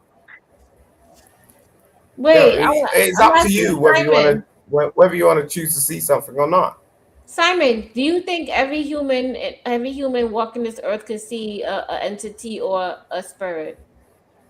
I don't believe every human being can. Is a matter of like if you choose to. How can somebody choose to? Explain how. If you pay attention, it's like look. How do you pay attention if you can't see it? Look, we could have a conversation, right? And I could be like, I don't believe what the fuck you're saying. Or I could be like, I do believe what you're saying. It's as simple as that. It's not complicated. Yeah, I can't with you. Are you telling me if people could pay attention? You cannot pay attention if you can't. That's what it is. Something. No, An 18. entity- Hold on, Are an you there? entity or a spirit is on a different plane. You can't see it. You have to No, go we're all and look, do we're actual all we're, projection in order to see them. we're all capable. It's a matter of whether you Yeah, want you're to right. do it We or not. are capable, but a lot of us are not using all of our capabilities. We're not using Facts. 100% of our brain. We're Facts. not meditating enough. We're not tapping into those realms to Exactly. see Yeah. those beings. Exactly. That's what I'm saying. I ain't trying to be protagonistic or anything. I'm just saying, like, Am I crazy? it's whether you choose. Why to do y'all it want or to not. tap in? Is what I want to know. Because Yeah, something if I want to see a spirit, I want I will see a spirit. You know what Why I'm do saying? I want to see something that I can't see? Do Wait, y'all It's up to understand? you. That's what I'm saying. Wait, It's really Byron. up to you. Wait, Like- there are hold on, there's spirits out here. Not every spirit is bad. You could Not have spirits every- in your house. Wait, you could have spirits in your house that can help you. If you lost your car key or something is going on, I don't you got want a spirits spirit all to help around me. you. Wait. I'm- You could put on really good perfume. You can put that stuff on. Everybody know about Florida water. You put some of that Florida water around your house. You clean out your house before the water your car. And the Ain't got nothing spirits, to do with they spirits. love. Hold on, good spirits are attracted to stuff that No one. smells good, Look, and they come on. gravitate towards the Florida water. Because No Florida one know. water Look, a smells spirit good. don't know nothing about no damn perfume. Oh my okay? God. So hold on. So why is it that when you go into the gutter or you go into like some raunchy place, it smells bad? Do you think there's gonna be angelic beings there? no. That's God Wait, speaking so to you and saying, get the fuck out of there. Ain't nothing Yeah, doing like no no, damn spirit. Exactly. So what the fuck are you talking about? I'm trying to give you context. Wait, creative. I was just gonna say that's why. When a place is abandoned and when it has a lot of dust, that's when you know there's a bad spirit there. You know why bad spirits like dust and clutter? Because that's just where they like to live. Because it's impure, it's dirty, and that's what attracts them. So that's why when you're home, right, you always clean the dust because you make sure the vibe or the energy or the spirit, no bad spirits come in your home. All right, you can Right. continue. I agree with This Young is Lee not with what true. he just said. And let me there. tell you how I know. There's What? plenty of people who don't live in a clean environment, meaning what our standards of clean is, right? So they may live, or they may live in something created out of mud. Does that mean that there's bad spirits in there just because they can't afford to live in a house that I live in? No, it doesn't mean that. No, we're not talking about Let- that. let- We're let me- talking let me about- give you we're an talking example. about- hold on, we're talking about using whatever you have and just making sure it smells good. But he and said if it's dusty, right? Let me So give it. there's Let me parts give you of an the world- example. I wouldn't You know, say like God, it's dusty. all I right, would look, say, you know, you like know, in you want your India. house to be kind of Hold look on, let well creative put finish, together. Simon. Go All ahead, right, creative. all I'm right. sorry. Okay, I didn't mean dusty, but you want your place to look well put together, organized in a way. It doesn't have to be the That's best, not what Young right? Rhea said. Young Rhea said if it's dusty around there, it's bad spirits. No, not if it's dusty. I'm talking about if you No, but I'm smell saying like what they like to food, be attracted to, though. you But I'm smell like saying, garbage and stuff like that. What are you eating on, Chanel? You making me hungry. It's not. I'm You're eating not lasagna and it's so good. What are you So eating? sorry. Yeah, Lasagna. but I'm not actually looking at people. It's You don't like like Like lasagna? lay You it cooked past that with some today? meat. Yeah. No, it's that's better when that's it's cooked like 2 days ago. Oh, ooh, okay. That's not. Wait, I okay. love it. So I love it though. But that's what's up. all right, sorry, my bad. So all I'm trying to explain is what the bad spirits are attracted to. I'm not saying no, like basic like this and that, like the person saying no. All I'm trying to say is what bad spirits are attracted to, and it's up to you to decide whether you want them there or not. And you know Outside what? of dirty, does that mean the bad spirits are attracted to me? But what if I'm still a good person, but I'm Yeah. just living in a dirty area because I'm down on It's my kind of luck? irrelevant. I don't know. It's really hard to explain. I'm just explaining the simple aspects. It's not So hard to that explain. good It's just irrelevant. It don't matter if you're a good person or not. Like good or bad I don't spirits know gonna to come. be. Wait, can I keep it real? Look, to be honest, I'm not sure. Okay, look, to be honest though, I'm not sure how to explain that aspect though, but I'm just explaining what I know, and you're explaining to me though. That's a good question. And that type of thing, is there people like that? Absolutely though. I get that. Look, I'm in a fortunate position. I'm just speaking on that. Just based on this though, what bad spirits are attracted to, right? In order to not make them attracted to that is basically when you clean your house, right? Or in general, no matter where it is type thing, right? When you actually clean it and you're basically, when you dust, your house and you clean the dust and stuff, basically it makes your house in a good vibe though. Just, that So type how of do thing. you explain when you have really wealthy people, right? And let's say these really wealthy people, they have housemaids or they have housekeepers that come and make sure their house is sparkly clean. You can eat off the floor, but they are horrible, evil people. Clearly, those evil spirits found them in their clean house. So explain that. No, I think I kind of agree with you on that. So that's what I'm saying. It doesn't mean just because you're in this. I get what you guys are saying. Like if it's down and it's out and it's droopy or whatever, then it is going to give a bad vibe, right? If you you gotta brighten Yeah, up. I'm just explaining in that I'm aspect. saying when you speak in absolutes, like, oh, well, if you live and it's dusty around there, then that's going to attract the bad spirit. And I'm like, well, there's plenty of wealthy people that live in pristine homes or mansions or whatever that are horrible spirits. They're horrible human beings, but Yeah. they office is sparkling clean that they in. Excuse me. Okay, sorry, They look. send their children to private schools. I'm sure those private schools are sparkling clean, and you know what I'm saying. But that doesn't necessarily mean that those people are good. Okay, look, I see I what you're kind saying. of get you on the wait, but look, I actually understand the context. When you explained it, the context you explained it, I think I agree with you, and I actually understand on what aspect you're saying. And I'm just talking about what you can do, though, in general, right? That type of. I mean, the external aspects, though. Internal aspects, though, those people, though, that you just referenced, or the example you gave, I kind of agree with you on it, though, because that's with inside, though. So basically, the bad spirits found a way internal. It's not just an external thing, it's an internal thing. So it's both internal and external aspects too.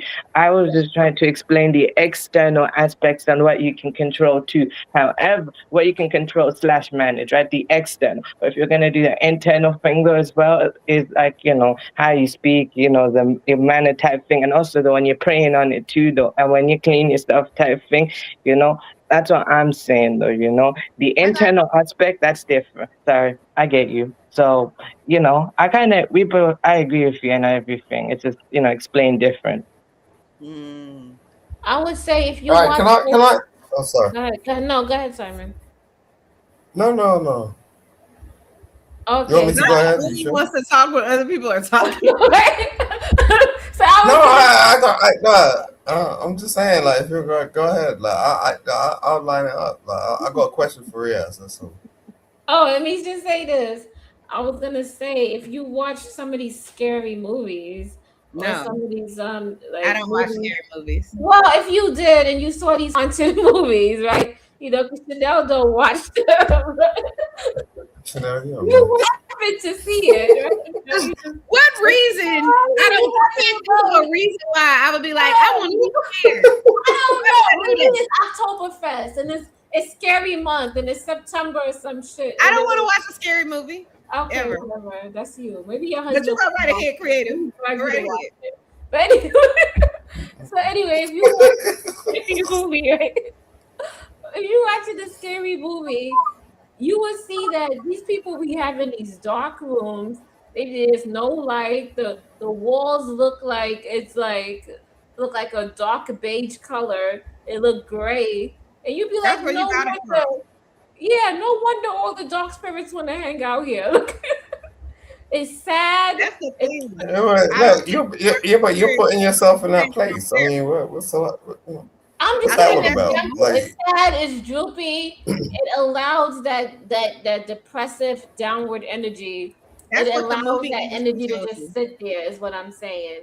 That's why all the Yeah, but the only way you can talk about it is because you put yourself in that position, you know. So you want to be in that dark place. You're trying to reach out to it, and you're trying to find out. If you want to try and find out about a dark place, then you're gonna go to the dark place. Yeah, but you know what I That's why I could was do is saying, if you was to paint the room, if you was to, light some candles, maybe get a brighter light, maybe sing some songs or play some music and dance.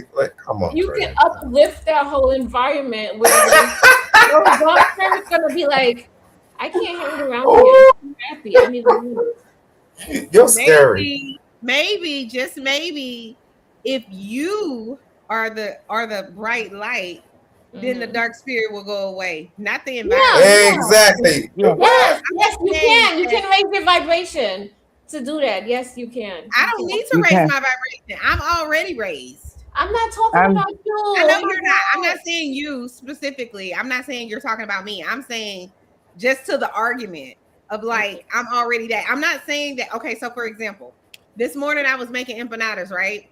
You may say I was raising my vibration, creative, because I was in there listening to Whitney Houston talk about I'm every woman, honey. So I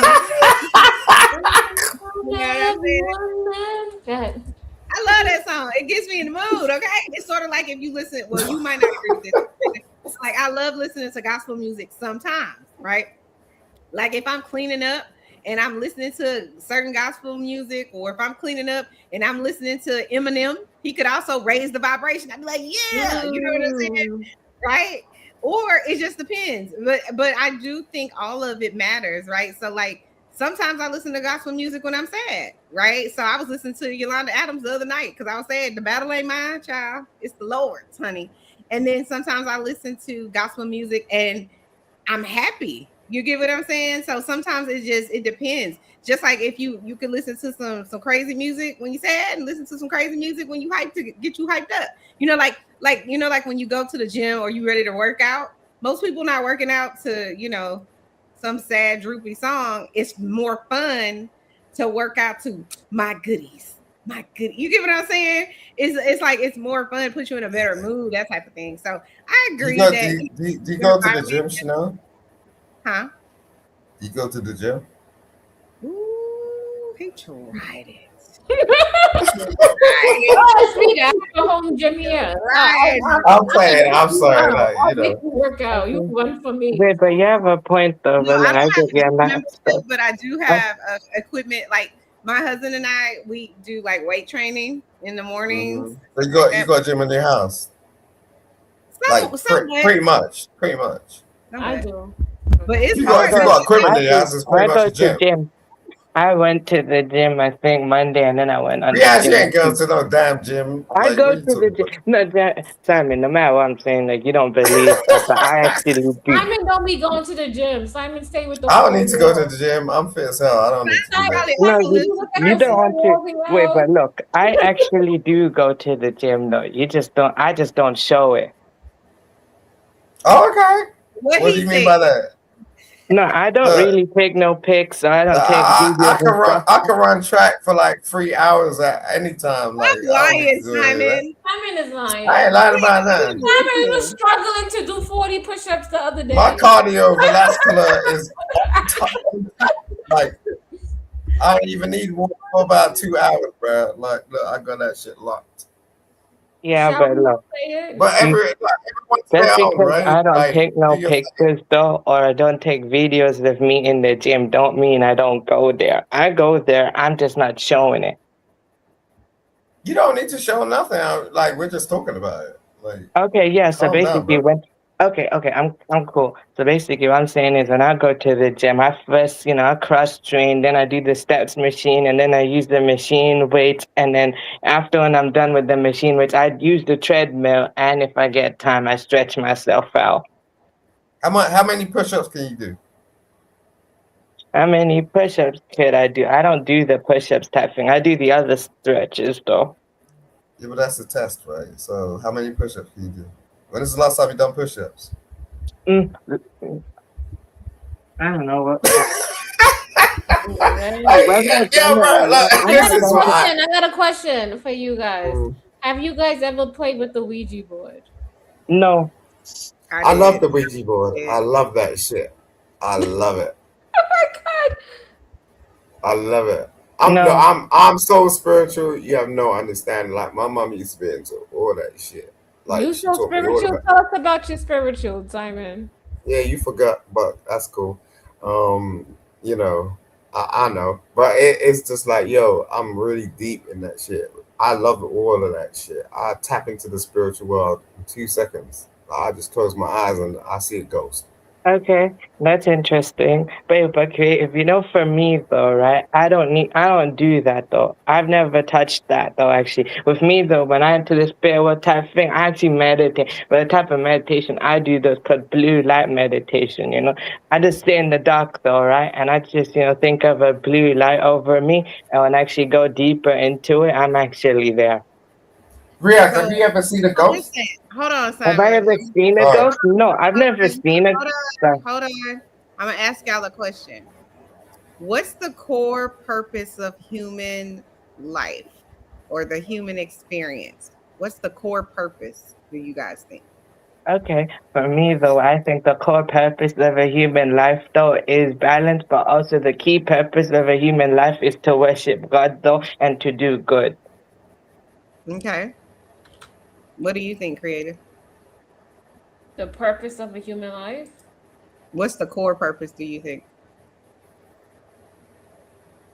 I think the human life is to be experienced. It's for you to experience all emotions, for you to go up and down consciousness. So for you to, sometimes you're angry, sometimes you get sad. And I think it's to master. It's to master your mind. Master your mind and master your emotions. What do you think the core purpose of human existence is, Simon? Eventuality. Eventuality? Mm-hmm. What does that mean? That means we're never gonna understand the purpose, but you have a purpose and you're supposed to pass that on through your spirit. And it's not for us to sort of turn around and try to make out. Like most people, when you're in human existence, will have a selfish nature, which will make them think a certain type of way, and that becomes your purpose. But that's what gets you through. But the fact of the matter is there's always going to be a life after you that you created, or in between. It may be something, it may be a child, it may be just like, a friendship, it may be something. But ultimately, it's eventuality. Okay. We live. Let me clarify. We live through the people that has given birth to us. So it's really selfish for us to focus on ourselves and go, oh, we're here, so we're trying to get what we want to get. You know what I'm saying? Yeah, that's gonna happen. Nidus, what do you think the purpose of human existence is? It's understand you have no power to acquiesce and bow down and submit to the powers above you. And all these gang goofy ass lames that think they're gonna overcome it. That's a sad state of affairs. Simon is a drunk. He ain't gonna even overcome the alcohol. To overcome the principalities and all the other things that we gotta overcome, I don't even think he understands. Listen. Why are you talking I'm about okay me for? with it. Simon, I heard like about 4 months ago an actual alien walked in the White House and they didn't know what to do? For real? An actual alien. How do you know this? There's a They proof. said, no, I don't have to believe it. They said it. I don't listen. And that's the other thing. We think we actually have to believe things. We don't listen. Creative. You said a whole demon sucked on your neck and breastises and left monkey bites. And you had no control over You will it. forever You don't say have this to to me. you don't have to believe it. You don't have creative. You don't have to believe it. You could say it's a lie. It didn't happen. Okay. But I believe you. I believe you. Here's the thing. Mm-hmm. I believe we in a universe that's larger than the human mind can understand. Mm-hmm. And I believe that there's dimensions and it's all kind of things is happening. I just don't give a fuck. Fuck them all. Delete me. As long as I'm living, I just think I'm above it all. But I believe those things exist. And some of them people let them things have dominion over them. They say in the Bible, well, we got to deal with principalities and things You know what outside of. they said, this is allegedly though, but what they said was that like they got the kids they gather up a whole bunch of kids to feed the aliens. They gather up a bunch of kids to feed the aliens. Yeah. Have you seen any lost kids? Yeah, all the time. And you think the aliens? Yo, Grave, go ahead, eat biscuits, huh, man? Jesus Christ. I think yeah. I don't think no aliens is eating kids. Local aliens, maybe not to eat the kids. I don't think so. But there was this big thing with kids in the cave. So why was all those creative? I'm not even gonna say that because that's too wild to even say. Okay. The aliens are no. That I'm gonna alien pass it walked by. into the White House, and then I turned around and I say this, and you don't believe me. So what it is like? Aliens walking into the White House is not the same as aliens are eating babies. You think that's equivalent? You don't think aliens or other beings will want to eat us? You might want creative. Don't do that to me. Somebody might want to eat you, but that don't necessarily mean they're an alien. Shut up. That's two different things.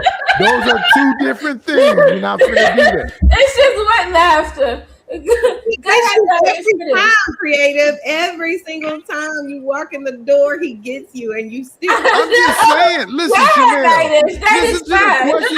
Chanel. Listen to the question she asked me. First, it was the babies getting ate. Then it was about you not think aliens want to eat us. I know. I don't know who want to eat you, Chanel. I mean, creative.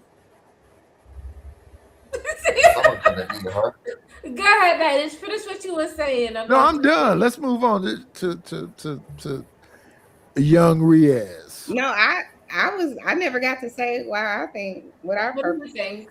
We already know what you think. Hold Big on, mouth. is 18 letter here? Probably No, not. he resting in his masculinity. Okay. Go ahead. I'm talking about Riaz. What? Riaz is not masculine. What are you talking about, bro? You out of your mind. That is No, just 18. right 18 there. Riaz is to walking 6. around 18 here to like 6. he's eating on like popsicles and shit. You talking about masculinity? What? Yo, y'all doing this I'm tonight. talking about. That was Simon with that bull. What y'all was gonna ask me a question? I stepped away. What happened now? Yeah, 18th. They want to know what you want to eat. No, go ahead. Ask him the question. Riaz. Hold on. Chanel has to ask him a question. Go ahead, Chanel. What do you think the purpose of the human existence is? The core purpose. The core purpose. Oh, sorry. No, not you, Riaz. You already answered. Riaz gonna get on the I phone. I forgot. My bad. Letter, go ahead. What's your answer? Go ahead, 18. I'm sorry. Okay, no, it's all good. Man, what to be up with you in this laughing? Leave me alone. Go ahead and answer the question, bro. Come on, bro. I told you don't play with me. Okay, massive Hey, mutant all right, going on. now you about to piss Massive me off. mutant going on. Chill out, Simon. Chill out. Now I done fucking forgot my thought. I should kick your ass, Simon, because now I done forgot my motherfucking thought. Sorry. Somebody was being pranked. I think the human purpose, or the core human purpose, is going to be relative to every single person, because every single person adds something to the human existence, you know? So there's going to be people that are going to, their purpose is going to be to heal us, right? Like the doctors, the nurses, the aides, all of those types of people. There's going to be the people that are going to teach us. So that's probably like your parents or your loved ones, your elders, pastors, preachers, priests, if you want to call it, the teachers at the school. They're going to be people that are going to probably be on some level, you know, help us with our spirituality and connecting. And I just feel like there's all sorts of people. We need people that are going to be builders. We need people that are going to be doing all kinds of different things on this earth. So I can't say we have a core purpose. You know what I mean? I feel like we as people probably unite the most around money and spirituality. Can I tell you something, Chanel? Go ahead. I ain't gonna be up here for too long because I gotta go. But see everything you just said? Thank goodness. Shut up, man. Like, let me tell you something. Go ahead. You see everything you just said? Mm-hmm. It ain't worked. It ain't worked for who? Everybody. That's why we're in this situation we're in. We're trying to find solutions because we have all these people around us, but it ain't worked. So now we're trying to find an alternative solution. I'm not. What do you mean? Simon. Hasn't it worked for you? I thought you're a millionaire. I am. But none of them think people. This Goofy is a millionaire? Shut up, Nice. You're sat on a. Don't let me get at you, Nice. Fuck. Like, look, I'm just saying. No one. If you get at me, Simon, you're gonna have to spend your $1 million. You have to spend that bread. You have to bless these two women up here because I don't believe you, pussy. I don't give a fuck if you believe me. I ain't blessing you. What? I didn't say nothing about blessing me. Believe that. You said you got the bag, right? You said you got the bag. You want to rant? So I would suggest you drive me. You know what I mean? I would suggest you drive me. Go ahead, sir. Go ahead. Well, if you had any type of sense. And what is it that you're drinking that's making you drunk? You from Canada, right? I ain't from fucking Canada. What the fuck you talking about? You see, this is ignorant shit. So you drink that UK beer? Listen, bro. Look, I ain't even getting into that. I was trying to answer the damn question. Are you from Chanel, the UK? I wasn't talking to you. Are you from the UK? Why are you interrupting? Why can't you shut your mouth? I'm trying to figure out what money to spend on you so I can get your bitch ass up out of here. Where are you from? Question, and then I'll get to you. Are you from the UK? Chanel? Yes, sir. Go ahead. I'm listening. Can I answer the question, please? Mm-hmm. Go ahead. I said, like, I get where you're coming from, but what I'm saying is none of this has worked. You know what I mean? And this is where the discrepancy comes in. No one that has been successful goes along with this fact that, like, we rely on, you know, the services and all the people that you're talking about. And this is the issue. Like, seriously.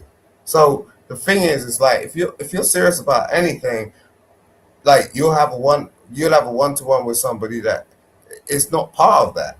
You know what I mean? And that's when you become successful. And that's what I wanted to say. Like, Nice, you can rant. You know, I'm look. Hold on, wait. I don't understand. Hold on, wait, Simon. So if none of it's worked, are you saying that you never learned anything on this earth? No one's ever taught you anything? No. You never learned anything? not from people that been in jobs, because most of them are 9 to 5ers. I didn't say about people who've been in jobs. If you heard when I was saying about what I think people's purposes are, I said they're all different, right?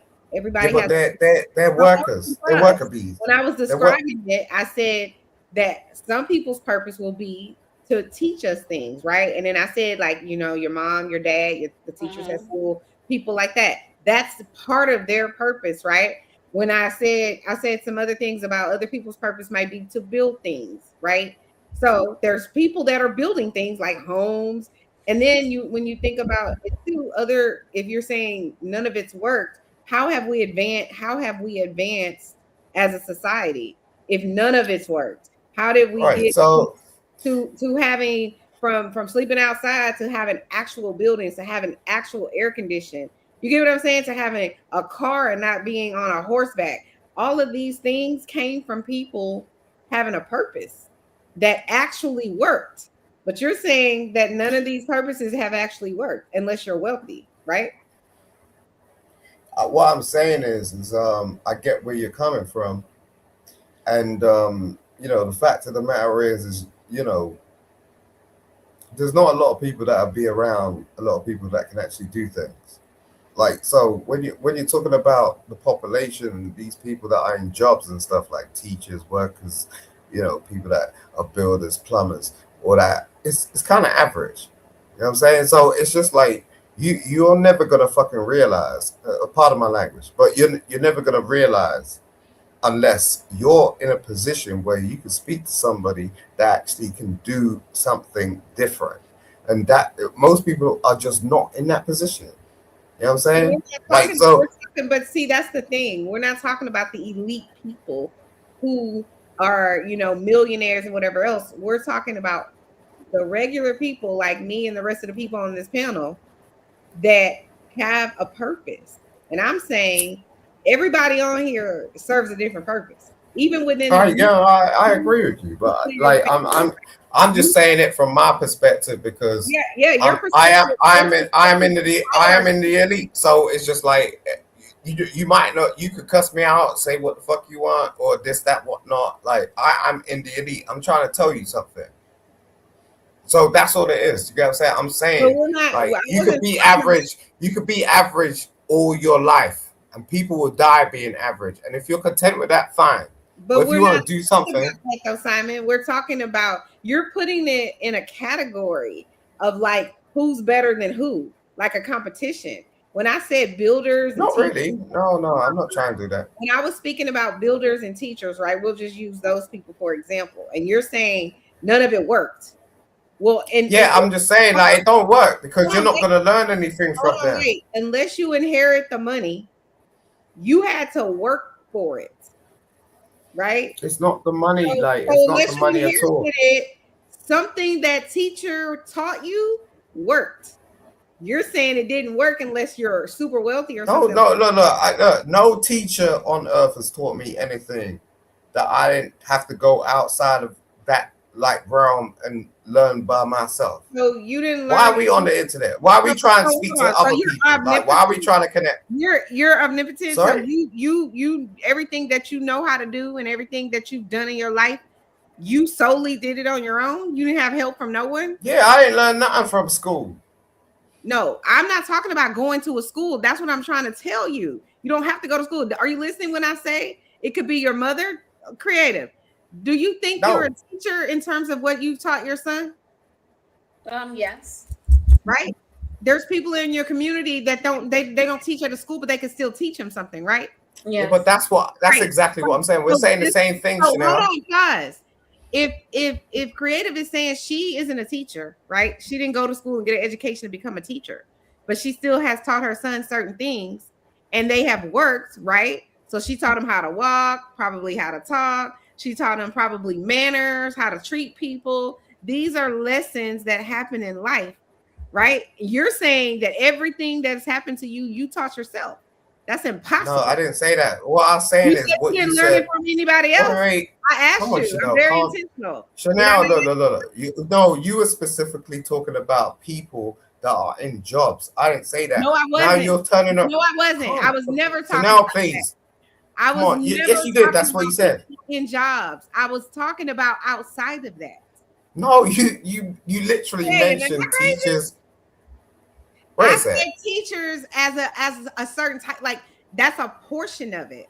But if you were No. listening to what I was saying, I started it and I said Look. I'm just saying I agree with you in what you're saying. Like, so let's say Creative is a mother and she's teaching her daughter or son like to do XYZ.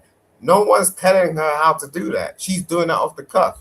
She may get a bit of advice here and there, and she may have some guidelines, but at the end of the day, she's doing it. And that's what I was saying. Like, you can't learn from these people that are on the exterior that got a little damn hold job. on. I don't think, Simon, what we're saying is that it's not logical. You had to, from a baby growing up, you have to learn things from other people. You can't just learn things by yourself. I could understand if you're an adult Okay. you want to investigate and figure things out and you did that on your own. Kudos to you. But before that, you had to learn. You went to school. I mean, you're a lawyer, right? You had to pass the bar exam. So obviously you was in somebody's school, somebody's institution, and you was learning. That's all that we're trying to say. That's it. That's fine. And I don't disagree with what you're saying. I'm not trying to argue with you. I'm just saying, like, look, I passed the bar based on the fact that I passed the bar. It ain't nothing to do with nobody. You didn't It's like, study? You didn't read a book? yeah, but it's boring to me. Like, look, it's like, yo, at the end of the day, You learn from people. And you read a book, then someone had to have written that book, right? yeah, but If that's someone just that's read the just a book- hold on, process. wait. That's what I'm saying. If It's like, someone read the book and you read it. Now, I'm sorry, if someone wrote the book and you read it, and then you passed the bar as a result, then it worked. no. Let me tell you You something. keep saying it doesn't work because you want to be in a competition. We're not talking about a competition. I ain't no competition with nobody. Like, I don't care What I'm about that. saying is you Look, keep I'm saying just trying to like tell I'm you something. I'm not talking about stages of where people are in their development. I'm not saying that. I'm talking about someone's core existence, what their purpose is. We're not talking about a job. We're not talking about the level of where you All are. right, look, all I was saying, you're going way off. So it's just like, We're all I talking was about this saying purpose. is, Go ahead. realistically, when it comes down to life, you could go through all these processes, these people, like the teachers, the this and the that and the whatnot. But it's just like, it don't really matter.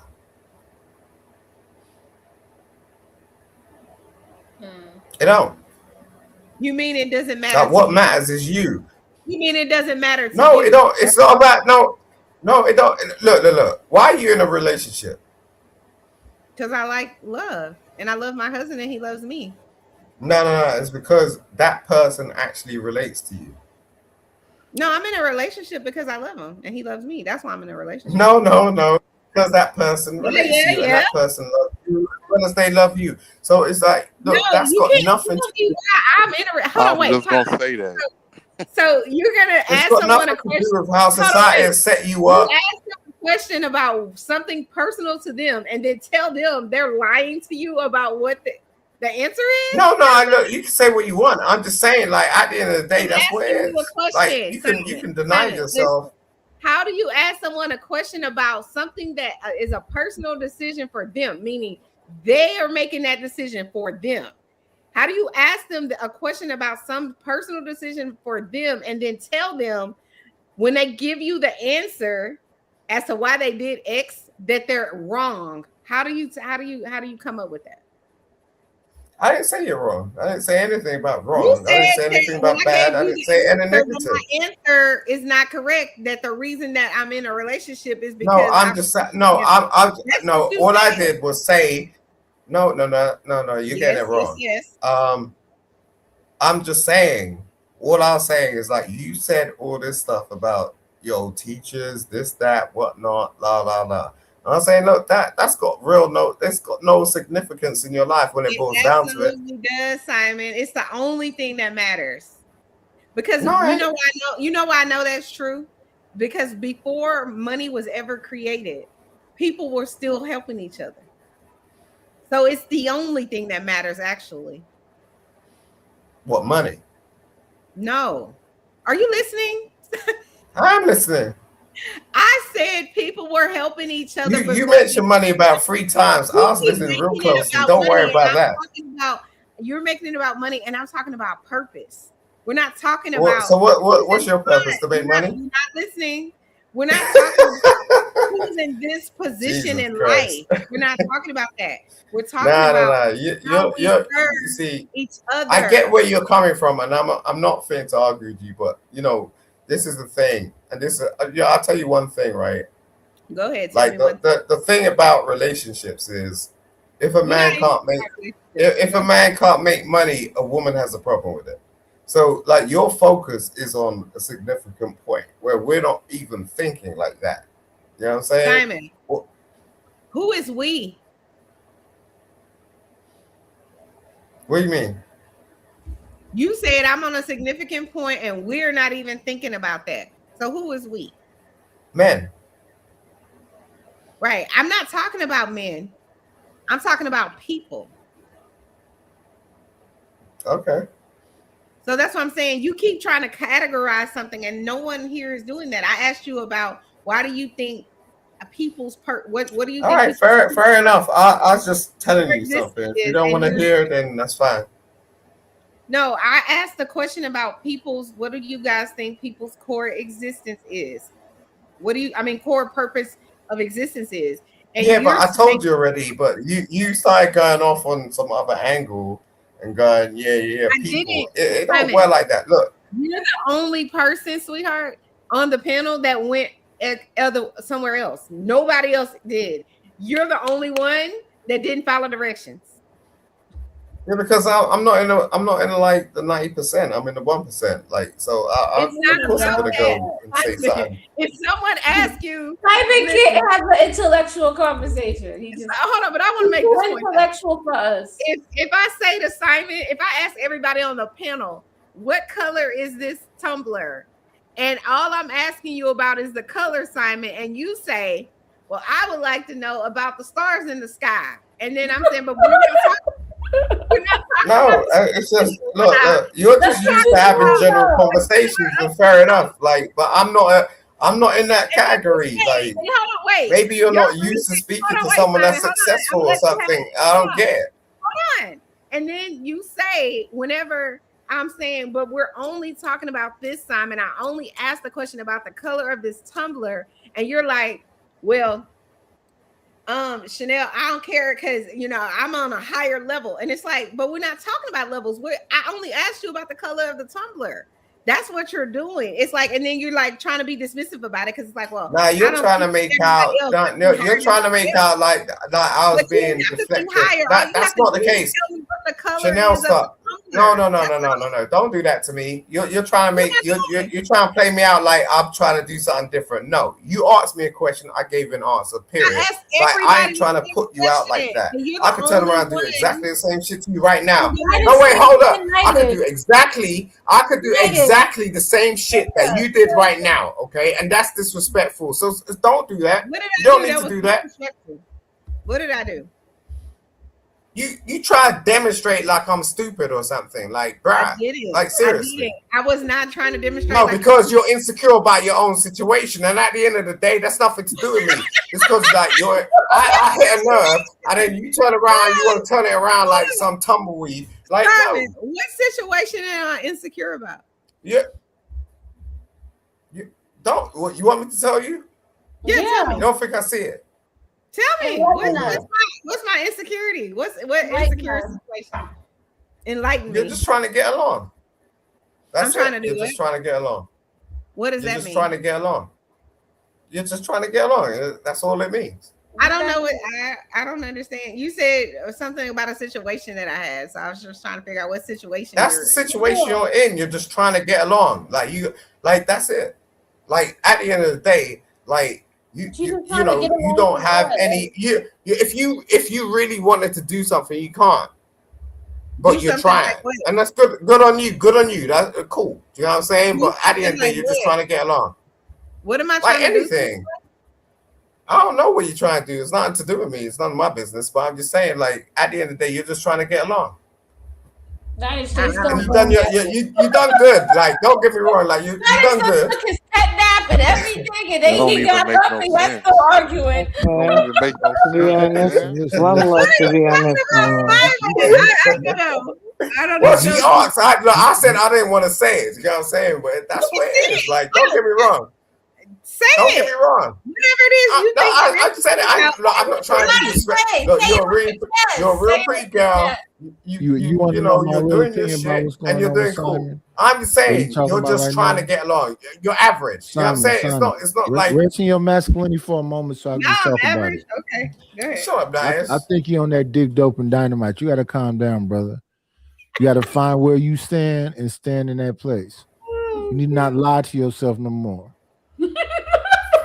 Let's just keep it 1,000 while. See me, I like when I leave places for people to say that was an enjoyable experience. I want to experience that again. I want them to be in, all them different places and I know where I'm coming from. Where you coming from, Simon?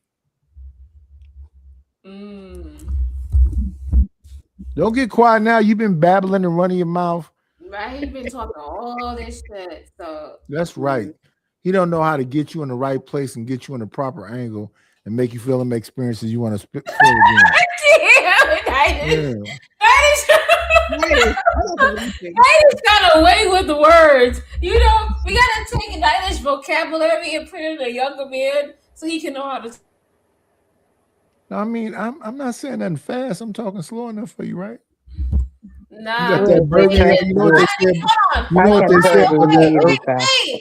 Wait. A lot of these young You want me to boys wait? You want me to wait? men I'll slow down there. and men could take a note out of Nightish book because some of them they ain't got Nightish is just very witty.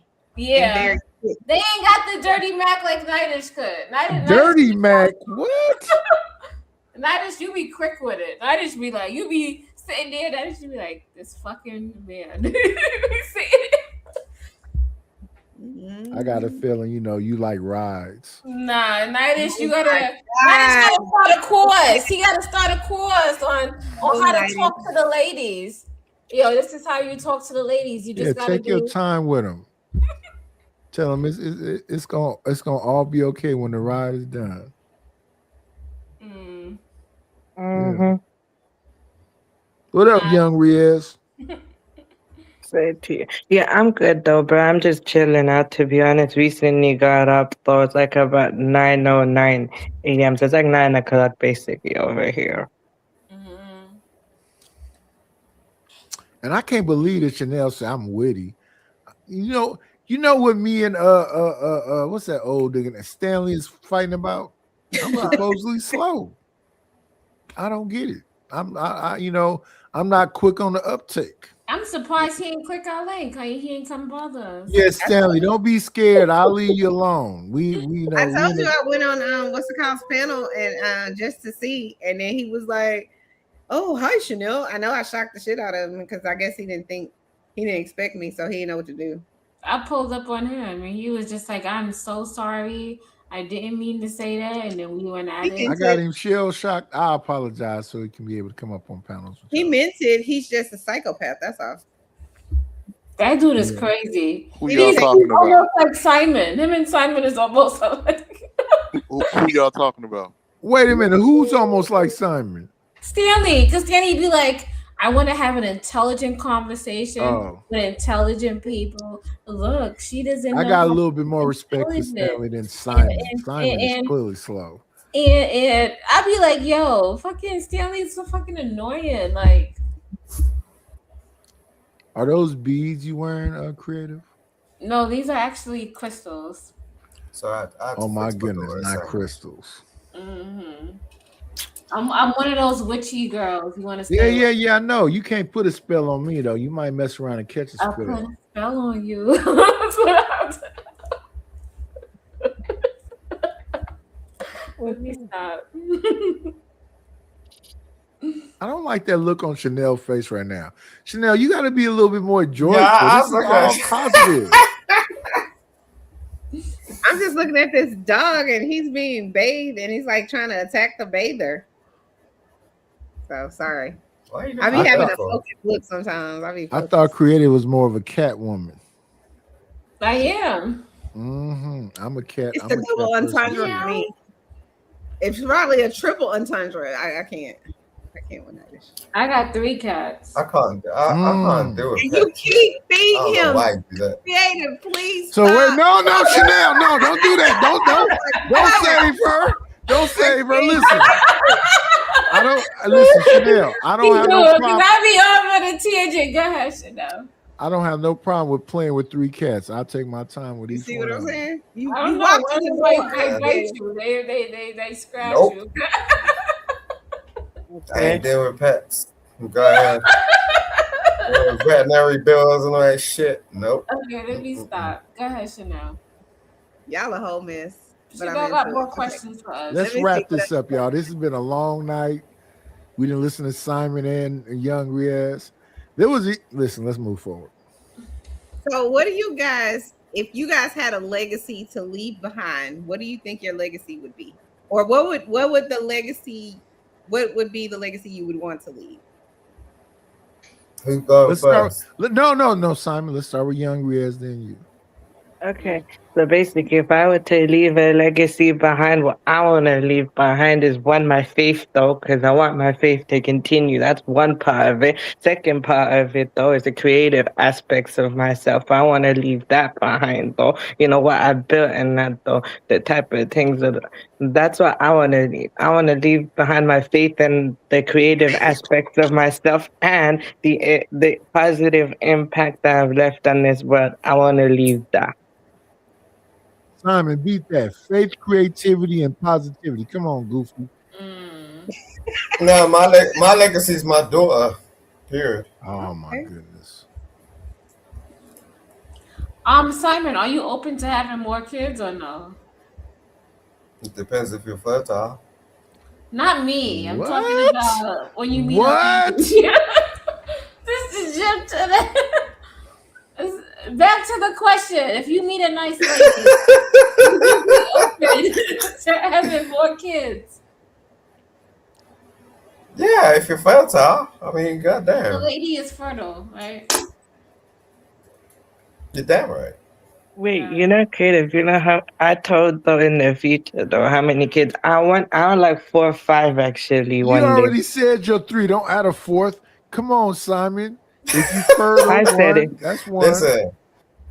Fertility. Yeah, Look, go ahead. I've been careful. I could have had 9, 10, 11, and 12. Like, I've been careful.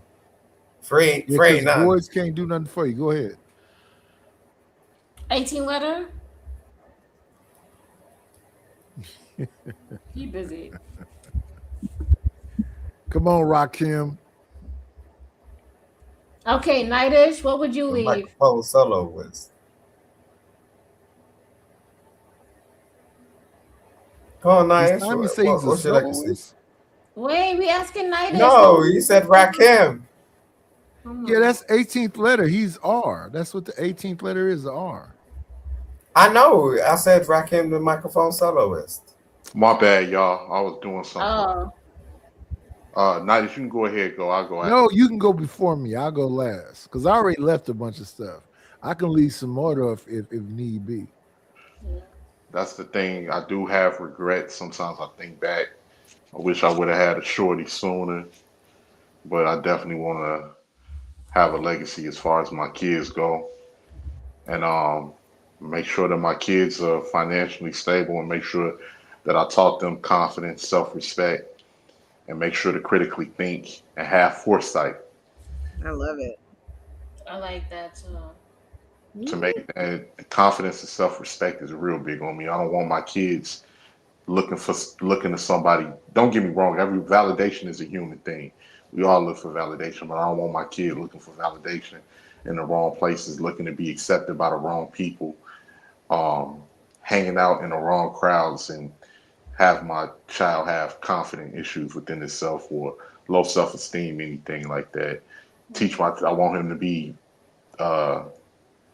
if I was to leave a legacy, which what I teach my nephews and little cousins and all of them, to be stern, be aggressive if need be, don't cower, but at the same time be able to rationalize your thoughts and be able to think and make the best logical decision. Don't never lead with your emotions. And yeah, that's what I would hope my legacy to be, and for them to make a lot of money so they can be able to support and sustain themselves and make sure that my grandchildren and great grandchildren are well taken care of. Beautiful. I already did all that. I already lived the whole life. I got 2 sons and a daughter. I got 3 grandkids with my daughter and a granddaughter with my son, my youngest son. So it's not a whole lot I'm looking to leave. I already been here and done that. If we want to do some new stuff, see that lady in that burgundy over there? That little chocolate morsel over there with that smile on her face. Look at that. Fuck around and find out. We can do some more stuff. It ain't over yet. No. It ain't over till it's over. In your dreams. No, I'm not a dreamer like that. I'm more of a doer. So I have another question. Have you guys ever felt like you were disconnected from your purpose? Nah. Yeah, I have. Yeah, totally. Yeah, So what did you feel you were disconnected from, and how did you get reconnected? Well, I don't even know if I can honestly say I got reconnected. But no, you said you was disconnected. Don't do that, brother. Come on now. What was you disconnected from? No, well, when I was young, I sold myself short. Like, I didn't do well in school. I dropped out of school. I went on later on to get a GED. But even like when I was in school, I failed to 7th grade. I had to turn around and repeat the 7th grade over again because it was so much I was dealing with, like, at my household, and then I was influenced by kids in the surrounding areas. So I sold myself short with being smart. I didn't want to be the smart kid because I was afraid how I was going to be looked at. And I always had common sense. And sometimes I ignored my instincts on making the right move because I was looking for approval by people that was around me. So yeah, I sold myself short. If it was up to me, I wanted to rap and do acting and everything, but I wasn't consistent and I procrastinated a lot. So yeah, I sold myself short on that. I went through something called Legendary Marketer, and what I found out is that C students have A students working for them. And the thing they said that made the C students better than the A students, that the C students was willing to take challenges that the A students wasn't, because the A students think they already had it figured out, but the C students was willing to take on challenges. So I don't necessarily think that means you failed because you didn't do what the status quo think you need to do. But you know, who am I to talk? He was saying he was disconnected from his purpose because of the Yeah, fact but how do you know your purpose? he said he failed. I guess what his desires were to become, he felt like he was disconnected because of all these other very external things. Like, you know, maybe being so smart would make him look a certain way to other people in school or in society, whatever. He felt disconnected. Stop trying to chop up what he's, So we need specificity. What made you think you were separated from your purpose? What do you think your purpose was, 18th? It wasn't to be no damn truck driver. It wasn't to do that. So you feel like you settled? Would you say? Everybody settles, yeah. No, I'm saying I don't think I settled. I mean, well, I mean, for the most part, you only have a certain time to do certain things. And that's just reality. Like, don't get me wrong. No, Like, Chanel said she went back to school at 38. no, I mean, school, that's a different thing, but I'm saying it's a window. Well, she was for old what you when wanna she do. went Like, for back to instance, I can't That's rap not now. I'll be an old. old ass 38? old ass rapper. let me hold on. 18 pause. Hold on to that. But let me go ahead and get 90. Okay, because Yeah. You thought you was Already young at 38? Hold on, pause. Already had 2 college degrees well before 38. I said I went back to school at 38. Degrees in what? What you mean in college? You had 2 college degrees in I had what? a social work, undergraduate for social work, and then I had an Mhm. MBA, a master's in business. In what though? In what? It's business. What do you mean? You had a master's degrees in business? MBA. Or you had an Master MBA of in business? Administration. Yeah, I understand all the letters. I'm not that slow.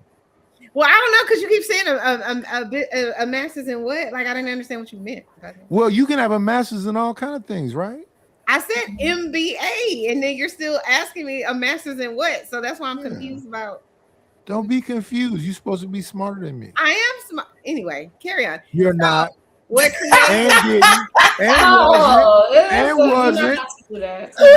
what creative meant by at 38 is I wasn't excited about where I was. I wasn't happy with the money I was making and so on and so forth. So I was like, I'm going to change that. So I went back to school to get a different master's degree, and now I'm making the money that I want. I'm doing That's why Stanley jumped all over you because he says you make simple things complicated. It's not complicated. He said it. I didn't say it. Stanley is the worst at that. Stanley does that all the time. That's the last person to say that. He was projecting. Yeah, he's the fucking just worst. like you're projecting, Nightish. Not at all. Yeah. Stanley will argue with you for. Yo, Chanel, you gotta go around the panel with a question. But if you happy with it, I'm happy with it. If you like it, I love it. But to 18th point, you can start over. It's not that strong. Like it's not that you have to be. I mean, not to 18 to Creative's point. You can start over whenever you want to. You don't even know who you're talking about. 18th Creatives, Rise. Nightish. Come on. You're not allowed to say those types of things if you can fall asleep mid-sentence. I fall asleep and wake up and still whoop ass. That's the type of nigga that I am. Shout out to the motherfucking shout outs. Nightish be knocked out on panels for like 2 hours and wake back right, sleep, just out of there, and be right on point. But that's because you don't actually didn't miss a sleep. beat. But Yeah, that's because I because don't you- really sleep. It's only be like 30, 40 minutes. Right, but you're not really sleep. It's according to you. So Yeah. you didn't really. Not fall according to asleep. me, it's just a fact. Right, according to you. You the one that said it. What do you think? Yeah, and I made it a fact. I can't. I'm not. That's just that guy that was learning crazy. You like, I don't know what to do. Don't know what to do with your ass. Nightish, damn. Is this what you did to your parents? You ran them crazy. No, they was okay. They survived. Surviving night. Chanel, what's the question, please? Like, I said, have you ever felt disconnected from your purpose? yes. Simon always knew he wanted a big, strong black man, muscular, and he mess around and act like he wanted a woman. And that's a lie, brother. We know what you want. We can tell by why you goofy interrupting, bro? avatar. Like, stop interrupting. Why can't you do that? Like, just calm down. I'm gonna mute myself. You got Nightish, it. you went to college, right? Or Yeah. did you not go to college? A couple of years. I went for like 2 years. I feel like you were super smart. Did you get really good grades in school? Pretty good. You see what you did, Nightish? She ain't gonna let that go. No, B's and C's. I wasn't an A student. What you mean I ain't gonna let it go? I'm not looking. I don't. Well, you didn't give me a chance to answer your question. You still okay. speaking Go to ahead. him. Answer your question. Right, can you repeat the question? See, I'm not doing this with you. You go.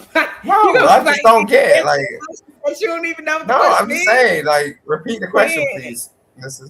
Go on, repeat the question. I told you what the question was twice. What do you I know, but you started talking to him about something else. I don't know what you're talking about.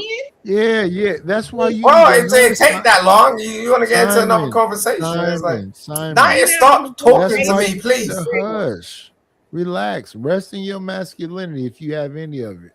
I know Listen, that don't woman talk that to me, bro. What burgled is you. your purpose? No. So what you said was there was a disconnect in something, right? I asked you what your purpose. Yeah, you see, you asking the wrong question now. So here's That's not the what you thing. This is how I know you full of shit. You asked me the question 3-4 times, and then the moment I ask you a different Yeah, but you can't even remember the question you're asking.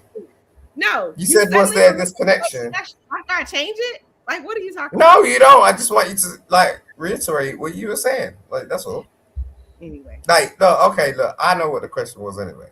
So, like, What's I'll your tell purpose? you this. Stop evading my new question. What's your purpose? Oh, right. So it's a new question. Okay. Mm-hmm. What's my purpose? To be a good man, to find a good woman, and to live life successfully between us. That's it.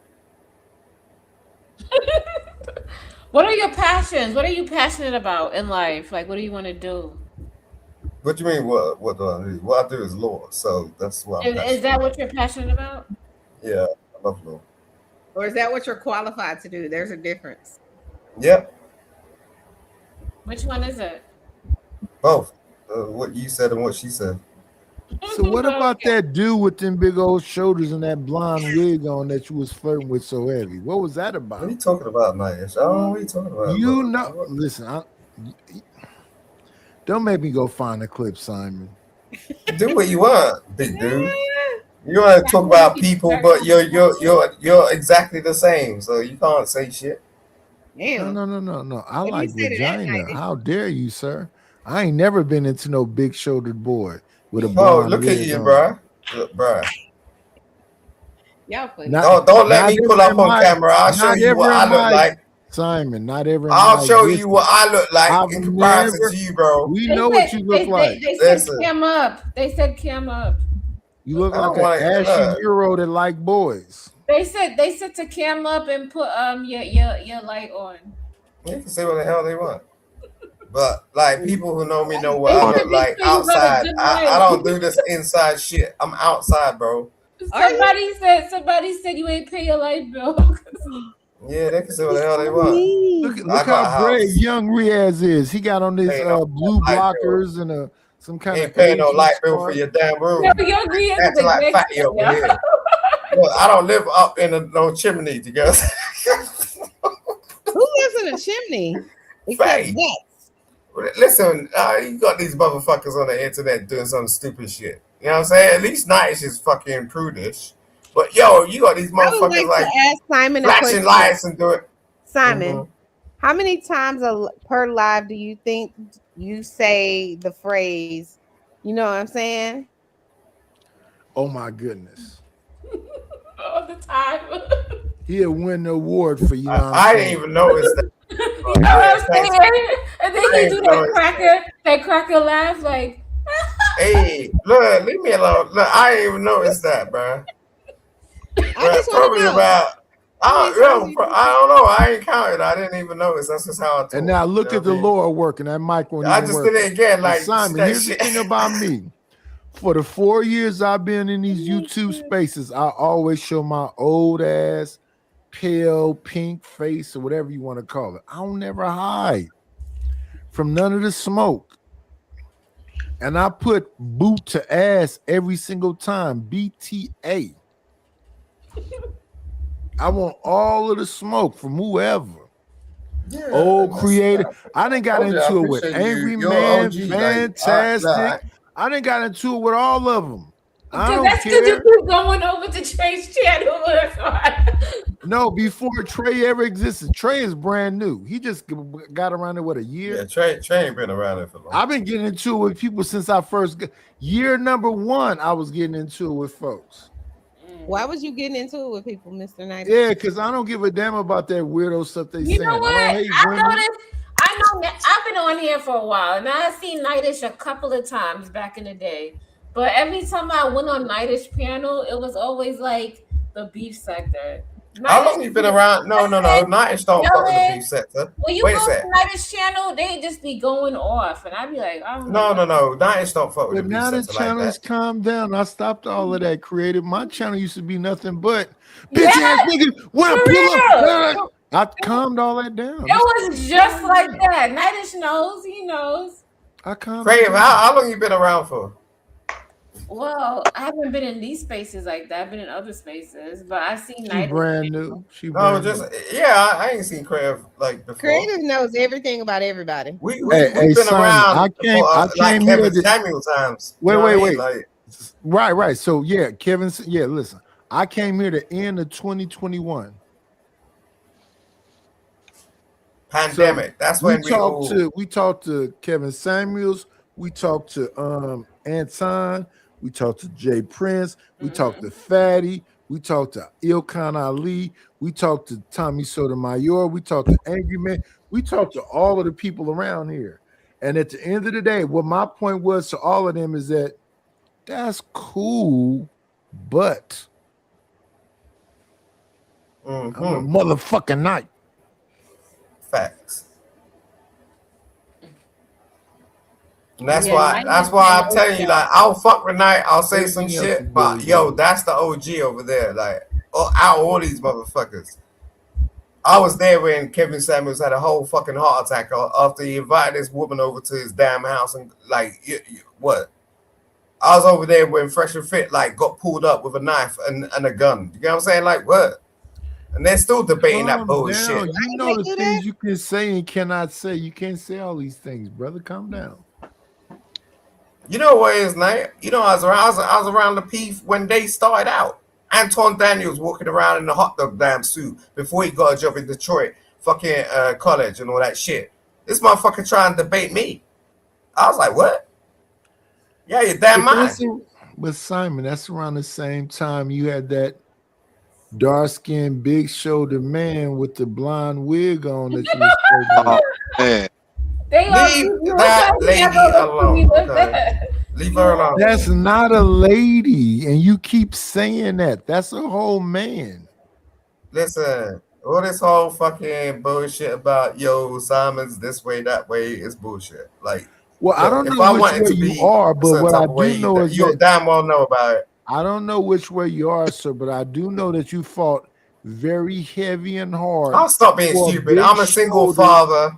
I've always been a single father. I've raised my child by myself. I ain't a weekend dad. Like, no. These men want to play. Brad, look. These men want to play. You know what I'm saying? I'm a single father, meaning 3 meals a day, every day for the rest of my damn life. How dare you turn around and say I'm swaying?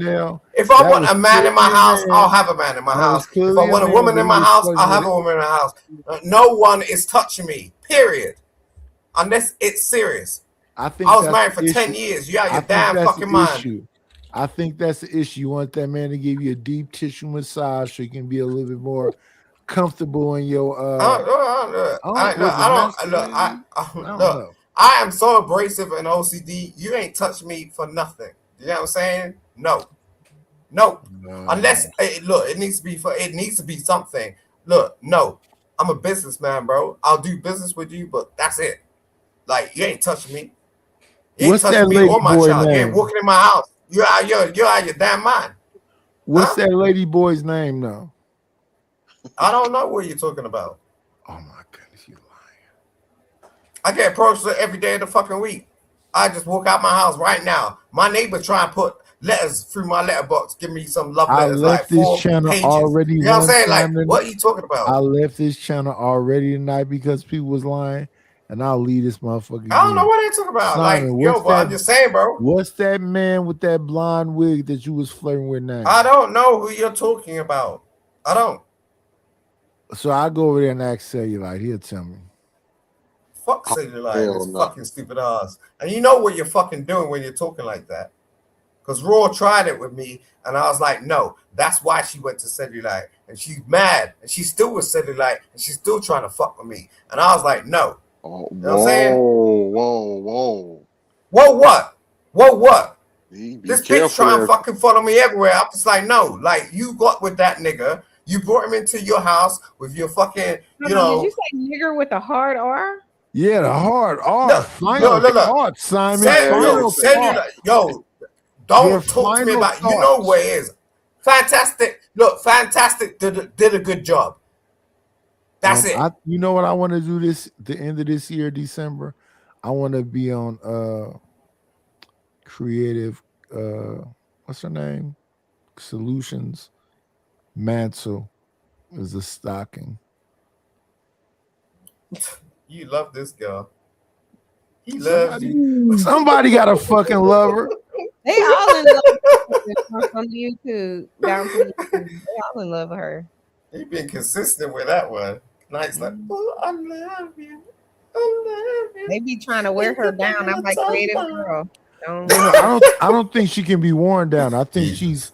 Salute to you, though. She here for the mission. She says she want all of the business. Leave her alone. She's too young for you, bro. You're way past it. Leave her alone. Let her go and find someone that actually Simon, I'll find out where you were in Sussex and slap the shit out of you, pussy.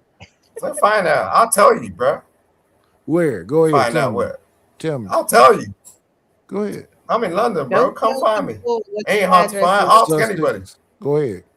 Simon, Nightish. I'm in West We're on our London, bro. final That, thoughts. look, Simon, come we're find on me. our final thoughts. What else do you have? Oh, I say my final. I really all right, Riz, you want to go? Yeah, I say my final thoughts. My final thoughts is though this is a good stream though, good conversations though. It has been interesting though, and pretty much though. Yeah, I had a good time though. Okay, and my final. Okay, so to everyone else, though, please leave a like, comment, share, connect to the host, and also connect to everybody else here who's a creator. Put everybody, share everybody out, and also check out I posted today and stuff like that. And yeah, man, we're done. Thank you, Riaz. I appreciate you. Yeah, shout out to you guys. Salute, Riaz. Listen, creative. It ain't nowhere to run to. I'll be on at 2:30 a.m. I'm expecting to see you, my baby Lord. girl. Yeah, let's leave it right there. I'm up out of this bitch. Yeah. Thank you, Nightish. Simon. I was gonna say, I'm out partying tomorrow. I'm gonna be celebrating. Good for you. Go ahead with your bad For self. you. Shake your leg. Simon, you have any final thoughts, love? Yeah, thank you for having me up here. It's been really intriguing. It's really interesting to find out and understand that, Black women have power, and it's really nice to just go ahead with my new day, understanding that we have some real women in this world that can actually uphold us and tell us some real interesting things. So salute to you, salute to the panel, your 18th, salute to you. And just get along and be wise, and maybe next time we'll see each other again. All right. Thank you, you, Simon. Simon. That was respectful. Mm-hmm. So, Mr. 18th, what are your final thoughts? I want to say shout out to y'all. It was definitely a decent live. Let's change the pace with a different topic, and all of that gender topics and all of that other stuff. So give a shout out to y'all. Y'all know y'all my peoples. I'll rock with y'all heavy. Oh, I just wanted to say, I did check out the new Avatar on Netflix, and it's fire. Oh, wait. Another thing too. Did y'all know that they remaking A Different World? Oh, for God. real? Yeah. Why are they messing with a perfected thing? Like, I just can't. Yeah. So, remember what I said, y'all. The message. Got the Discord? Yeah. I gotta holler at y'all. But Okay, well, let me know what room you in. I don't know which one you're gonna be in. matter of fact, I hit y'all personally. Okay. Okay. All right. So right after the show. Okay. So shout out to y'all once again. Thank you for stopping by. We really appreciate it.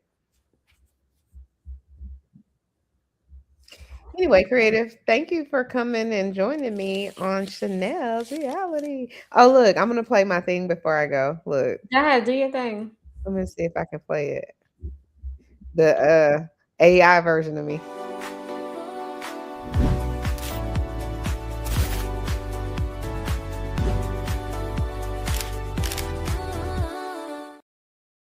It's so interesting because it looks like me. It's just a cuter version, I like it. I said you look like Oh, Gabrielle Union. Gabrielle Union. She's so pretty to me. She's such a pretty lady. Mm-hmm. But anywho, I'll see you in the Discord. Thanks everybody for stopping by. Thank you guys. Like, comment, and subscribe. Oh, and like up Creative's video as well. And go to her channel. Shout out to Creative Solutions 7.0. Okay. Anyway, guys. Bye.